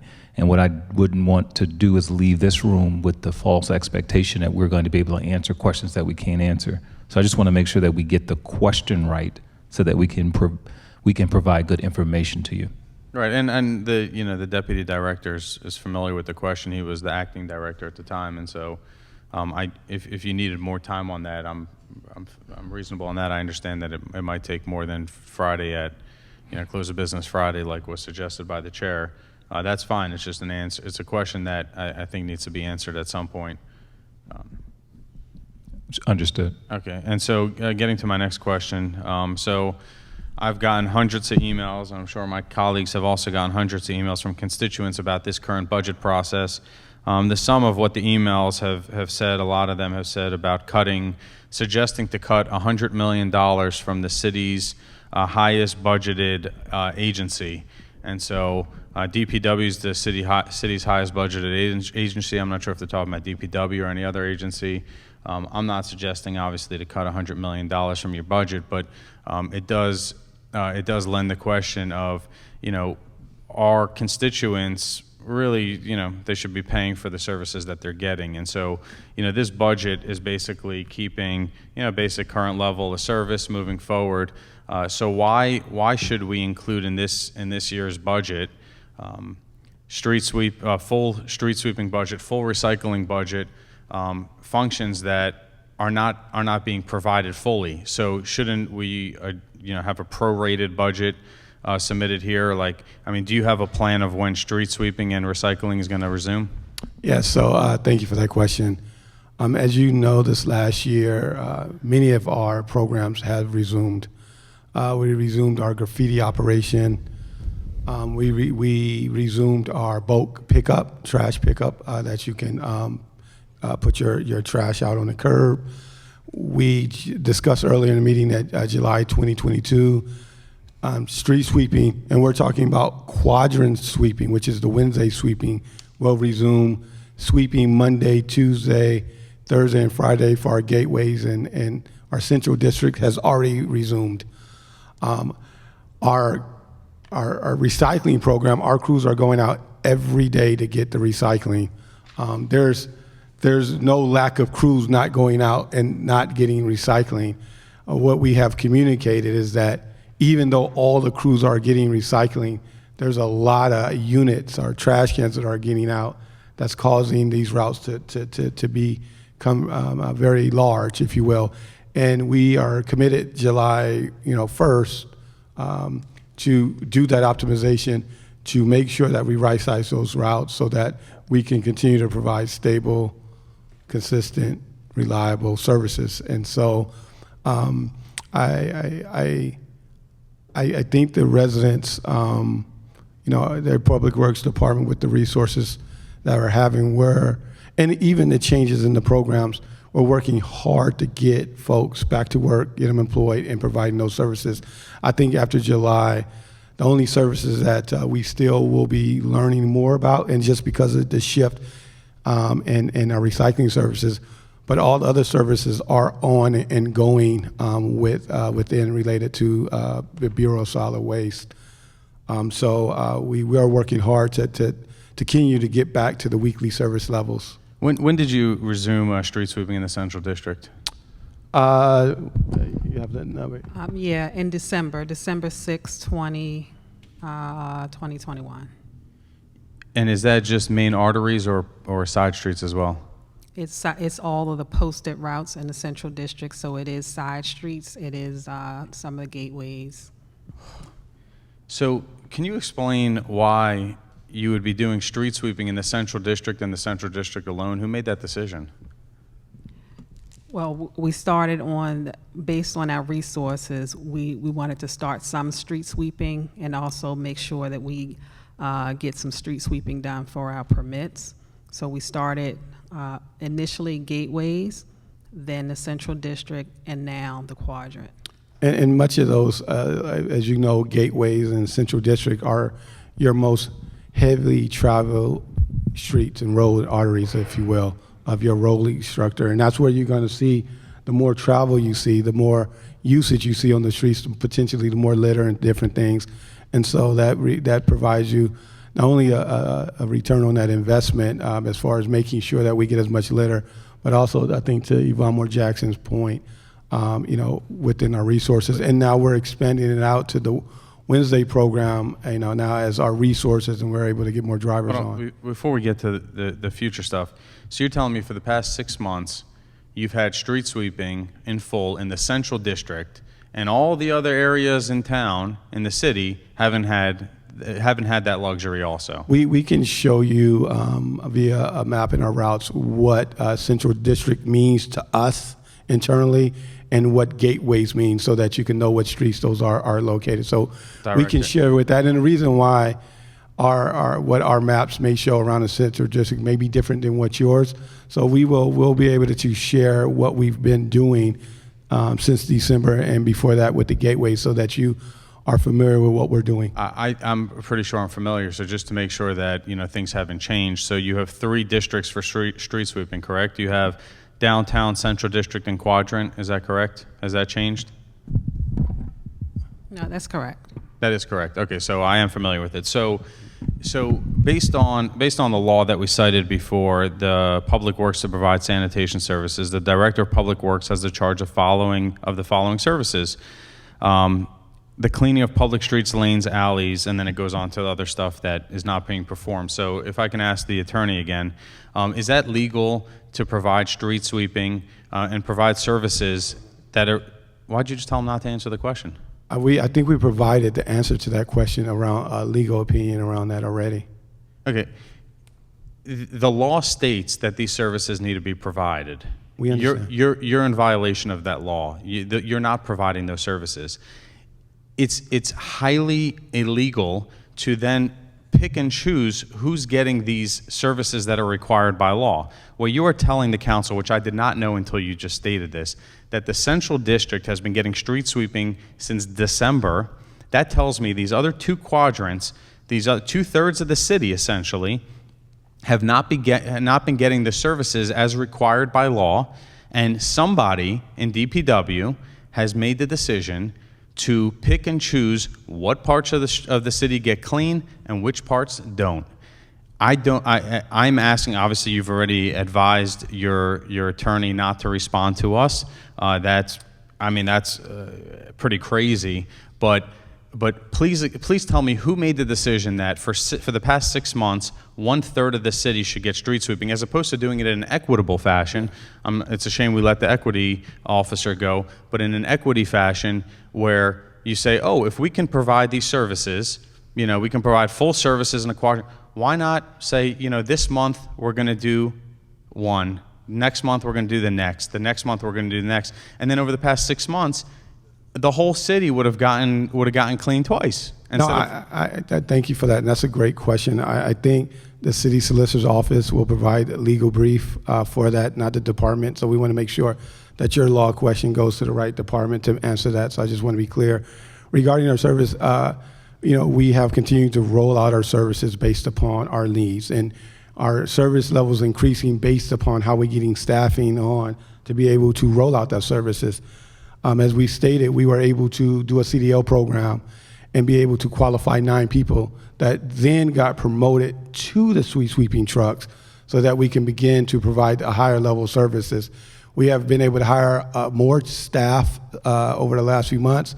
We're training them, and that's the reason why next month in July 22 we committed to doing the quadrant sweeping, which will go back to a certain level expectation that was pre-pandemic, as our service levels increasing, and two, as we are coming out the pandemic, where we saw, as you know, we saw unprecedented staffing outages.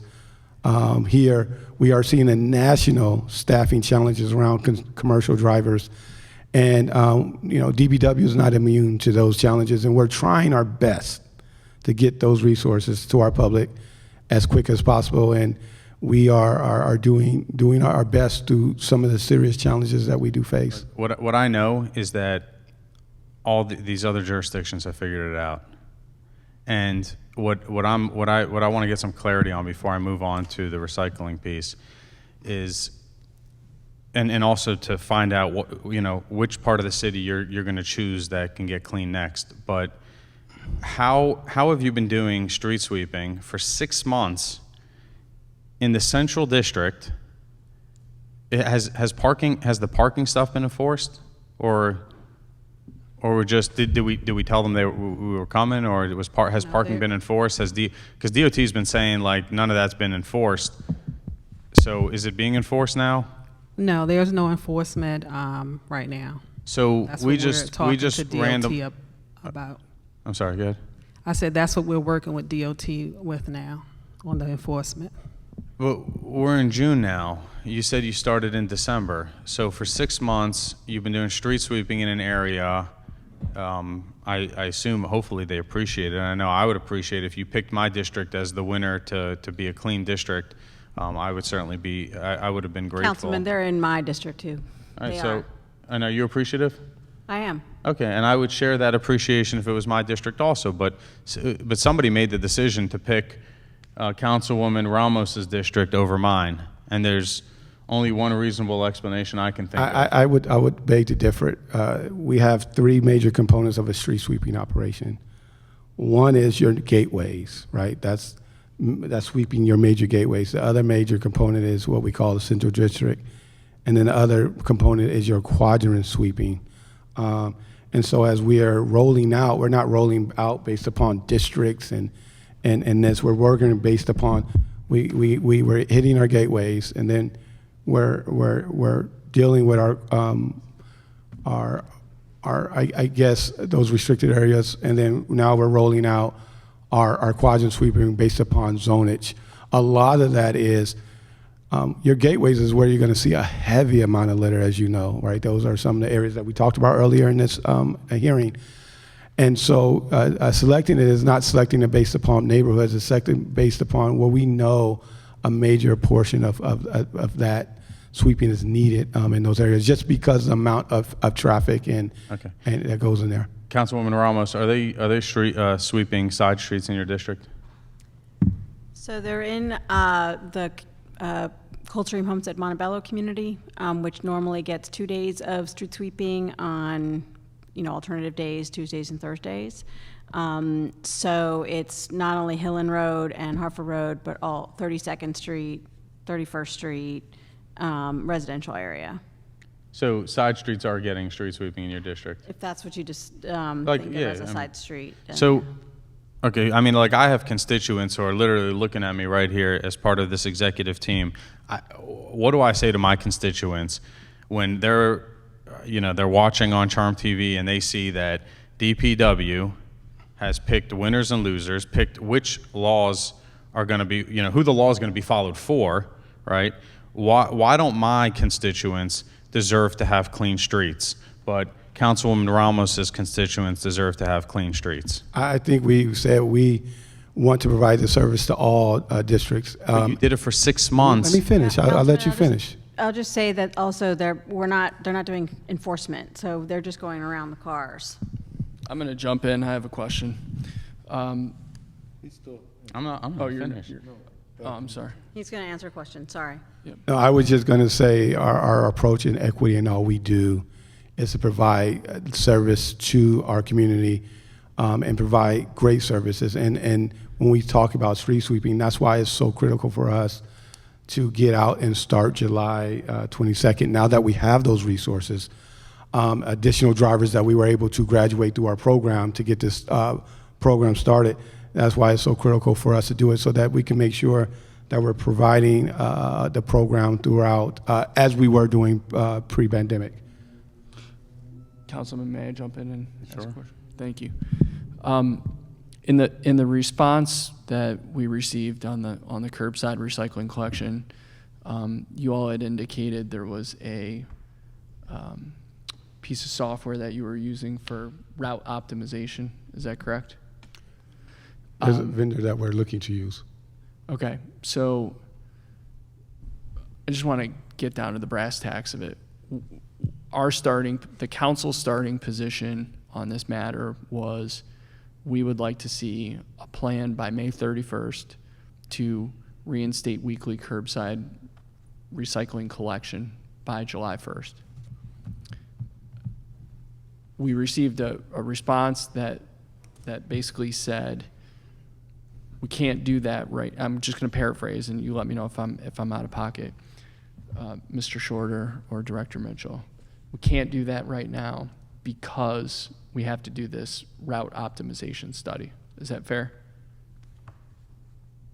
I say it's difficult for us to do it now. Is that a fair? Not so much the route optimization. We know what our routes were before the blue containers came out. We know them. The route demographics has changed, is what I'm saying. So, for example, a route may have 10 units to pick up. Now it may have 20. What we're saying is the staffing level with us is not enough trucks right now and people to collect that on a weekly basis as we have it now.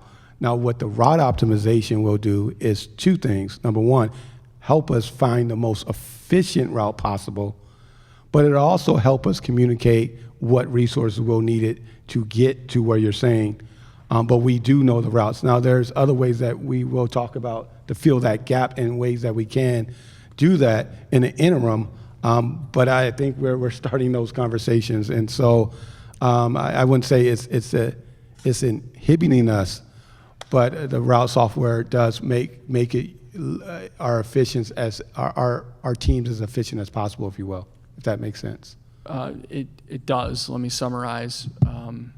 One, I said a very brief summarized version of what I think you said. I want you to know that I understand everything that you just said, and I appreciate everything that the director just said. I don't agree with it, but I understand and appreciate it. It came across totally clear. The way the response was written, it indicated that there was a contingency that had to occur first, which is the route optimization study. Yeah. Okay, so the route optimization study does not need to be completed in order to restore weekly. It doesn't, but what will need to be considered is the level of staff to complete those routes. So, for example, Friday night, our crews finished their routes at 9:12 at night. Even though they were doing half of the city, they still finished really late that evening because those routes were heavy because there was a lot of participation. And so what we're seeing is a lot of participation pushing out the carts. And what is happening with our crews, the more units that are pushed out on any given day, any given route, it takes longer for that route. Shorter, before you go, and I just want to read the one sentence and then I'll turn it over to you. We are committed to restoring weekly recycling collection as soon as possible, but the reality is that we cannot restore weekly collections until we optimize our routes and ensure we have adequate personnel and resources to effectively perform the work. That is the first sentence in the response to whomever at DPW drafted this response and whomever at DPW approved this response to be sent. And that's why I asked the question, Mr. Shorter. Yes. I just want to what you are hearing from the leadership at DPW and from the director with both of these questions is an agency that is making operational decisions based on its ability to deliver. And in terms of street sweeping, the decision to restart street sweeping in the areas with the most loose litter, where they're going to catch the most debris from getting into our waterways, is an operational decision and not a political decision. The decision to say in a response that the agency is not positioned currently to return to a weekly schedule for recycling is an operational decision, and I trust that the leadership team at DPW is making that decision based on what it can deliver and what it cannot. And what I would say further, we would rather this agency making an honest statement to our public that they can deliver the service consistently based on a bi-weekly schedule, not to make a promise or a commitment to the public that they're going to come every week and not deliver. So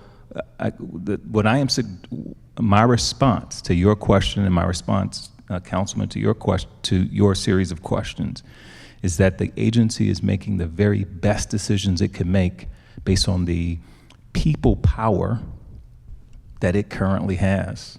And this is not, by any stretch, we are not alone as a city in the decisions that our DPW director has to make.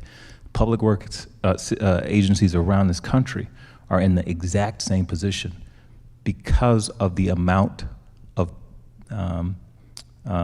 the struggle that these agencies have with actually getting and keeping employees. And so I think what I heard in the response from the director is, yes, optimization is one issue, but we also have an issue with making sure that we have the people power to actually deliver the service. And what I would say is that I am confident that the agency director and the leadership team, once we are in a position where we can deliver the service because we have the people and the equipment to do so, that we will. And that is not on July 1. Understood, Mr. Shorter. And I'm going to defer on the mechanical street sweeping because we're going to go back to Councilman Schleifer on that in a minute. But again, I just want to, I want to fully understand what needs to happen in order for us to go back to weekly curbside recycling collection. I've heard you loud and clear. It's a people issue, it's a resource issue, and the administration wants to ensure that we provide the service the right way, and I get that, and I appreciate that. And I want you to know, Mr. Shorter, that I heard what you said, that it's a resource issue. I'm not focused on that one piece at this very moment. What I'm focused on is the route optimization. And again, I go back to the letter that DPW sent me in response that says, we are committed to restoring weekly recycling collection as soon as possible, but the reality is that we cannot restore weekly collections until we, one, optimize our routes, and two, what you said, ensure we have adequate personnel and resources to effectively perform the work. What I am asking, and I'm asking for a simple yes or no question, Mr. Shorter. Is this language correct? Do we need to complete a route optimization study and reset before we can resume weekly? I believe that we can. Director, I'm not trying to be rude. Yeah. A yes or no, Director, a one-word answer, yes or no. Can we resume weekly curbside recycling collection without a route optimization study? And I mean this, and I want to say this because it sounds. If you want to do it the right way, you need to optimize it. That's my professional opinion that I'm getting this council and I'm giving to every person in the city. If you want to do it the right way, the way people do it, first-class organizations, you want to do that. You want to know that. Can we do something that's inefficient and that we don't have all the information? Yes, but I think to Administrator Shorter's point, we will need staffing and equipment to do that. I appreciate that you all want to do it the right way, and I know that about you guys, so I appreciate it. So that is the answer. We need the route optimization study to be completed. I get it, and I accept it, and I appreciate that as a part of you are committed to doing things the right way and getting them done efficiently, not half-assing it and only doing 60% of the job. You want to do it the right way and efficiently the first time, and I get that, right? That's what this is about. So my question now is on the route optimization study / software. We have route optimization software that we're currently using for trash collection. Is that correct? Correct. And we've had that software since November of 2020? I believe so. Do we have that software currently procured for recycling collection? No. So what we're telling you is our major ask here is when it comes to DPW, we want to see weekly curbside recycling restored. We can't see that until this route optimization study is completed. We haven't even procured the software yet. The procurement process in the city of Baltimore is very broken. We do not even have a time frame for when a contingency, an underlying contingency, can be started, let alone completed, because we haven't even procured it yet. That is the source of frustration that you're hearing from me this evening. Does that make sense, Mr. Shorter? And I think we have a path forward. I think to our commitment today that by the end of this month, which is the month of June, that we should have a contract in place with a vendor that can do this work. And some of the procurement things has been worked on prior to this meeting, has been worked on for a while to be able to do it. And administration has put money in the budget for this program. Correct. Have you guys submitted paperwork to BOE yet to get on the next BOE agenda? Have to.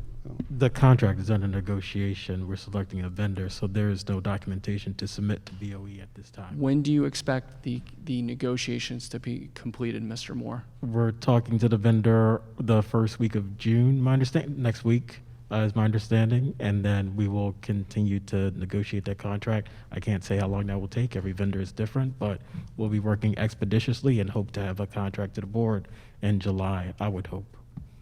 How long did negotiations take to procure this software in November of 2020? Likely 6 months or so. 6 months? I can only guess at this time. And it was a significant time. Yvonne, do you recall exactly? But I know it wasn't. But now that we've done it before, we know what we're looking for. We weren't here at that time when that was procured. I wasn't. Chief Moore Jackson? Yeah, I'm not sure the time frame, but we did get an emergency procurement for the software, so it didn't go through the normal process. Despite your best efforts and intentions and the fact that we have some of the smartest people in city government sitting on this side of the table, there is no way humanly possible that you will have a contract in place for this software. You can smile. You can smile all you want. You're welcome to do that.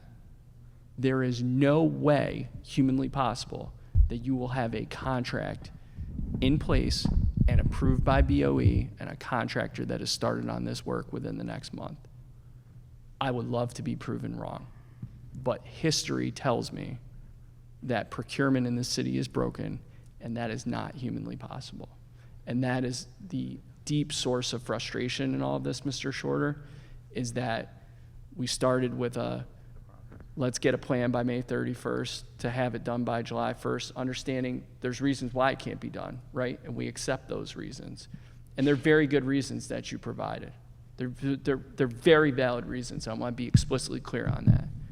But in order to make that happen, we have to get this route optimization done. In order to get the route optimization done, we have to have the software. In order to get the software, we have to have the procurement done. And I would say, Chair Costello, we can, if we want to move to a weekly, we have to look at our resources, right? So we know what A routes and B routes are, right, to be able to done. The issue that we face, and I think to the administrator's point, is we don't have enough staff or trucks to fill all those routes. And that's the constant that we're dealing with. If we did have that additional staff and trucks, we would be able to do that work, but it wouldn't be as efficient actually as it could be without the routing software and knowledge of that. I appreciate that, and I appreciate you guys drilling down in the details on this with me, and I appreciate that you understand the frustration. Councilman Schlafer. I appreciate you passing it back to me. So when you changed this routes to the A and B, did you change the actual routes, or did we just go to every other week? We're doing a portion of the routes on A and B shifts. So, and I'm going to oversimplify, and maybe you want to jump in. If I had route number 1 and after we are doing A and B, we're doing a portion of said routes. But I'm going to let Yvonne Moore Jackson jump in and really explain that. Yeah, so the routes did not change. I think that was your original question. The routes did not change. They were split by quadrant. So the northern part of the city was 1 week, and the southern part of the city was the second week. But the routes are still the same routes. So the route, just take any route, right? Take my route in the Northwest Baltimore. The gentlemen who come and pick up my recycling, when they start they pick it up on Friday. When they start on Friday now, are they doing the same route this Friday as they did last year on Friday? Is it the same route? Are they they're going to the same amount of household, same everything? Yes. Okay. So, we've spoken a lot about the workers, and I've already outlined the things I've done for the workers, and certainly believe we need to do more. But you guys, it's just not fair. It's not fair to the workers to send workers to the exact same routes and to send them to pick up 2 weeks worth of stuff. That's why they're out so late. These are management decisions that are sending employees out to pick up 2 weeks worth of stuff in one route, which means their truck's filling up quicker, they're picking up double the amount of stuff. And so that's why these workers are being put under these conditions. It's just not fair to them to have them coming every other week. So, I mean, what are you guys doing to compensate these employees who are doing double the amount of work on their shift? Are you paying them overtime? Well, employees get overtime if they do a second task. But since we moved to bi-weekly recycling, the employees have been able to go home on time for most of the days. We have occasions where there are weather events and things like that that may make the route longer. But since we've been to bi-weekly, they've been getting off pretty much between 4 and 5 o'clock and not staying out till 9, 10 at midnight to collect these recycling routes. So their union negotiations compensation, which predates to this every other week, was based on them completing their route, correct? Yes. Okay. So now that we're asking them to do double on that route, there has not been a renegotiation? I think that may be a question for Madam Labor Commissioner. She's the lead negotiator on behalf of the city of Baltimore as it relates. I'm sorry, who is that? Deborah Moore Carter, Oh, Deborah Moore Carter. She was with us today. Labor Commissioner. Yeah, I mean it's just not fair what you guys are asking your employees to do. I mean to have them when they show up, there is double the amount of recycling at that curb because it's every other week. So they're doing double the amount of work this Friday than they would have done prior to you guys making that decision, which gets to all of these questions which have gone unanswered.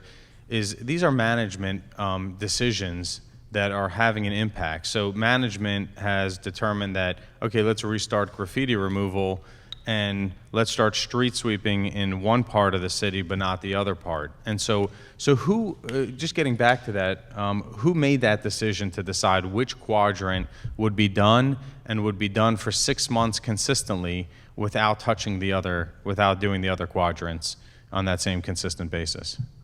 Who makes that decision? I think we mentioned that there are three major components of street sweeping: the gateways, the central district, as you know, and then the quadrants. The quadrants, right, what we do in the 4 quadrants, that program will begin in June the 22nd, 2022, June of 2022, next month. And so the gateways are throughout the city, right, where we have major gateways. In our central district, which is our restricted area where we see more traffic and we see a lot more loose litter, that's in different areas of the city, as you mentioned, you know those areas. And so the quadrant sweeping, we haven't made the decision on which part of the city we're going. We're going to be starting the whole city quadrant sweeping next month. Right, so again, you're responding to my question, but you're not answering it. My question was, who made the decision for the past 6 months to street? I as a public works director, I made the decision. So you, the public works director, made the decision to do the central district routinely. Is that correct? In the gateways. Okay, that was your decision. You made that decision. It is my decision as a public works director. Okay, so my constituents now understand that their friends and family who lives in Councilwoman Ramos's district that have seen street sweepers come down their street have had that luxury because you made that decision but didn't make that decision for them. Now, were you aware that the city code requires you to provide these services on a weekly basis? Were you aware of this? Yes, and I was made aware around the weekly recycling as well. But have you known about this? Have you known about this prior to tonight? As far as that, in the city code, it requires the director of public works to provide these services on a weekly basis. I'm aware that per the city code, that I have to provide a level of service. I think the challenge that we have through this pandemic is that level of service has been very difficult to provide. Number one, because DPW staff, as you know, has been on the front line of doing this work every day during the height of the pandemic, and we've seen a lot of positive cases that has shut down crews, shut down our ability to be able to provide that program. That has happened during my tenure, but it happened before my tenure. It didn't just happen in DPW, Baltimore City. It is happening across the nation that this is happening. And so as your DPW director, and as you know, the code states what it does, I understand that my goal is to get those services moving as quickly as possible. We're looking to resume the last portion of the street sweeping, and we're looking to move recycling as fast as possible. Okay, as so we communicated today. All right, so you answer. So you willingly and you knew the law that those are the services that are supposed to be provided, and then you made the decision to pick and choose which ones would get done.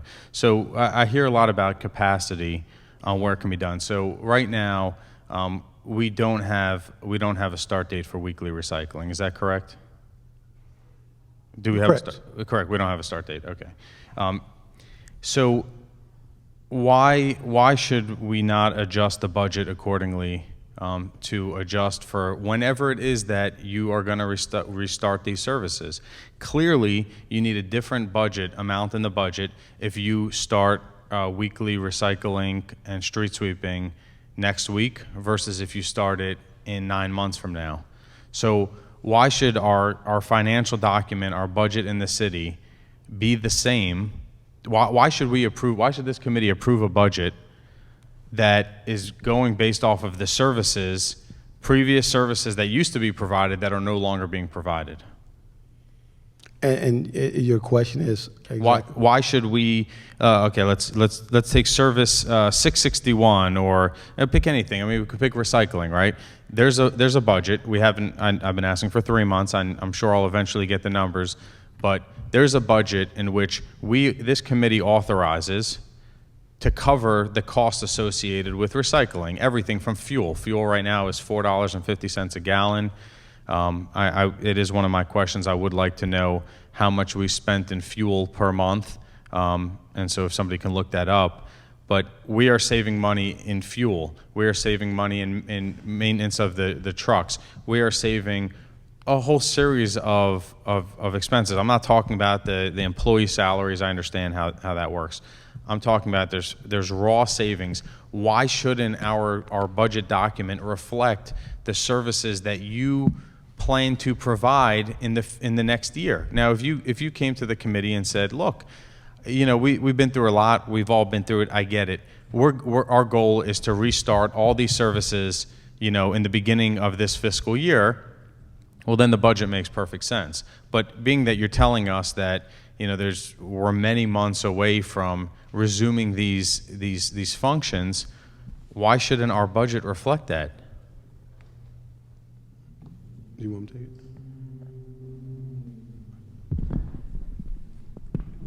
I would say that it's my opinion in a review of the budget that the budget is not equal because the level of service has risen for this agency. As Director Mitchell mentioned, the recycling routes with the additional units being put out have extended the time. So they can't pick up the routes in the same amount of time. There's an increased level of service that now exists that will in the future require more equipment and analysis and resources and workers. So we're actually using the same budget for an increased level of service. Fuel, as you mentioned, is up. Fuel for diesel is actually over $5. I don't know what the city is paying exactly, and we can get you those numbers, but there's not necessarily a cost savings in some of these categories because of increased cost overall, and also the change in the level of service over time that the workers are being asked to meet. So, Aaron, are you meaning to tell me that regardless of when the services that have been offline come back online, this budget is somehow miraculously going to be accurate? It's going to be the same, if the director decided, he wakes up tomorrow and says, we're going to the quadrants, and we're starting the quadrants tomorrow, right? Or he says, you know what, the committee has made a compelling argument. I see the frustration of our residents. I'm going to restart recycling in June, in July, in August, right? Are you telling me that the budget is accurate, whether we start weekly recycling and routine street sweeping and all these functions in July or August versus if we do it in December or January? So that's not exactly what I said. I would phrase it this way, and I think Bob would agree with this, that for recycling in particular, the level of service has changed because the routes have changed and the statistics and demographics of the route have changed, which have changed the amount of time that a worker needs to complete a route. Therefore, once you readjust the routes, you have to readjust the resources as well. And at this time, because the service has changed, before we have reevaluated that information, the city is at a disadvantage budget-wise. Aaron, Yvonne just told us it's the exact same routes right now that are now picking up every other week than were being picked up every week. The trucks, the trash trucks that are driving down these streets get horrible gas mileage. Can we all agree on that? Okay. So these trucks are driving Yvonne, how many trash trucks does it take to complete a full city route, like over the course of a week? How many trash trucks are we talking about? How many routes? So we have 67 routes. Okay. So that's 67 different trucks. Is that Like, I'm not physically different trucks, but 67 trucks going through those routes. There's a truck per route. Okay, so 67 trucks. How many miles per gallon would you say those trucks get? I'm not sure. 10, 12, certainly not more than that. So when you start doing the math of 67 trucks going through the city every single week, okay, there's a significant cost. How often do you deal with a truck that breaks down, a flat tire? They're driving through alleyways. They're driving through some of the harshest conditions. These trucks and the employee, there's a lot that goes into to complete every single time you complete a route in the city. It's a challenge, okay? And so 67 trucks going through a route now every other week. At some point, I'm hoping that the director is going to follow the city code at some point this year and say, we are going to do those 67 routes every single week, like the previous directors have done and previous administrations have done over the history. And so I know that that's going to happen at some point, and this budget document that you're asking this council to approve is, we're approving it as if you were resuming it now. And so, being that you can't project that, the only thing that would make sense would be if it was prorated to some degree. The citizens understand the challenges that you're facing. They understand that there's staffing challenges across the world right now. They understand these things. You guys have decided, you've picked and choose what services are more important. So, bulk trash is a decision that was made. Graffiti was a decision that made, both great services, both that I appreciate when they do provide those services. So I'm not knocking them. However, there are decisions that are being made. The decisions being made central versus quiet. And thank you for elaborating on why those decisions are being made. I don't agree with them because I think it's inequitable. And frankly, when I get the legal opinion, it's probably going to be illegal also. But I know for a fact that this document is mistaken because you don't know what it's going to be. No other agency would. Could you imagine if the police department came in here and said, look, we may or may not buy a helicopter this year. Just throw it in the budget in case we want to buy it. No, you'd say, well, hold on, are you buying it or not? So when we look at these service lines and we're paying you millions, we're spending millions upon millions of dollars for street sweeping and recycling pickup over a 12-month period of time, that needs to reflect that. And if you guys are going to only start doing those functions in 6 months from now, we need to cut those functions accordingly, which is why it's important that you tell us what some of the fixed costs are versus what the variable costs are, so we know what makes sense. So Aaron, how do you determine that this, what are you going off of? When are you assuming on this document that you guys are going to resume these legally required functions? I would say this, my response is rather simple. There's really a difference, as I see it from a financial perspective, between budget and operations.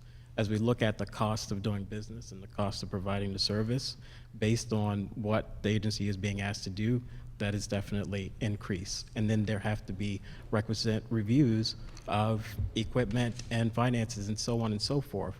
Those things are a little bit different, but at the end of the day, those things have changed. The calculus has changed for those things.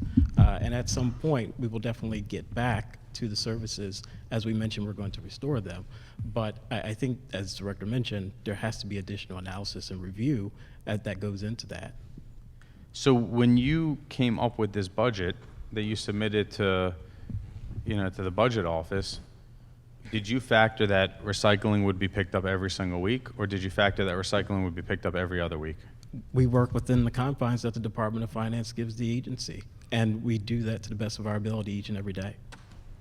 But did you make this budget based on every week or every other week? We make that budget based on the available resources to us. Okay. So are we to believe that everything in Department of Public Works' budget is hypothetical? I mean, keep in mind something. The Department of Public Works' budget is the largest budget in the city of Baltimore that we're being asked to approve here, right? And you have some of the most important functions that the city government is required by law to provide. You guys are violating that law today. You guys submitted a budget to this budget committee, and you are saying to this budget committee, please vote in favor of what we put on here. And I'm just asking, what in the world is in this document? Is this document based on these services or these services? It's a pretty simple question.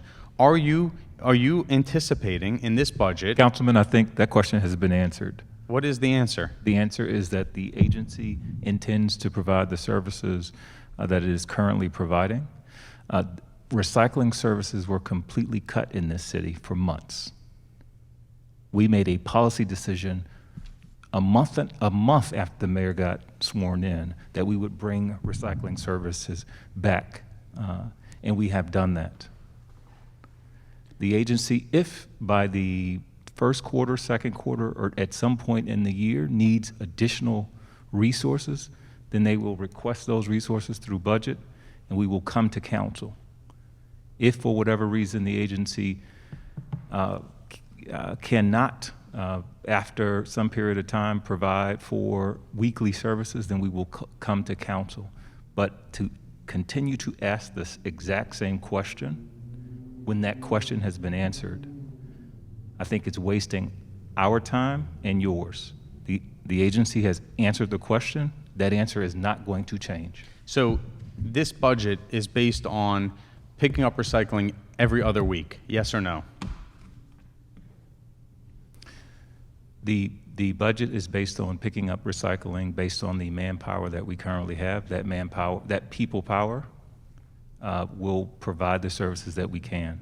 Okay, so again, I'm not going to get more specific than that. So you're responding, but you're not answering the question, because when I look at the fiscal year 19, 20, 21, 22, it's maintaining a relatively current level of service.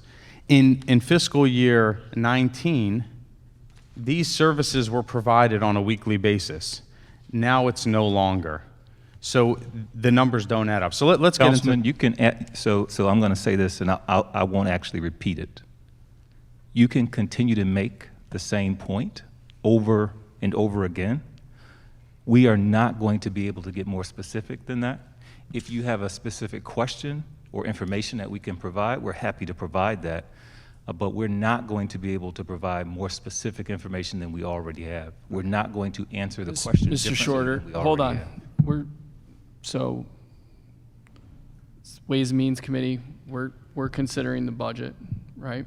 This is a document that the administration has provided to us for our consideration. The budget is now residing with the City Council of Baltimore, not the mayor, not the Department of Public Works. This City Council and this committee is empowered to ask questions, and that's what we're going to do. I want to be very clear on that. Councilman has the floor. How many employees work in solid waste, in trash collection and recycling collection today?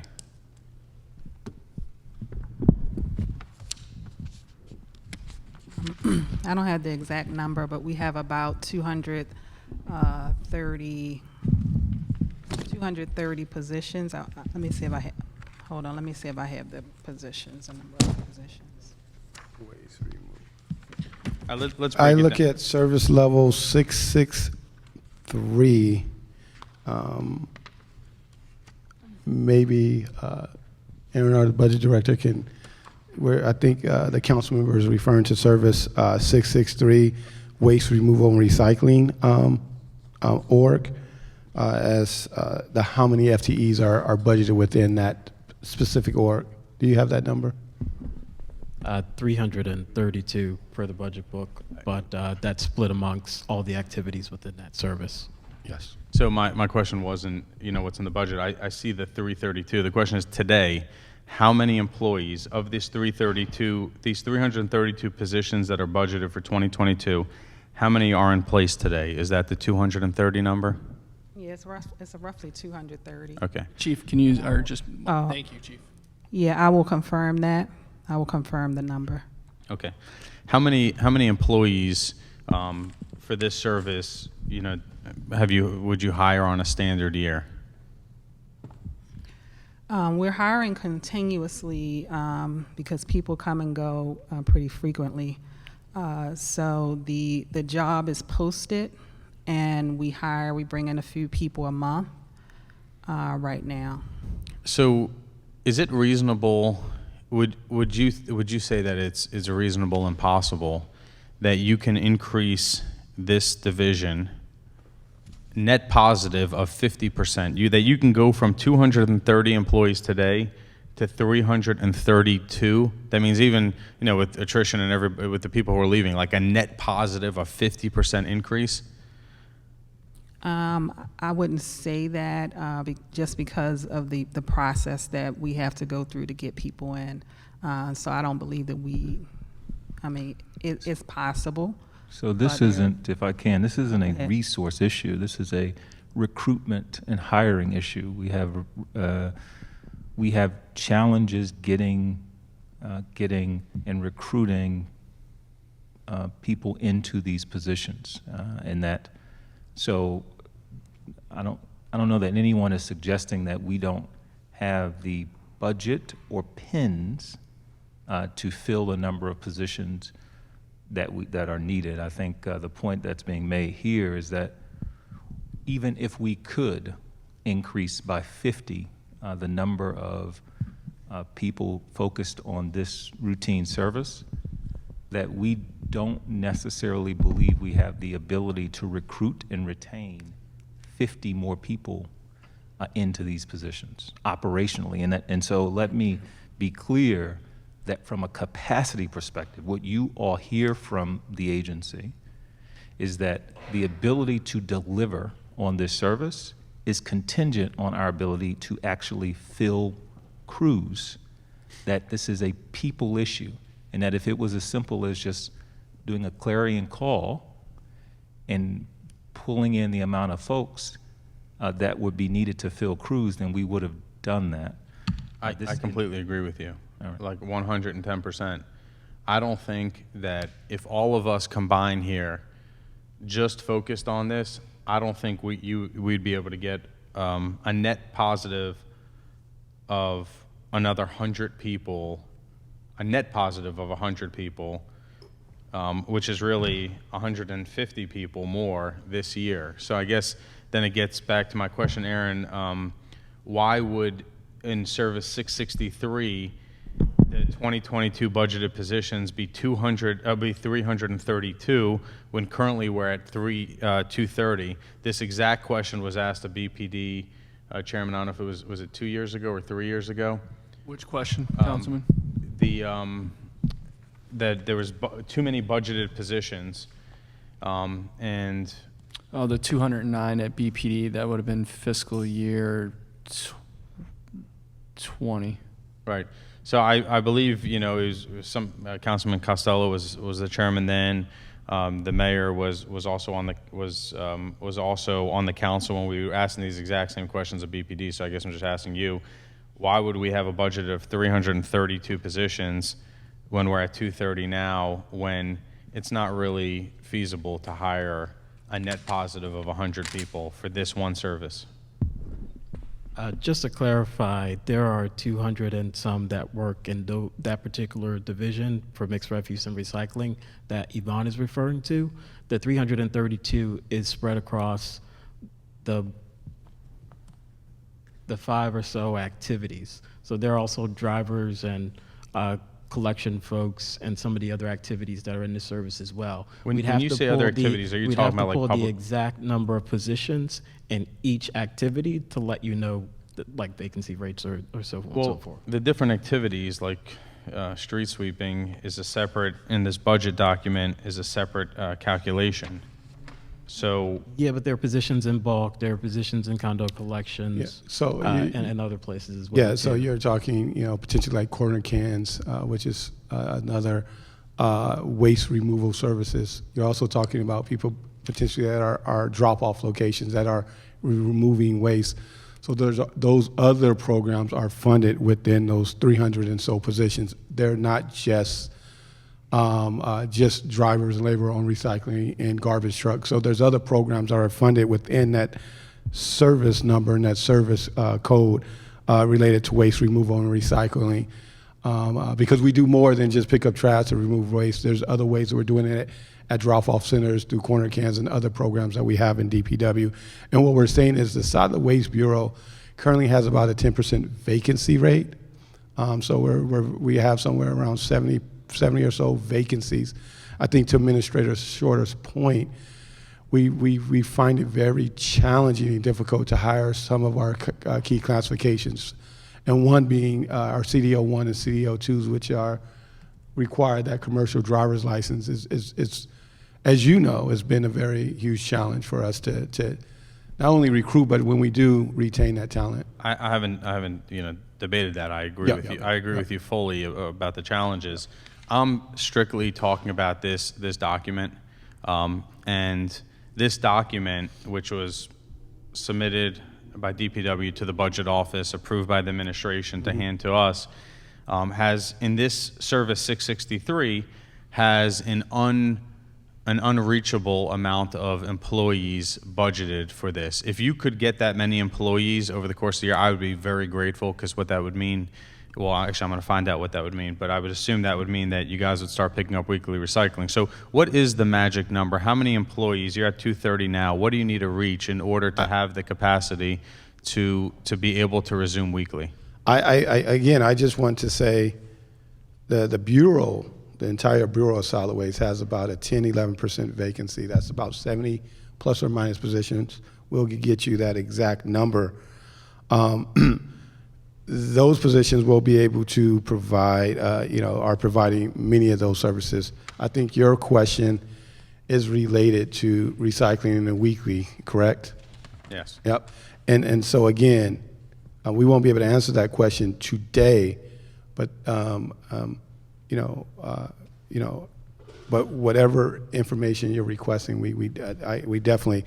And another, I think, a main reason for us is, again, we don't know what the market conditions are, and we don't expect that tomorrow we will be able to get CDL drivers, and I think we all concur there. But also, again, being able to really understand the demographics of those routes and what is needed, right?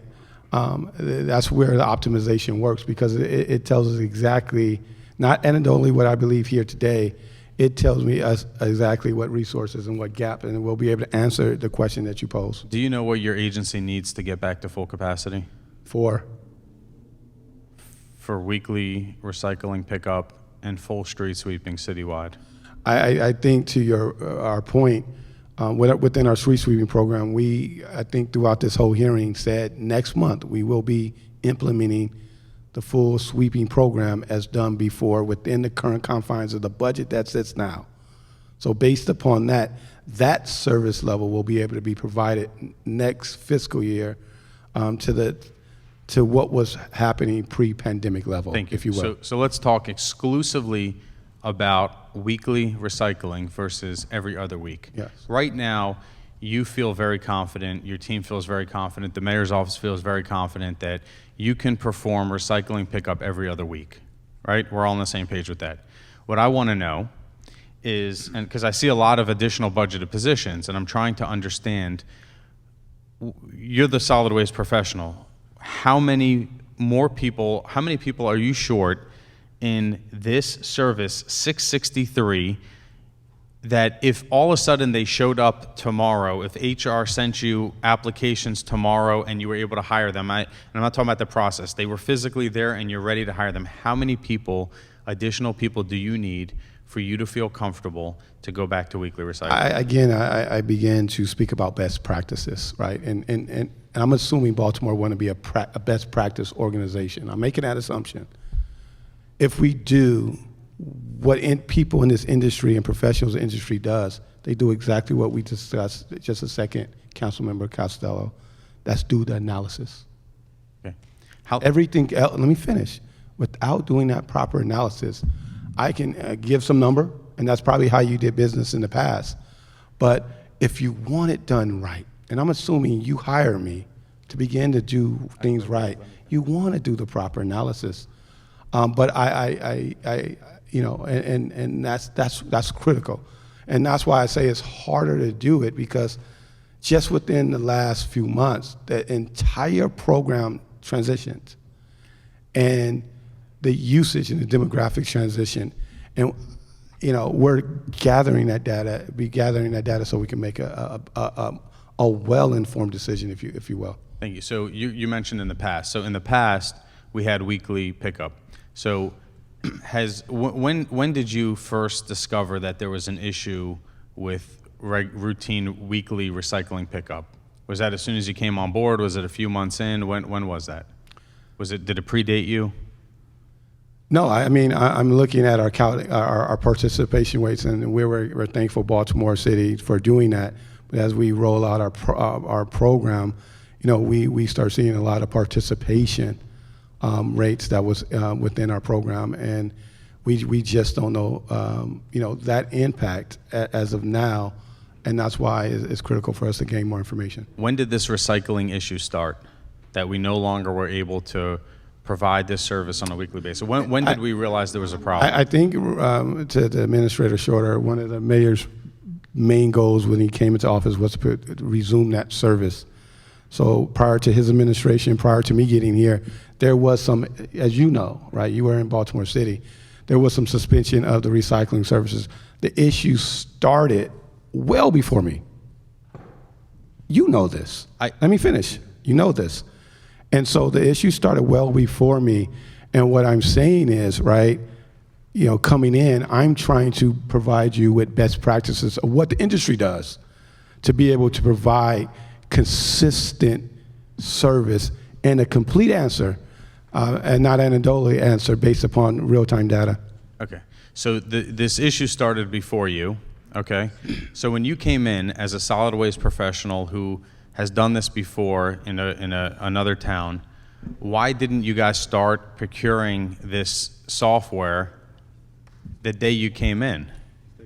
If the issue is already ongoing and we need to get this fixed, why are we now a year in and we're just now starting a procurement process for some technology that we knew we needed? And last time it was done, correct me if I'm mistaken, was done in an emergency procurement.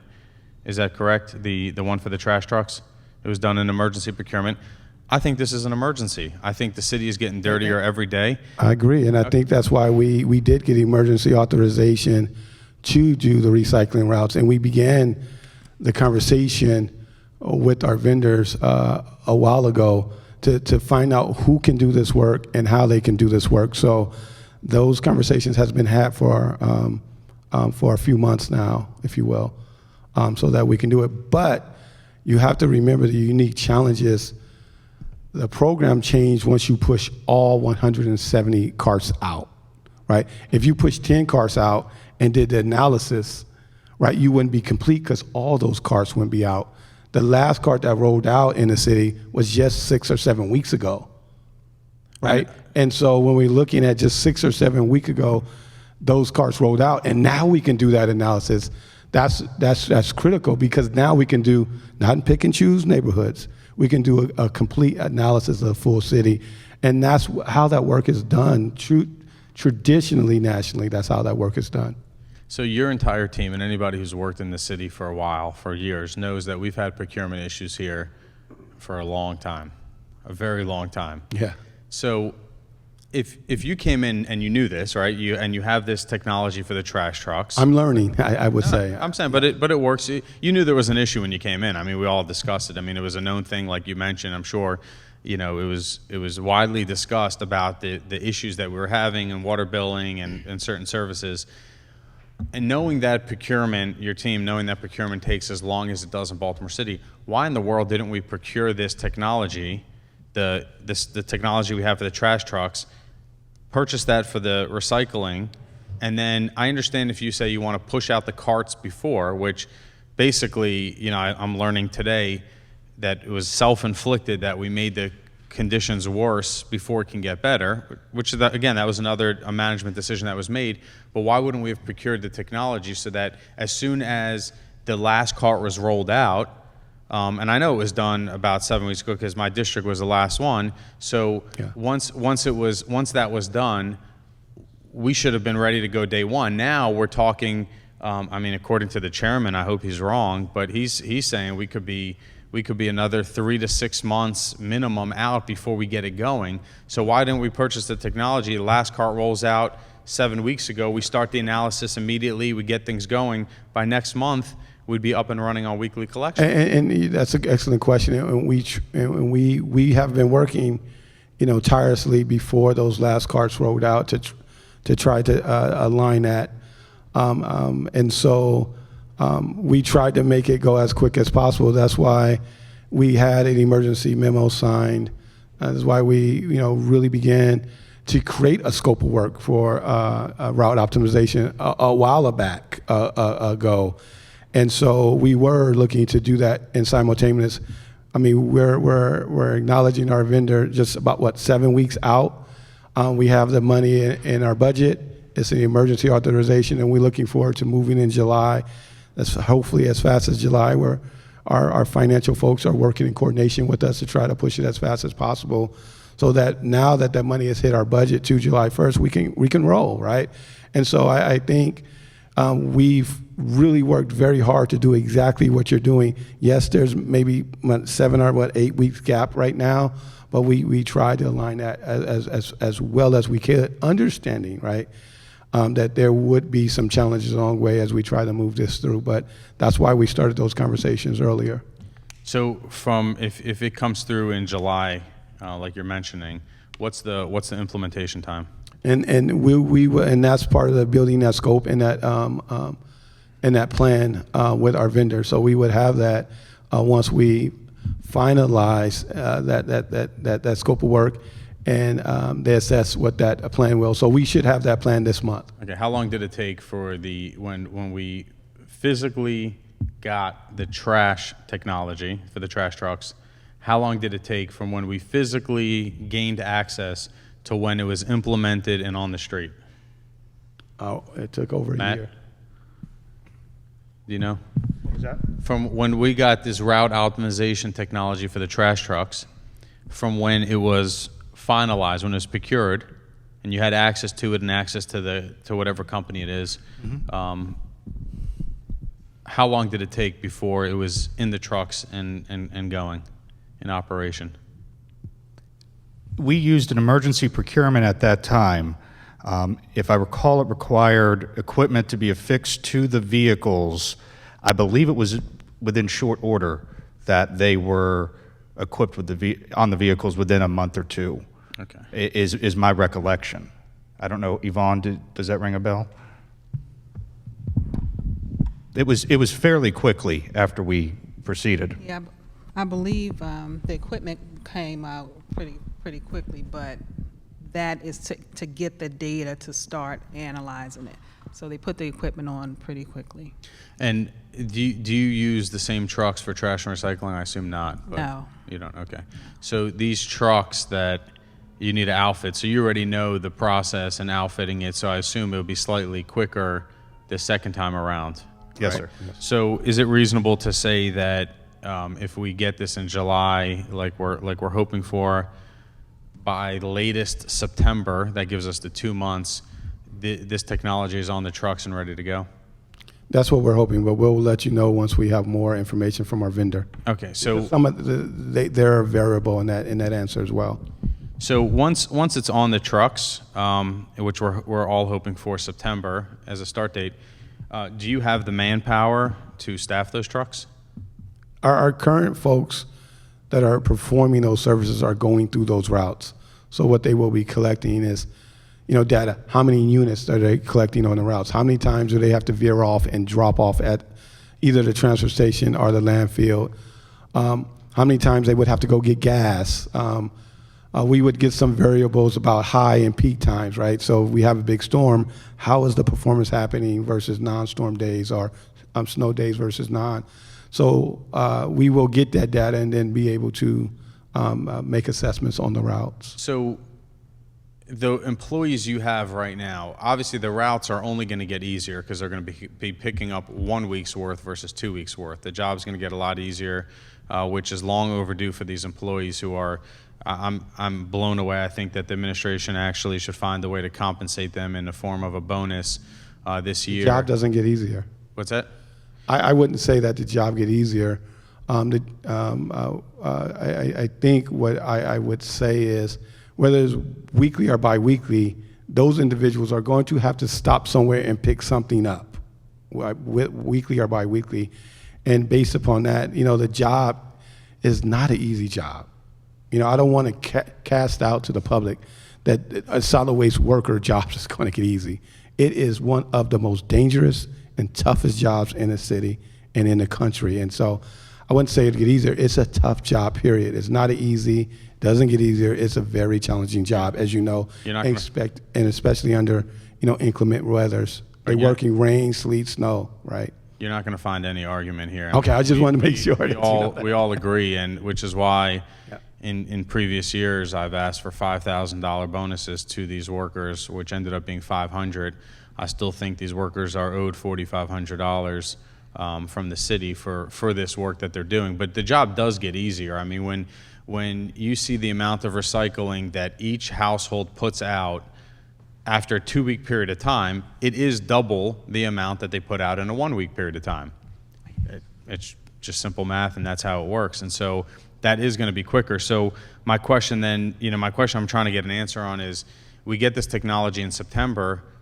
What are you saying, that with our current manpower, the same manpower that was providing these services, last year before, things fell offline, that same manpower with the route optimization, with the technology improvements, are going to be able to perform these services? Or do we still need additional people? That's why you do the data, right? Because that data tells you exactly that information. I think we said that multiple times to you. That is that data, and that's the reason why the industry does that. Right, but right? And so I know when I came here, you mentioned that we do best practices, and that's what best practice is. And so, I mean, we're answering that question. That again, pre-pandemic, right? There was a different recycling program than we see now, right? That was rolled out.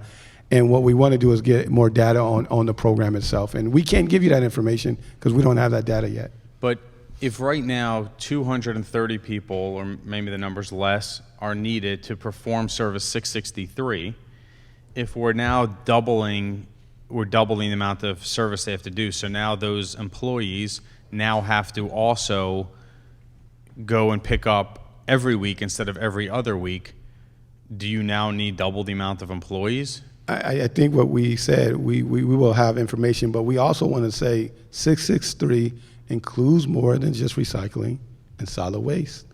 Okay, and so those 300 or so employees are doing other jobs, corner cans, right, for example.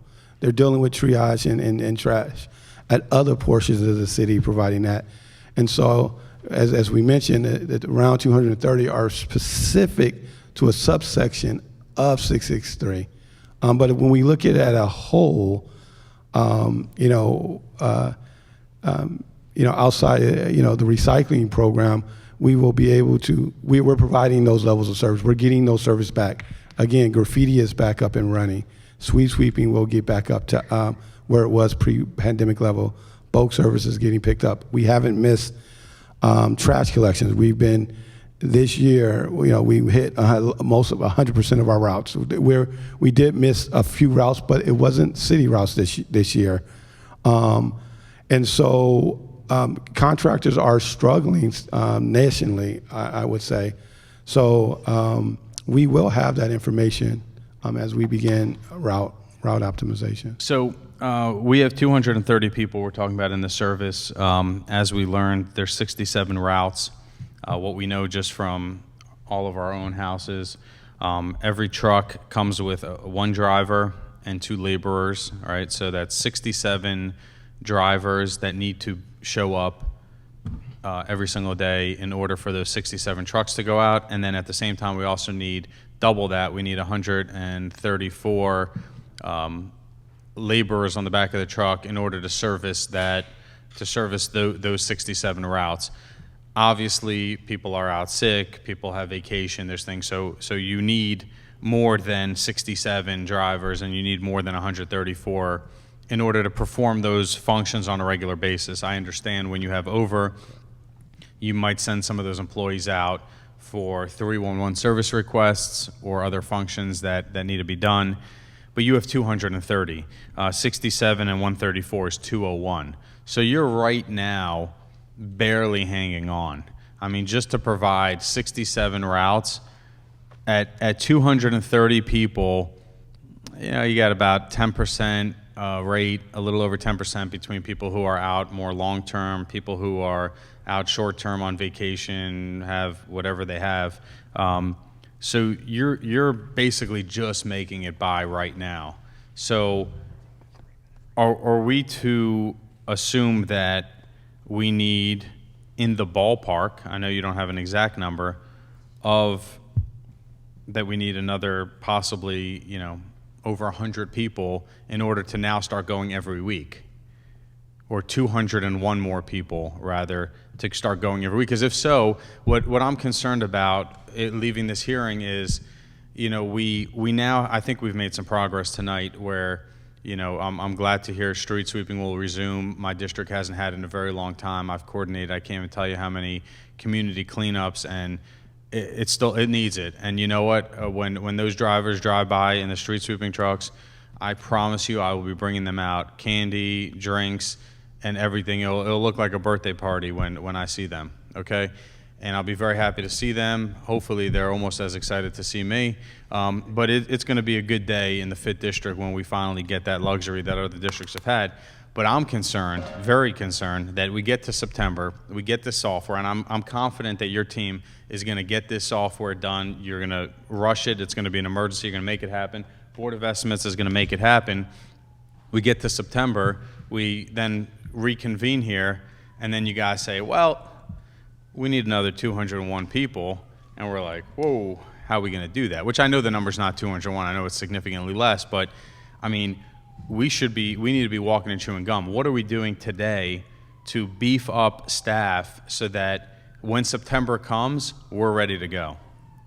So again, the September date we didn't provide, you provided it. What we said was that the variable is really going to be our contractor, so that our contractor can let us know what they're capable of doing. And so we committed to, once we have that conversation and develop that scope and that plan, their key component with their resources and what they'll be able to do, then we'll be able to provide you the project plan and some dates, key milestones, so that we can be able to provide that level of information. But I don't want to say September we will know everything, because again, it's going to be dependent on other variables, and as we discuss, and as we, you know, get to define those variables, we definitely will be able to communicate out that progress of where it's at, so Thank that you. folks know the expectations. Thank you, Director. We're going to take a 3-minute recess.